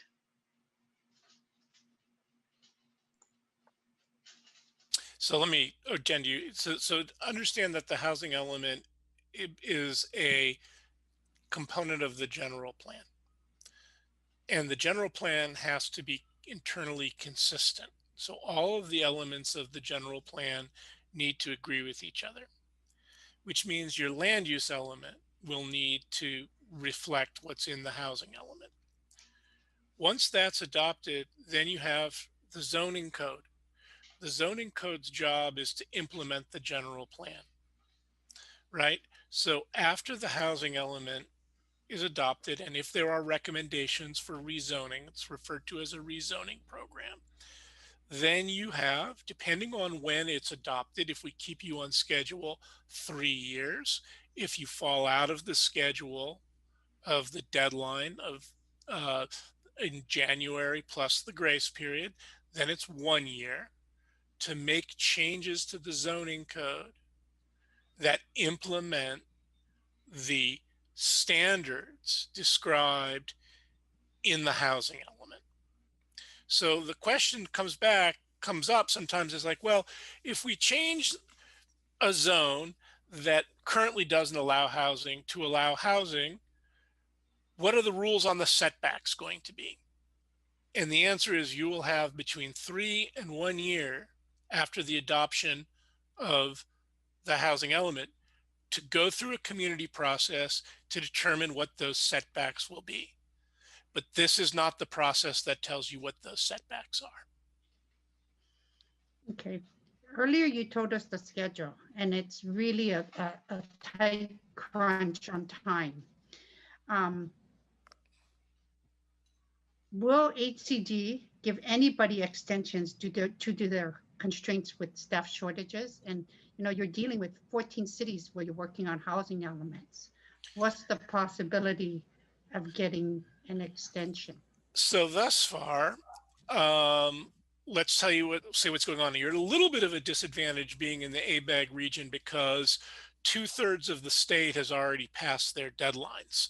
So between Sacramento, San Diego, and the 5 counties of Southern California, already the rules are in place.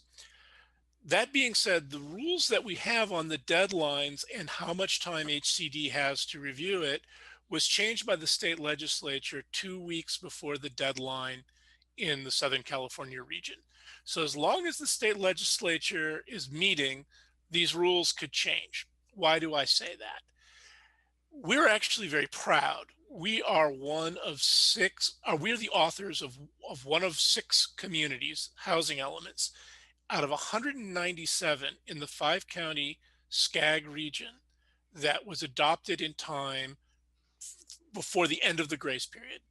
So that was 6 out of 197.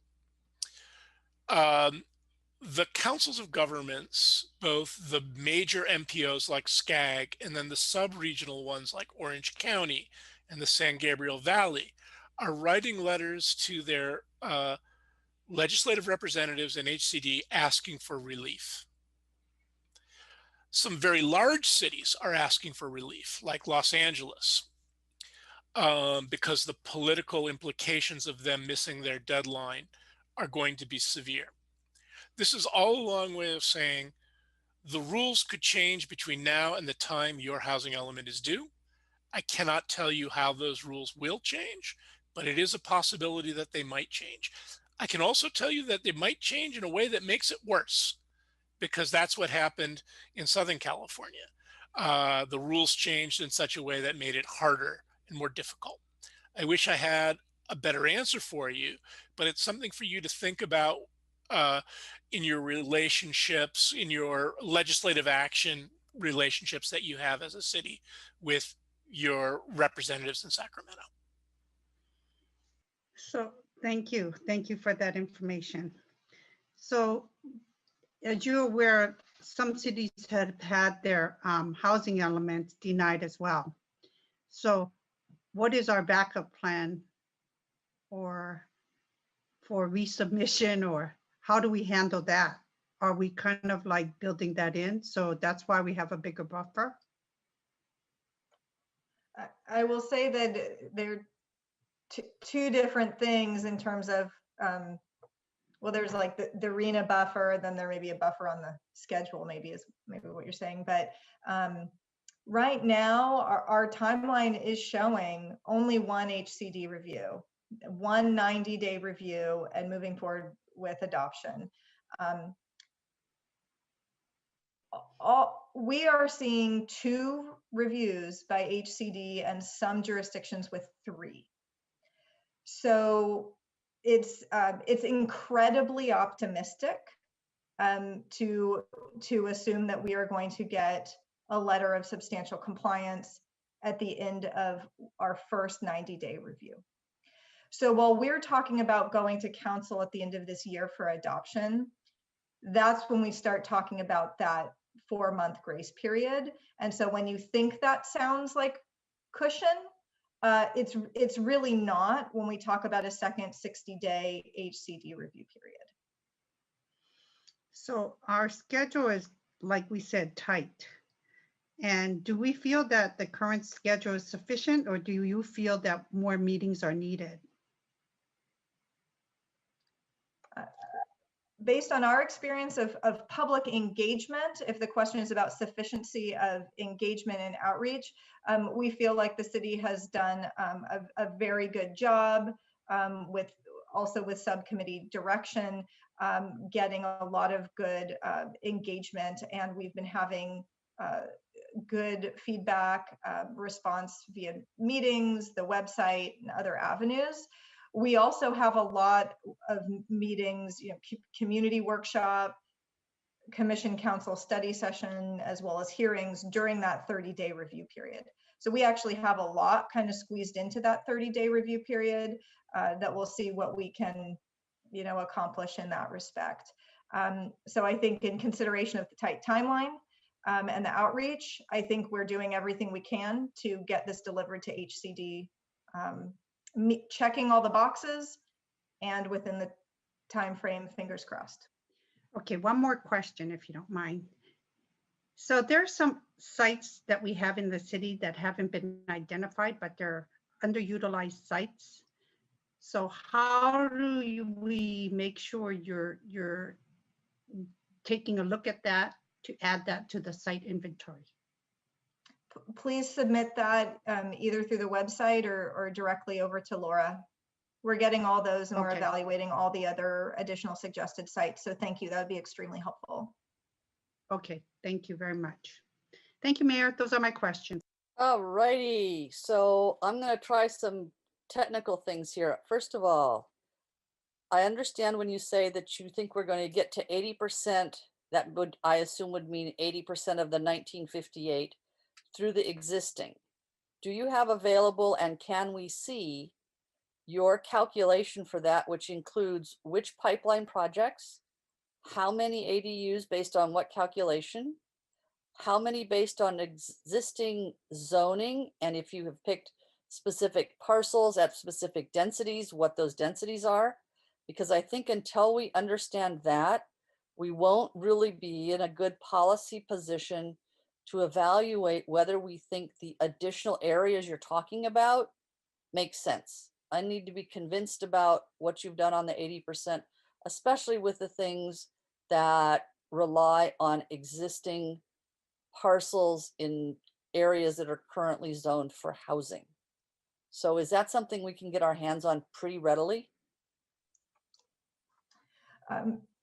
We're going to be packaging that up with the draft housing element. So all the documentation that goes along with that. So no, I'm sorry. If you want direction from us before you do a draft housing element about the potential for new areas, then we need to see that ahead of time.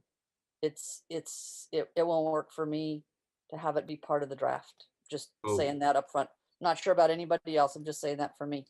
Then I'm trying to follow the math. I'm sorry, did somebody say something? Yeah, sorry, Mayor, that was me. I tried to, at the end of Councilmember Liang's question, add a point of clarification on the meetings, and I think it's relevant here. So I apologize for interrupting. The engagement, the community outreach, those meetings we think are sufficient. If I understand the contract correct right now, we have a total of 7 meetings for this to be considered. 4 of those, or I'm sorry, 6 meetings. Four of those are the minimum requirement. Once to PC, once to the City Council, then to HCD, back to Planning Commission, back to City Council. Of the 2 remaining meetings, one is a joint Planning Commission City Council meeting. So that would leave Council 1 additional meeting to have this adopted based on the contract that the Council adopted. It's not just that HCD is seeing these 2 or 3 times, but communities around us, their city councils are seeing these at multiple 3, 4, 5, 6 meetings. So when we talk about the meetings that we have being sufficient, again, on the engagement side, yes, probably, and staff has been able to do a good job filling in some of those areas. But when we're talking about policy direction, the questions Council is asking for, if we're unable to fit those in with the meetings in the contract, then we either need to amend the contract or determine a more efficient way to move forward. So when the presentation tonight has a number of policy questions in it, what I'm hearing back is Council's not ready does not have sufficient information to weigh in on that tonight, and that's perfectly fine. But we have to find a way to move forward, either within the one additional meeting that we have to get all this done, or adding meetings, or finding a different way to proceed. Right. And I will say from my seat, I don't think the meetings that council has in the contract is close to sufficient for getting this adopted in a manner that I think council's going to want to see. Thank you. I violently agree with you. So assuming that we're talking 80% of 1958, that would leave 392. And so then I think you're applying the 20% buffer to that. Is that correct? So that's how you're getting to, that would be 470 odd, or getting close to 500. Is that, am I doing the math right? That's what I'm trying to verify. It would be 20% over the total arena. Over the total arena. So 20% of 1958? That's correct. 20% of 1958 would be just short of 400. And you said you're only getting 80% out of what's there, which would leave 392. That gives you almost 800 short, not 500 short. So I can't follow your math. I'm seriously saying, can't follow the math. And then when I add to that, the capacity is discounted to be 70%. I don't know how to work that in. So I can't do the math, and I need help with that. I know this stuff very intimately, and I'm trying, and I'm not following the math. And so I don't expect you to answer that right now. I think that can be done afterwards, but I think it's one of the things we need to understand. I also would appreciate understanding when you're looking at realistic capacity and you're looking at things that are in the pipeline, whether you're projecting or what densities you're projecting based on the trends as you described them, and if that has influenced how you calculated what we can get out of our existing zoning to make to that 80%. So I'm trying to look at what numbers you're using to get there. You already know by now that virtually everything that we've built in the last 10 years, 12 years has been on non-vacant sites. So I don't think we're going to have any problems establishing that a non-vacant site is not an impediment. That should be a piece of cake in this city. And then on the density issue, saying that we cannot plan for more than 70% of our stated density concerns me, because I think we can very easily prove, and I believe we have the option of doing so to HCD. We can easily prove that we have been above our zoned density for years. Every project that we've approved, every one of them is above our zoned density.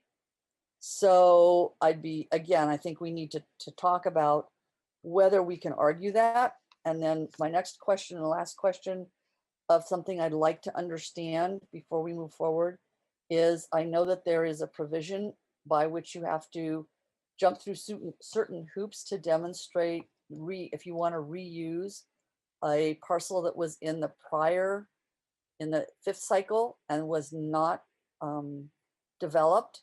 There are constraints on whether you can reuse that in the sixth cycle. And I'd like to know whether we are trying to reuse any parcels or not, and how close we are to meeting HCD's criteria for doing so. And I think overall it would help immensely if we had a spreadsheet that shows, here's all the parcels that have been developed during the current cycle. Here's the stated densities. Here's what was actually developed. Here's what and I'm assuming you have that, or that our staff is. I would hope our staff would put that together for you. But I think we need I need some basic data for going forward before I can then say, okay, who do we want to say? Because this is what upzoning does. And upzoning, which would mean changing zoning from whatever it is, to allowing housing, basically what we're saying to those landowners is, we don't want you here anymore. We want to build housing here. And that's a very serious burden on us to draw that conclusion and say that to a landowner. And so I want to be very secure in my information before I'm willing to say on a policy level, here's an area where I want to say to a group of landowners, we don't want you or your type of use here anymore. We're going to put housing here. So I'm not ready to do that tonight. And so those aren't questions to be answered now. Those are the questions I have. I have 2 more hands up now. And I think, Nisa, you were first. So Councilmember Flagger. Yes, I was. Thank you. And it's just a clarification point. And let me just quickly say, Mayor, I agree with you. And I think the Vice Mayor was also indicating during her questioning the importance of understanding that information before we can discuss zoning modifications, like what falls within that 80%. So if you need a third vote, Mayor and Vice Mayor, I support that as well. My question has to do with the number of meetings. I agree. I think we're going to need to have more meetings, especially based on what we're seeing in other communities. But I'm curious, Mr. England, on the contract, and I don't have it in front of me,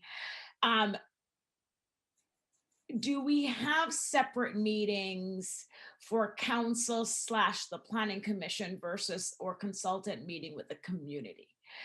Because I want to make sure that, you know, we're tracking the number of meetings in its totality. If it's one chunk and we have to figure out community versus the city, or is it clear in the contract that, you know, under the current amount and scope of the contract, the consultant will do X number of community type meetings versus council meetings? So I would have to determine if we could make changes to the contract and the scope. I can tell you right now how we have it lined out is a joint meeting, 1 community workshop, planning commission, city council, then to HCD, then planning commission, city council, city council. So whether we can add, modify, make changes, I think that's up to a lot of factors, including if Lisa Wise Consulting, who is working on 14 other housing elements, has that capacity. So that this is trying to fit our time frame in the contract that we signed and that we agreed to. So if council would like us to start working and see if there's a way to modify that, we'd be happy to do that. So I'm not sure we need to get ahead of that, but I just want to clarify based on what you said, Mr. England. So based on the number of meetings you just listed, if the consultant were to meet with a community group, would that count against this number of meetings, or would that be a separate part of the contract? No, so the only meeting, Councilmember Flagger, in that 7 is the community workshop in May. So we had 1 community workshop that was very well attended, and we've added the 2nd one. So if the consultant were to meet with a small group, they would charge us an hourly rate. I'm trying to understand how that. Time and materials. Time and materials. Got it. Thank you. Thank you. And Vice Mayor, I have a favor to ask. If you have a quick question, fine, but I would like to try and get to community comment before it gets to be 12:30. Right. I just wanted to tag on to what you had to say, which was also when we looked at when we look at the hatch area, so we need to understand the 80%, but we also need to understand each of the potential areas. You provided quite a wide range. And so some of that might be less dense, missing middle to more dense, et cetera. And so I think we need to get a handle on what each of those proposals are across those different densities. So again, we can make policy decisions. Do we want to spread around lower density missing middle, or put all, higher density I'm using the term missing middle because we had a helpful email we got today that had Portola Valleys a presentation of theirs that focused on that. But we really need to understand what those ranges, if you dial in one range, how does that affect the other areas and the ranges as well? So I'll stop with that. Thank you. And so now, Mr. Maginot, let's go to comments from the brave souls who have stuck with us through all of this. And lots of hands are going up. There's lots of brave souls and patient souls. Madam Mayor, I see 11 so far. Okay, let's ask everybody to please try and hold it to a minute. Okay. First speaker will be Nancy M, followed by Joe. Thank you for explaining that so well. Can you hear me? Yes. Okay, great. That was very interesting learning all that, and I can see that you're as confused as we are. But I am not in agreement with these sites that have been selected. They include tearing down Main Street in Los Altos to add housing. They include tearing down Rancho, which is like just the most important thing, and Loyola Corners. So we're basically tearing down the three areas that make our town what it is. And we won't have any more of the charm that we have, and it's a horrible idea. So I propose that we go back and find other sites and let the residents keep telling you where we think it's a good idea. And we're going to work on it also, see what we can come up with. But I'm very much against what's been proposed so far. Thank you. Next speaker is Joe, followed by Ann Paulsen. Yes, hi, it's Joe Beninado. Good morning, I guess. Yeah, this is a complicated issue. And if we don't touch R1, we're going to have to touch some of the other zoning, whether it's OA or Loyola Corners. There's a lot of confusion in the community. The last resident just demonstrated that. It doesn't mean we're going to tear down Main Street or tear down Lucky's or the other grocery stores.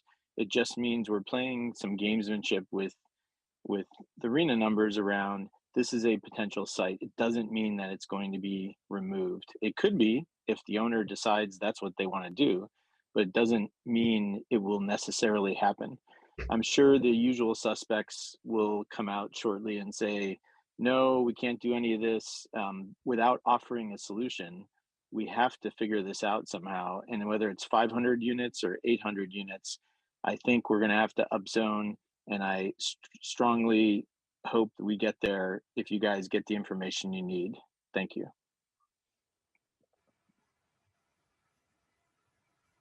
Next speaker is Ann Paulsen, followed by John Bear. Hi, consultants, I urge you to release the sites so you can get some more eyes on them. Because there are a lot of problems and those sites need to be refined. For example, Rancho and Lucky cannot be built. There's a 0.35 floor area ratio. The two parking lots for the State Street market are not available for housing. The State Street market is required to have parking. The 9 acres of downtown city-owned parking spaces are not going to be redeveloped. The American Legion Post is a landmark. That's got to go. You have a bunch of people's yards and gardens. That's not going to happen. The Packard Foundation is not going to build in their garden.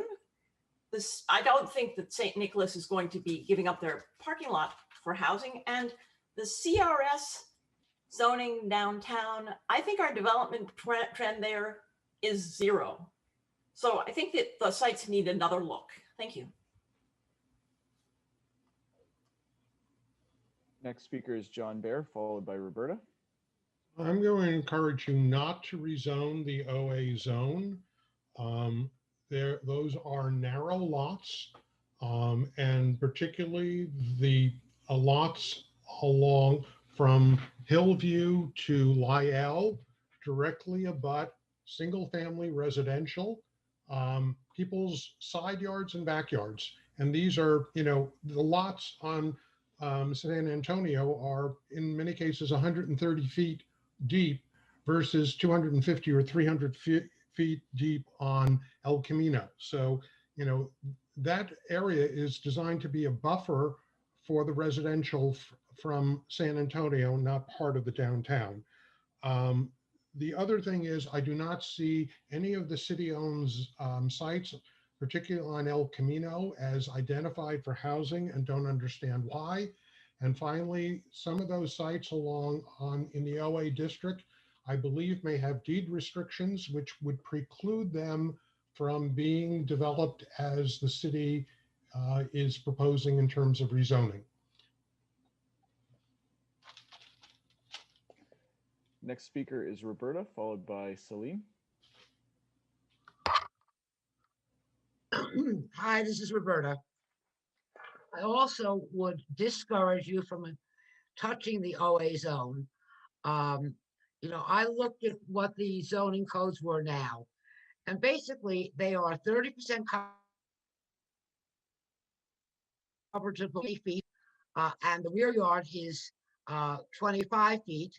The height is 30 feet, and the side yards are 10% of the width of the property, plus 5% for every 10 feet that you go up. So it seems like this is the gateway to the city. We already took away 91 parking spaces from downtown. People are parking over across San Antonio Road. And, you know, do we want really high density on very small lots and take away, like Anita Gander said, you know, tell businesses like the mortuary, we don't want you here anymore, or the bank, we don't want you here anymore. I just think that that is a bad spot. Plus, I was upset about Loyola Corners. Okay, I think we've run out of time. Okay, thank you. Next speaker is Salim, followed by T. Morris. Hi, yeah, I want to thank council for their questions tonight. I think the gist of those questions is right on the money. It's very hard to evaluate the site inventory methodology without more work shown. And part of why you're right to ask for more of that work shown is I think this is quite a surprising presentation. Our housing targets are really high. The town crier said we would need magic to hit our targets. The city is on the record telling ABAG we thought these new targets were impossible to achieve and unrealistic. Now we're hearing that it's conservative to think we're already 80% of the way to the finish line without raising a finger. It's quite a surprising statement, and to call it conservative is definitely bold. This is not a plan to hit our housing targets. This is a plan to create many, many more 40 Main Street projects when we inevitably fail to hit our targets and SB 35 kicks in. So we should have an actual plan to hit our targets, not just a plan that we think will get by HCD. And I assure you, this will not. Thank you.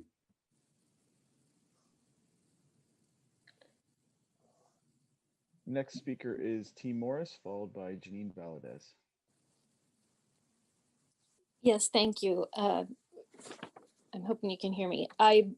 People are talking about locations. I want to talk about outreach.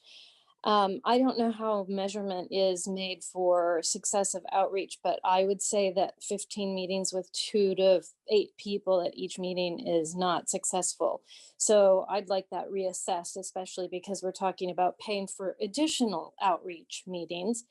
In addition, I think we need to do a better job than we are doing. I think we need banners, we need sandwich boards, we need to drive people to the website and make sure that they're seeing what's going on. There was one meeting that was considered successful. It had I consider somewhat successful. It had 145 residents in attendance.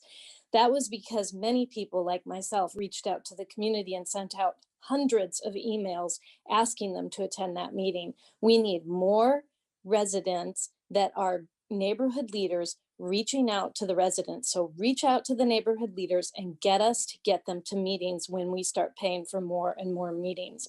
Thank you for the time. Our next speaker is Janine Valadez, followed by Debbie. I'm a park commissioner speaking as a resident. I'm in favor of upzoning. To me, upzoning is an opportunity. It doesn't mean that development will happen, but it gives the city flexibility But at the very basis, we have to really, I just want to hear from the council that the council really wants to make a plan to build more housing, not just a plan to pass HCD. The council should make it their business to understand what our property owners around the city need to make the decision to redevelop their properties to include sufficient housing to meet our RENA attractive. We're not telling business owners to go away. There's nothing mutually exclusive between housing and office, retail, or administration. They can coexist. So I don't accept that answer, but I really believe that we need to search hard for the incentives to develop. And I favor upzoning throughout. Thank you. Our next speaker is Debbie, followed by Mehrous Ahi. Hello. Thank you all so much for the work that you're doing. This is just so confusing and there is so much information. I feel like I got in pretty much on the ground floor trying to learn about, what we need to know to make this happen. And every meeting I attend, there's more information, but I'm having a really hard time getting the really big picture. And I just don't think I'm alone here. I feel like there's still a lot of work to be done on a short timeline. I'm concerned about how condensed the low income housing seems to be all in two little spots in the city instead of well dispersed. There's just so much to be concerned about here. And again, I'm just having a hard time getting all the information I need to really speak intelligently about this whole thing. I'd like more information. Thank you. Mehrous Ahi, followed by Emily Ann Ramos. Hi, I serve on the Planning Commission. I'm speaking tonight as a resident. So I think some of the zoning modifications presented should be implemented, but I do think that our existing zoning really needs to be looked at and modified. There's some things in our zones that I don't believe give property owners enough of a financial incentive to want to develop. So whether it's going through each zone and making changes to the density and height, or whether it's creating some type of overlay map where larger sites would be allowed more options than what their zoning contains, we really need to do one or both of these in order to be realistic about developing some of these properties. I think by focusing on some of these larger sites and making them into community developments, then we'll be able to establish these anchors around town that all of the residents can enjoy and that developers will actually want to develop. So thanks for your time. Next speaker is Emily Ann Ramos, followed by Freddie. Can you hear me? Yes, we can. Wonderful. So my request is for a spreadsheet. When I was hearing council questions, I was just like, yeah, I totally believe that. You go, Mayor. Anyway, so I would request a spreadsheet of the sites listed out with the parcel names, the addresses, what's the current use, the acreage, and the current density it's zoned of. You will actually have a very active community that cares very deeply on how the city will grow. And if you make that list available to the public, a lot of that work can be done for you. So I ask that you send out a spreadsheet of all the sites with the information that you plan on sending to HCD so that we can go and vet these sites ourselves. And we obviously will probably share that information with all y'all because we probably won't shut up about it. So release the sites in a spreadsheet. Thank you. Next speaker is Freddie. Hi, can you hear me? Yes, we can. Hi, I'm Freddie Wheeler. I'm a library commissioner, but I'm speaking as a resident tonight. We had a great meeting, a small group meeting, and one of the things that I really came to appreciate is that the housing element is to show capacity, not that we are going to develop those sites or that those sites are going to be developed, but that they're here and we have the capacity. I think one of the things that we need to understand is that if the more meetings we have, the less likely we are to get an approved HCD or housing element in time to have the 3 years to do rezoning. And we know how long it takes to get anything done. So please, we need the 3 years. So I hope we can get the information quickly, maybe by trying to pay for a lot more of Lisa Wise staff to do the details that we're asking for. Thank you. Madam Mayor, I have no other speakers. Thank you, Mr. Maginot. So we'll close Madam public. Mayor, I did have a hand. Agnes Caulfield. Pops on and off. Let's see. Ms. Caulfield, can you hear us? Yeah, And can you I can hear you. Thank you very much. I'm a resident of Toyon Farm, and Toyon is adjacent to the 2100 Woods Lane property, and also Woodland Acres and Highland neighborhood. It's a very unique property. It has a riparian woodland watershed that runs through the center and along the length of the property, and is accessed by a private road called Woods Lane, which is also shared by a Toyon Farm community. The woodland riparian woodland area is under the jurisdiction of 3 agencies: state, local, state, and federal. And I'm sure that they would be involved in any kind of permitting for if the property is developed. Also, a concern is that Woods Lane rather is a private road, and it has limited access for our residents. And if the property is developed, I'm concerned that there'd be safety issues to evacuate all the residents from the future development at 21 Woods Lane and also Toyon Farm. Thank you very much. Thank you very much for sticking with us.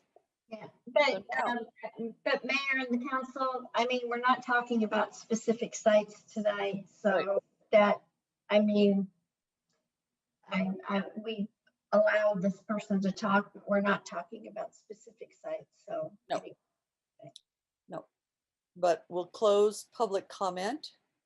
And I want to say on behalf of my colleagues that I am convinced that every member of this council is committed to creating a workable, usable, functional housing element that will be approved in a timely fashion by HCD, and that we will then do the hard work of changing our zoning and general plan and land use plan as needed to accommodate that. But we also recognize, and all of us would be derelict in our duty if we did not recognize, that if we fail to do that, there are a number of adverse consequences to the city, not just for failing to have a compliant plan, but if the sites are not realistic and don't get built, as I think Mr. Beninato said, we then become subject to what I will call some freewheeling, other people would call them punitive aspects of certain state laws that will affect adversely our ability to control some of what gets built in our city. So while I think we have a positive reason for wanting to do the right thing here, we also recognize that if we don't, there are certain punishments that fall on our city, and we need to be realistic about that. So I'm going to go back to Mr. England and say, based on what you heard and what you know, and Ms. Simpson, based on what you heard and what you know, do you believe that you are going to get any other useful information out of this council tonight? And if so, please ask us the questions. Mayor, I think the unanswered policy question is the expansion of the housing element subcommittee. I don't think we'll be able to get policy direction on the questions asked this evening. Okay. That was my sense, but I wanted to make sure that staff was in the same spot. So I'm now going to turn to my colleague, Councilmember Fliger, because she and I have been working together with staff, and through staff, they've been working with our consultants on outreach. And we have reached the conclusion, the two of us, that we think that the council and the community would be well served, and probably the poor staff, which is really, below optimum for this project, as well as the consultant, would be well served by somewhat expanding the scope or extending the scope of the subcommittee on which she and I have been collaborating to kind of follow this process through, especially given the tight timeframes that we're talking about.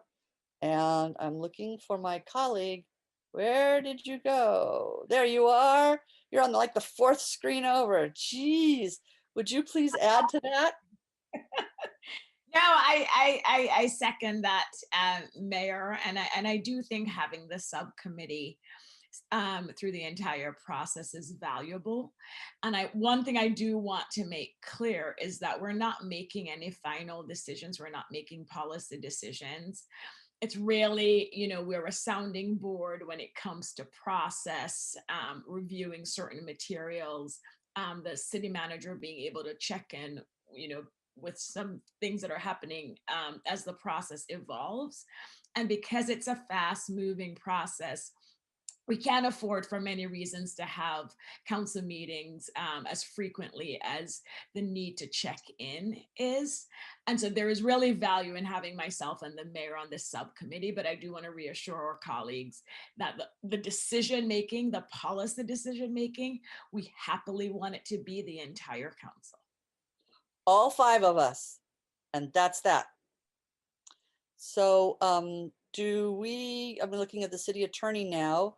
Do you want a formal motion to extend the scope? And the way I think I would phrase it is to extend the term and scope of the work of the designated subcommittee to be through the completion of the housing element update submission to HCD and/or potentially maybe we want to say approval. No, yes, I think you need to approve the expansion of the role of the Housing Element Subcommittee.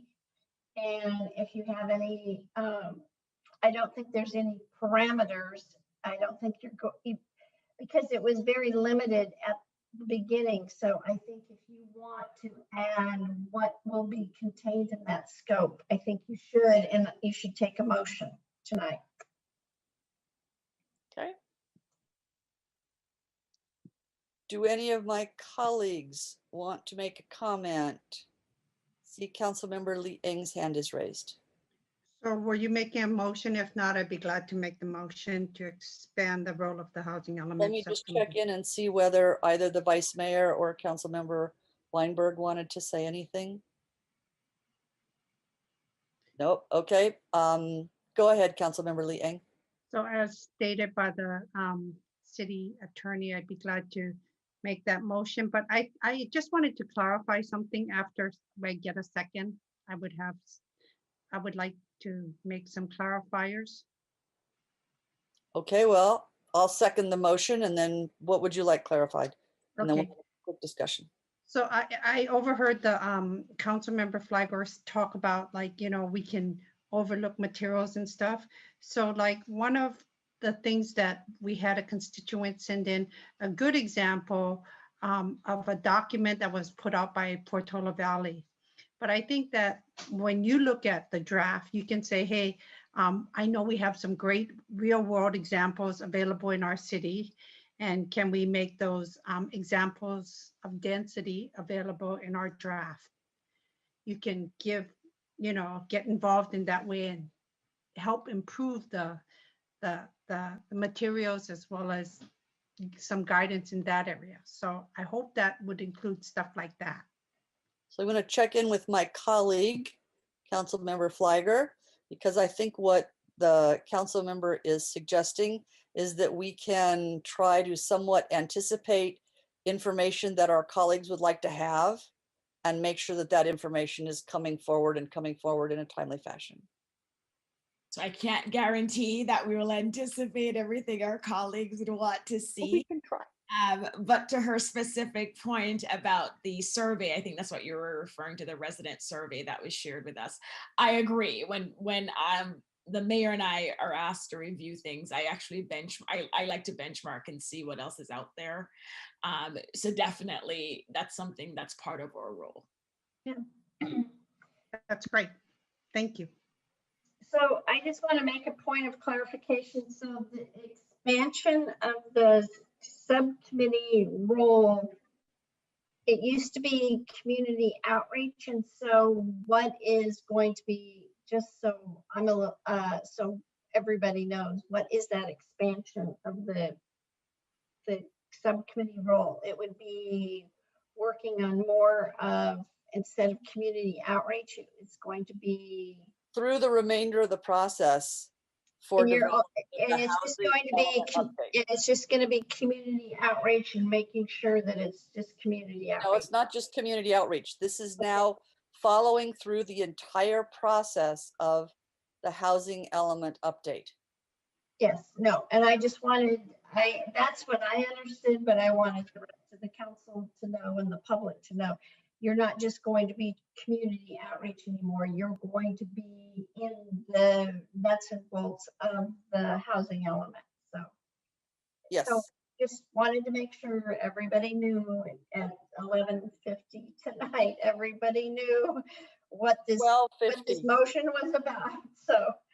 It's 12:50. So. Oh, no, oh, did I say, what did I say? It's at 11:50. Oh, no, it's 12:50, sorry. Yes, it is. That means it's time for bed. So unless there is comment or further discussion by my colleagues, I don't see any heads nodding. Mr. Maginot, would you please call the vote? Yes, ma'am. Vice Mayor Meadows, Yes. Councilmember Fliger, Yes. Councilmember Weinberg, Yes. Councilmember Lee Ing, Yes. Mayor Enander. Yes. Motion passes unanimously. Thank you. And I want to thank the staff and the consulting staff from Lisa Wise that were here and that stayed with it to the bitter end with us this evening. Thank you so much for everything you're doing for our city. And as we come now to what I promised was going to be the last item tonight, I have a question. Do you want to take this up or do you want to put this over? Is that, I'm sorry, Mayor, is that a question to council or to staff? That's a question to council. Okay. And I would put it to staff because, yeah, I would put it to staff, Mayor. I guess it probably depends whether you think this is a short conversation or a long conversation. So I'm gonna poll each of you. Do you tell me short or long? And then we'll ask staff. So Councilmember Fliger, short or long? I'm gonna expand it. So no, short or long? If staff needs us, to approve this tonight, let's do it. If they don't, I would prefer to continue it. Okay. Councilmember Weinberg? Ditto. Councilmember Lee Ing? Yes, I prefer to continue it. I don't think there's a must do tonight. Is there, City Manager English? I'll check with him after I ask Vice Mayor. Well, we made poor Miss Silpens sit through all of this. I'm happy to give her the courtesy, and I would vote for short. And but really, she had to sit through a very long evening. So if she wants to get it over with, I will support that. Okay. It's up to you, City Manager and Irene. So Mayor, we would prefer to move forward tonight. We had staff here until 1 and a 6-slide presentation. So we'll be short on our end. Okay, we will try and be brief on ours. All right, I'm driving tonight, so Irene will be telling me when to move the slides forward.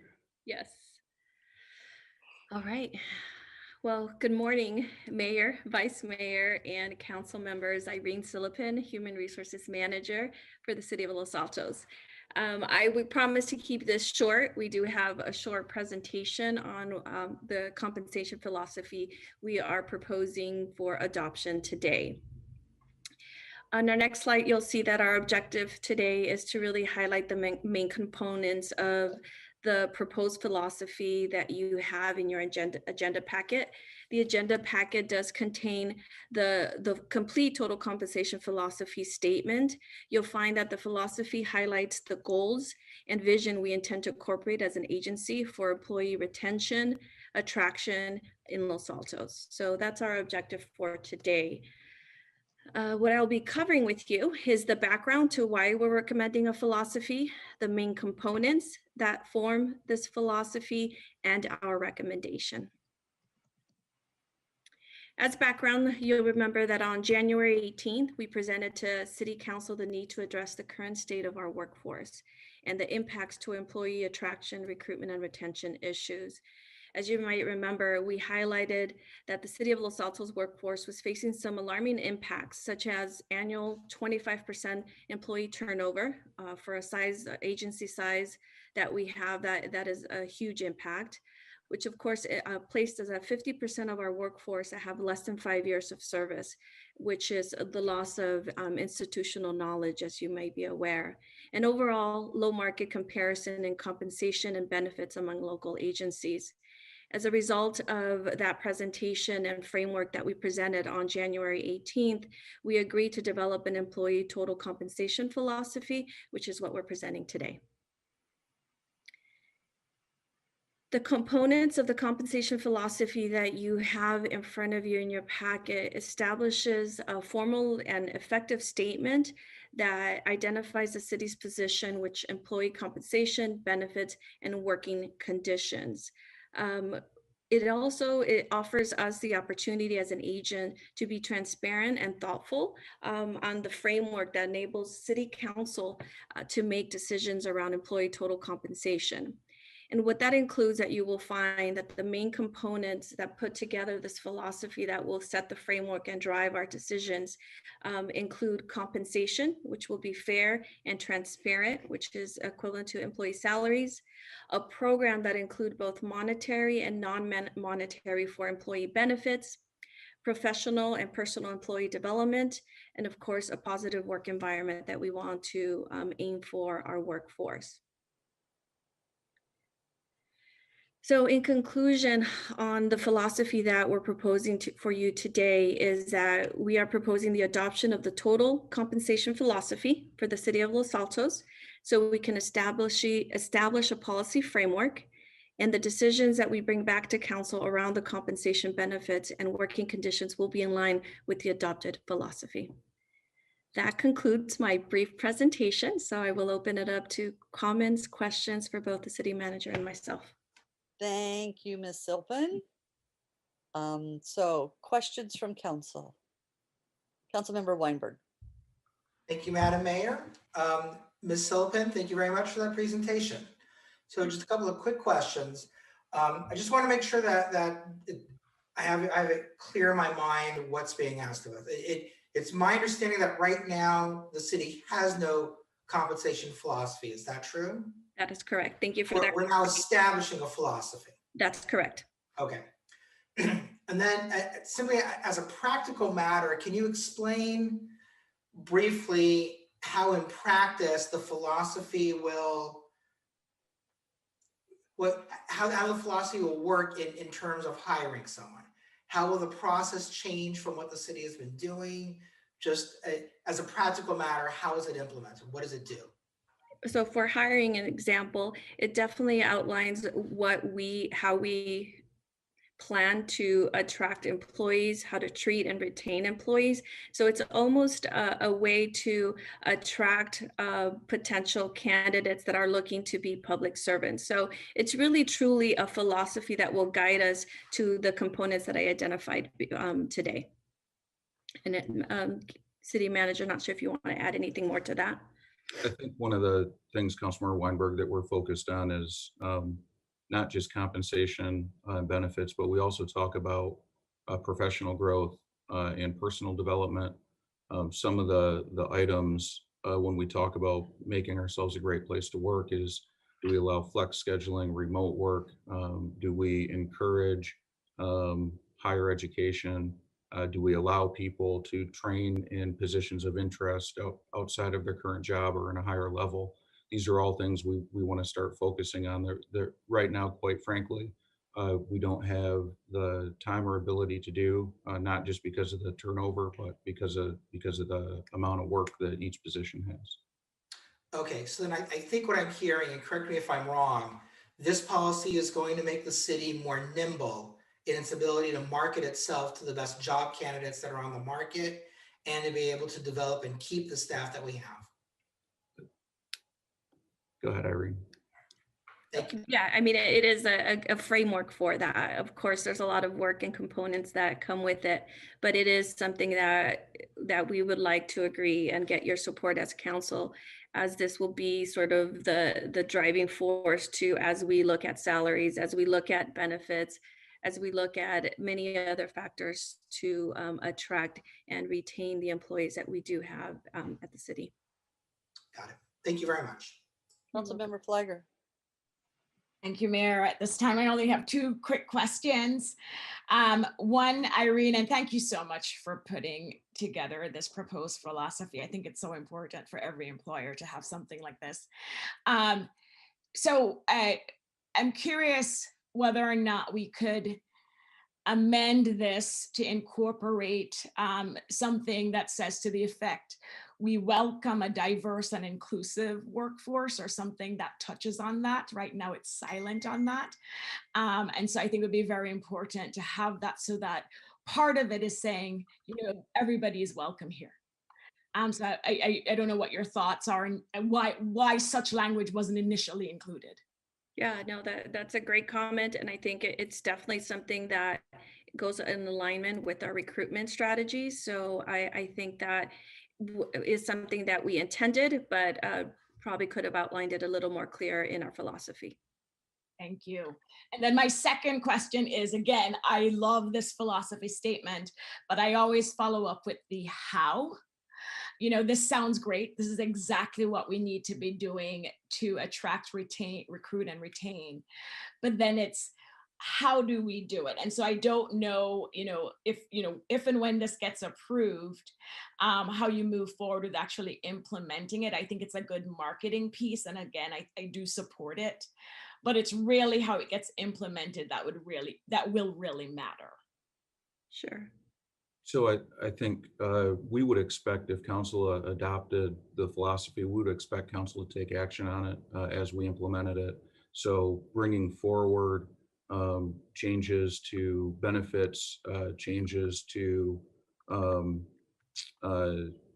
things outside of compensation, looking at where we're at in the market, identifying our peers, and moving forward with kind of a holistic approach to employee attraction and retention. So if we adopt the philosophy and then you never see staff again coming back, then we haven't done our jobs, but we're ready to go in the upcoming meetings with the implementing pieces of this. No, that's great. And I know there are things too that do not have to come back to council that you can move forward with them. You know, I know you highlighted the exit interviews during the retreat. And, you know, I've been around a long time where, you know, there's something to be said about, you don't want to wait till the exit to do the interview, right? And so we can get feedback now so we can improve, so we don't lose people. I know that will be part of the process. It's a great point. Irene actually implemented stay interviews through staff. So we've been talking with them about what it is they find valuable, what it is that they find frustrating, why they're looking elsewhere, why they find benefit in being here.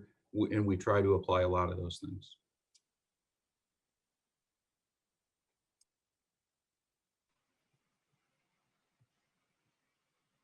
Councilmember Liang. Thank you so much, Irene. This is wonderful that you've done this. Thank you. Great job. I want to ask some clarifiers for City Manager England. You stated that you'll be coming back to us on things to implement. So can you help me understand? Because does that mean that we've already accepted and negotiated our contracts? Do you intend to bring back contracts earlier, or how does it affect that? So we have one contract right now that we're negotiating. We closed the other two at the end of last fiscal year. So we wouldn't intend to open those contracts and bring them back earlier. But what we would intend to do is start looking at where we're at in the marketplace, who our peers are, if there's changes we should be making to holidays, to observe vacation days, to administrative leave, all of these items we want to start lining up so council can clearly determine which ones they want to implement. You know, the compensate philosophy says that we want to be an employer of choice, and part of that is council taking the action to make sure that's the case. So it doesn't mean opening up contracts and bringing them back early, but it does mean if there's things that make sense as an organization to do, we should go ahead and do those things. Okay, thank you so much. I just needed to be sure and to understand that. Thank you both. So if you need a motion, I'd be glad to make a motion, Mayor, to adopt the compensation philosophy. The Vice Mayor would like to speak. Oh, okay, sorry, I didn't see her hand. No, I snuck in, and actually I was going to volunteer to make the motion, but you beat me to it. So go ahead, Councilmember Liang. Public comment. You can So we second the can't do that motion. yet. Yeah, public comment, that's right. All right, so Councilmember Meadows, you have no questions or comments at this point? Okay, so I'm going to ask whether we have any public comment on this item. Madam Mayor, I'm not seeing any. Okay, so I will just say that I concur in the importance of our adopting this. It is essentially a philosophy, but I think it's important that staff know that this is a philosophy we will stand behind, so that when they are working with, whether it's a prospective employee or they're working on a new policy, they can represent to the employees that they know that council will stand behind this as an approach for how we are going to treat with our employees. And I think it's terribly important, and I really appreciate staff's effort in doing this. So Councilmember Lee Ing, go ahead. I motion that we adopt the compensation philosophy for the city of Los Altos as presented by Human Resource Director Irene Silipan. And would you include the comment that Councilmember Flagger made about? Oh, yes, that's inclusivity? all right. Yeah, and to include the comment presented by Councilmember Flagger. Thank you. And I'll second the motion. Oh, I should actually let the Vice Mayor second the motion. She was wanting to do it before. So Vice Mayor, second the motion. Mr. Maginot, go ahead. Second, yeah. Okay, Councilmember Lee Ing, Yes. Councilmember Weinberg, Yes. Councilmember Flagger, Yes. Vice Mayor Meadows, Yes. Mayor Enander. Yes. Motion passes unanimously. Thank you. We've put over item 8, and let's take a quick on informational items. Does anyone have informational items they want to share? And remember, I can't see all of you at once. Councilmember Lee Eng. I just wanted to congratulate our wonderful art commission on a wonderful Paint the Town event they had this past weekend. So it was well attended and oversubscribed, and we look forward to more events by them, by our art commissioners. Thank you. Thank you for acknowledging that. I know that they worked hard to make that happen, and they are thrilled with the outcome. Anything else from anyone? Then I'll hold off on Mr. England on any council or staff reports, but do you want to go through the tentative council calendar and talk about what April 12th is going to be like? Yes, Mayor, right. Doing this from memory. So we believe we'll have for council a public hearing on the proposed wireless ordinance as recommended from the Planning Commission. We will have a mid-year budget review that was unanimously recommended for adoption by the Financial Commission last night. And we will have the final part of the council retreat, what we've been referring to as day 3. Right. So it's going to be busy, but we get a 3-week break before we tackle that. So are there any other council or staff reports or future agenda items that anyone would like to raise? And I remember Councilmember Flagger, you had mentioned something earlier. I did. Thanks, Mayor. And Mr. Engelland, I'm going to look to you on whether or not we should agendize this, or is this something you want staff to work on? But it's the follow-up to the bike lane, the El Camino bike lane discussion, where I would really appreciate staff. We'd be happy to look at that. I'd suggest that we maybe not be able to look at that right away, given that we're a year out now with the county, and given the staffing situation, that we put this more on his kind of midterm calendar rather than trying to push this to a near-term calendar. It would go on Anthony's list too. Yeah. Councilmember Weinberg. No, I have a second. Oh, I'm sorry, go ahead. No, that's fine. So this is actually a future agenda item. So I've heard from, and so have you, from our Environmental Commission and our Complete Streets Commission on their focus on identifying grant opportunities. And as someone who served on the Los Altos grant writing subcommittee back in 2010, I was curious whether or not there's support in exploring forming an ad hoc grant writing subcommittee. And I'll tell you the idea. The idea would be to figure out if there's a concerted way for us to pursue grant opportunities. In 2010, the subcommittee I served on, which was an ad hoc committee, we had different recommendations. I think the number one recommendation was for the city to actually hire a third-party grant writing company to do the work for us.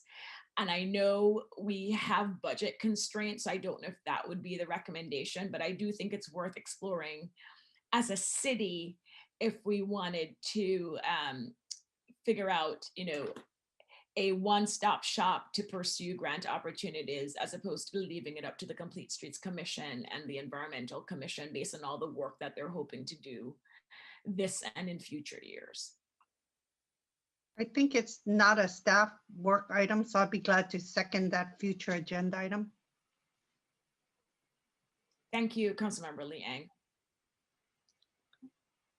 That's it for you? That's it for me. Councilmember Weinberg.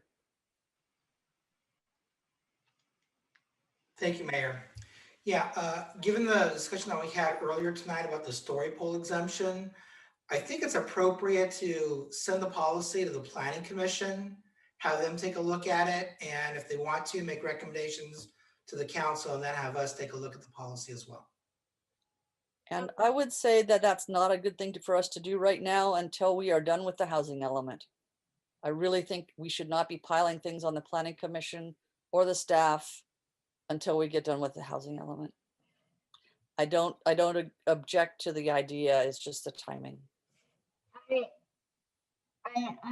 Hello, is this can you hear? Okay, I actually think it goes to the Open Government Policy Committee first. That's where it came out of originally. I believe it came out of that commission, so that, and I understand that they're supposed to review the policy yearly or something, because I was just looking at that the other day. Yeah. So yeah, it originally came from Mayor Pepper. Yeah, and so anyway, it's not a planning, it doesn't go to the Planning Commission first, but it goes to, and I don't know who is on the Open Government Policy Committee right now. It's Lynette and Anita. Oh, okay. Well, then it would go to you, and it's supposed to be reviewed yearly or something like that. Yeah, the open government policies are, it's every 2 years. Further things, Councilmember Weinberg? What, Mayor, I understand that you don't like the timing of it, but I'm curious if I have a second or third. I see nodding heads, so yes, you do. Council, Vice Mayor? Yes, I was going to support that, and I want to make the point why. And I think it should be, it actually ties in with the housing element, and whether it facilitates housing or makes it more difficult. And so I completely support that we look at the policy. And do you have anything else? Nope, nope, nope. Okay, let's switch screens. Councilmember Lee Ing, you don't have anything. I don't have anything at this time. Mr. England, do you have anything before we close? Mayor, just clarity on that, because I've heard council, planning commission, open government. And so what is the? I will verify with the city attorney that it belongs in open government, in which case we'll put it on the agenda for the open government committee, because we've got a couple things we've got to look at already. Can we get a report back on that after you talk with the attorney? Because I'm curious why it would need to go to the open government. I believe the open government policy says that it's supposed to be reviewed yearly or something like that. So then it can be reviewed by the open government policy and then a report back. But I'll have to look at that. And the policy was just amended in 19 or something, 2019-20 or something. There's a resolution. So, but it's supposed to be reviewed yearly.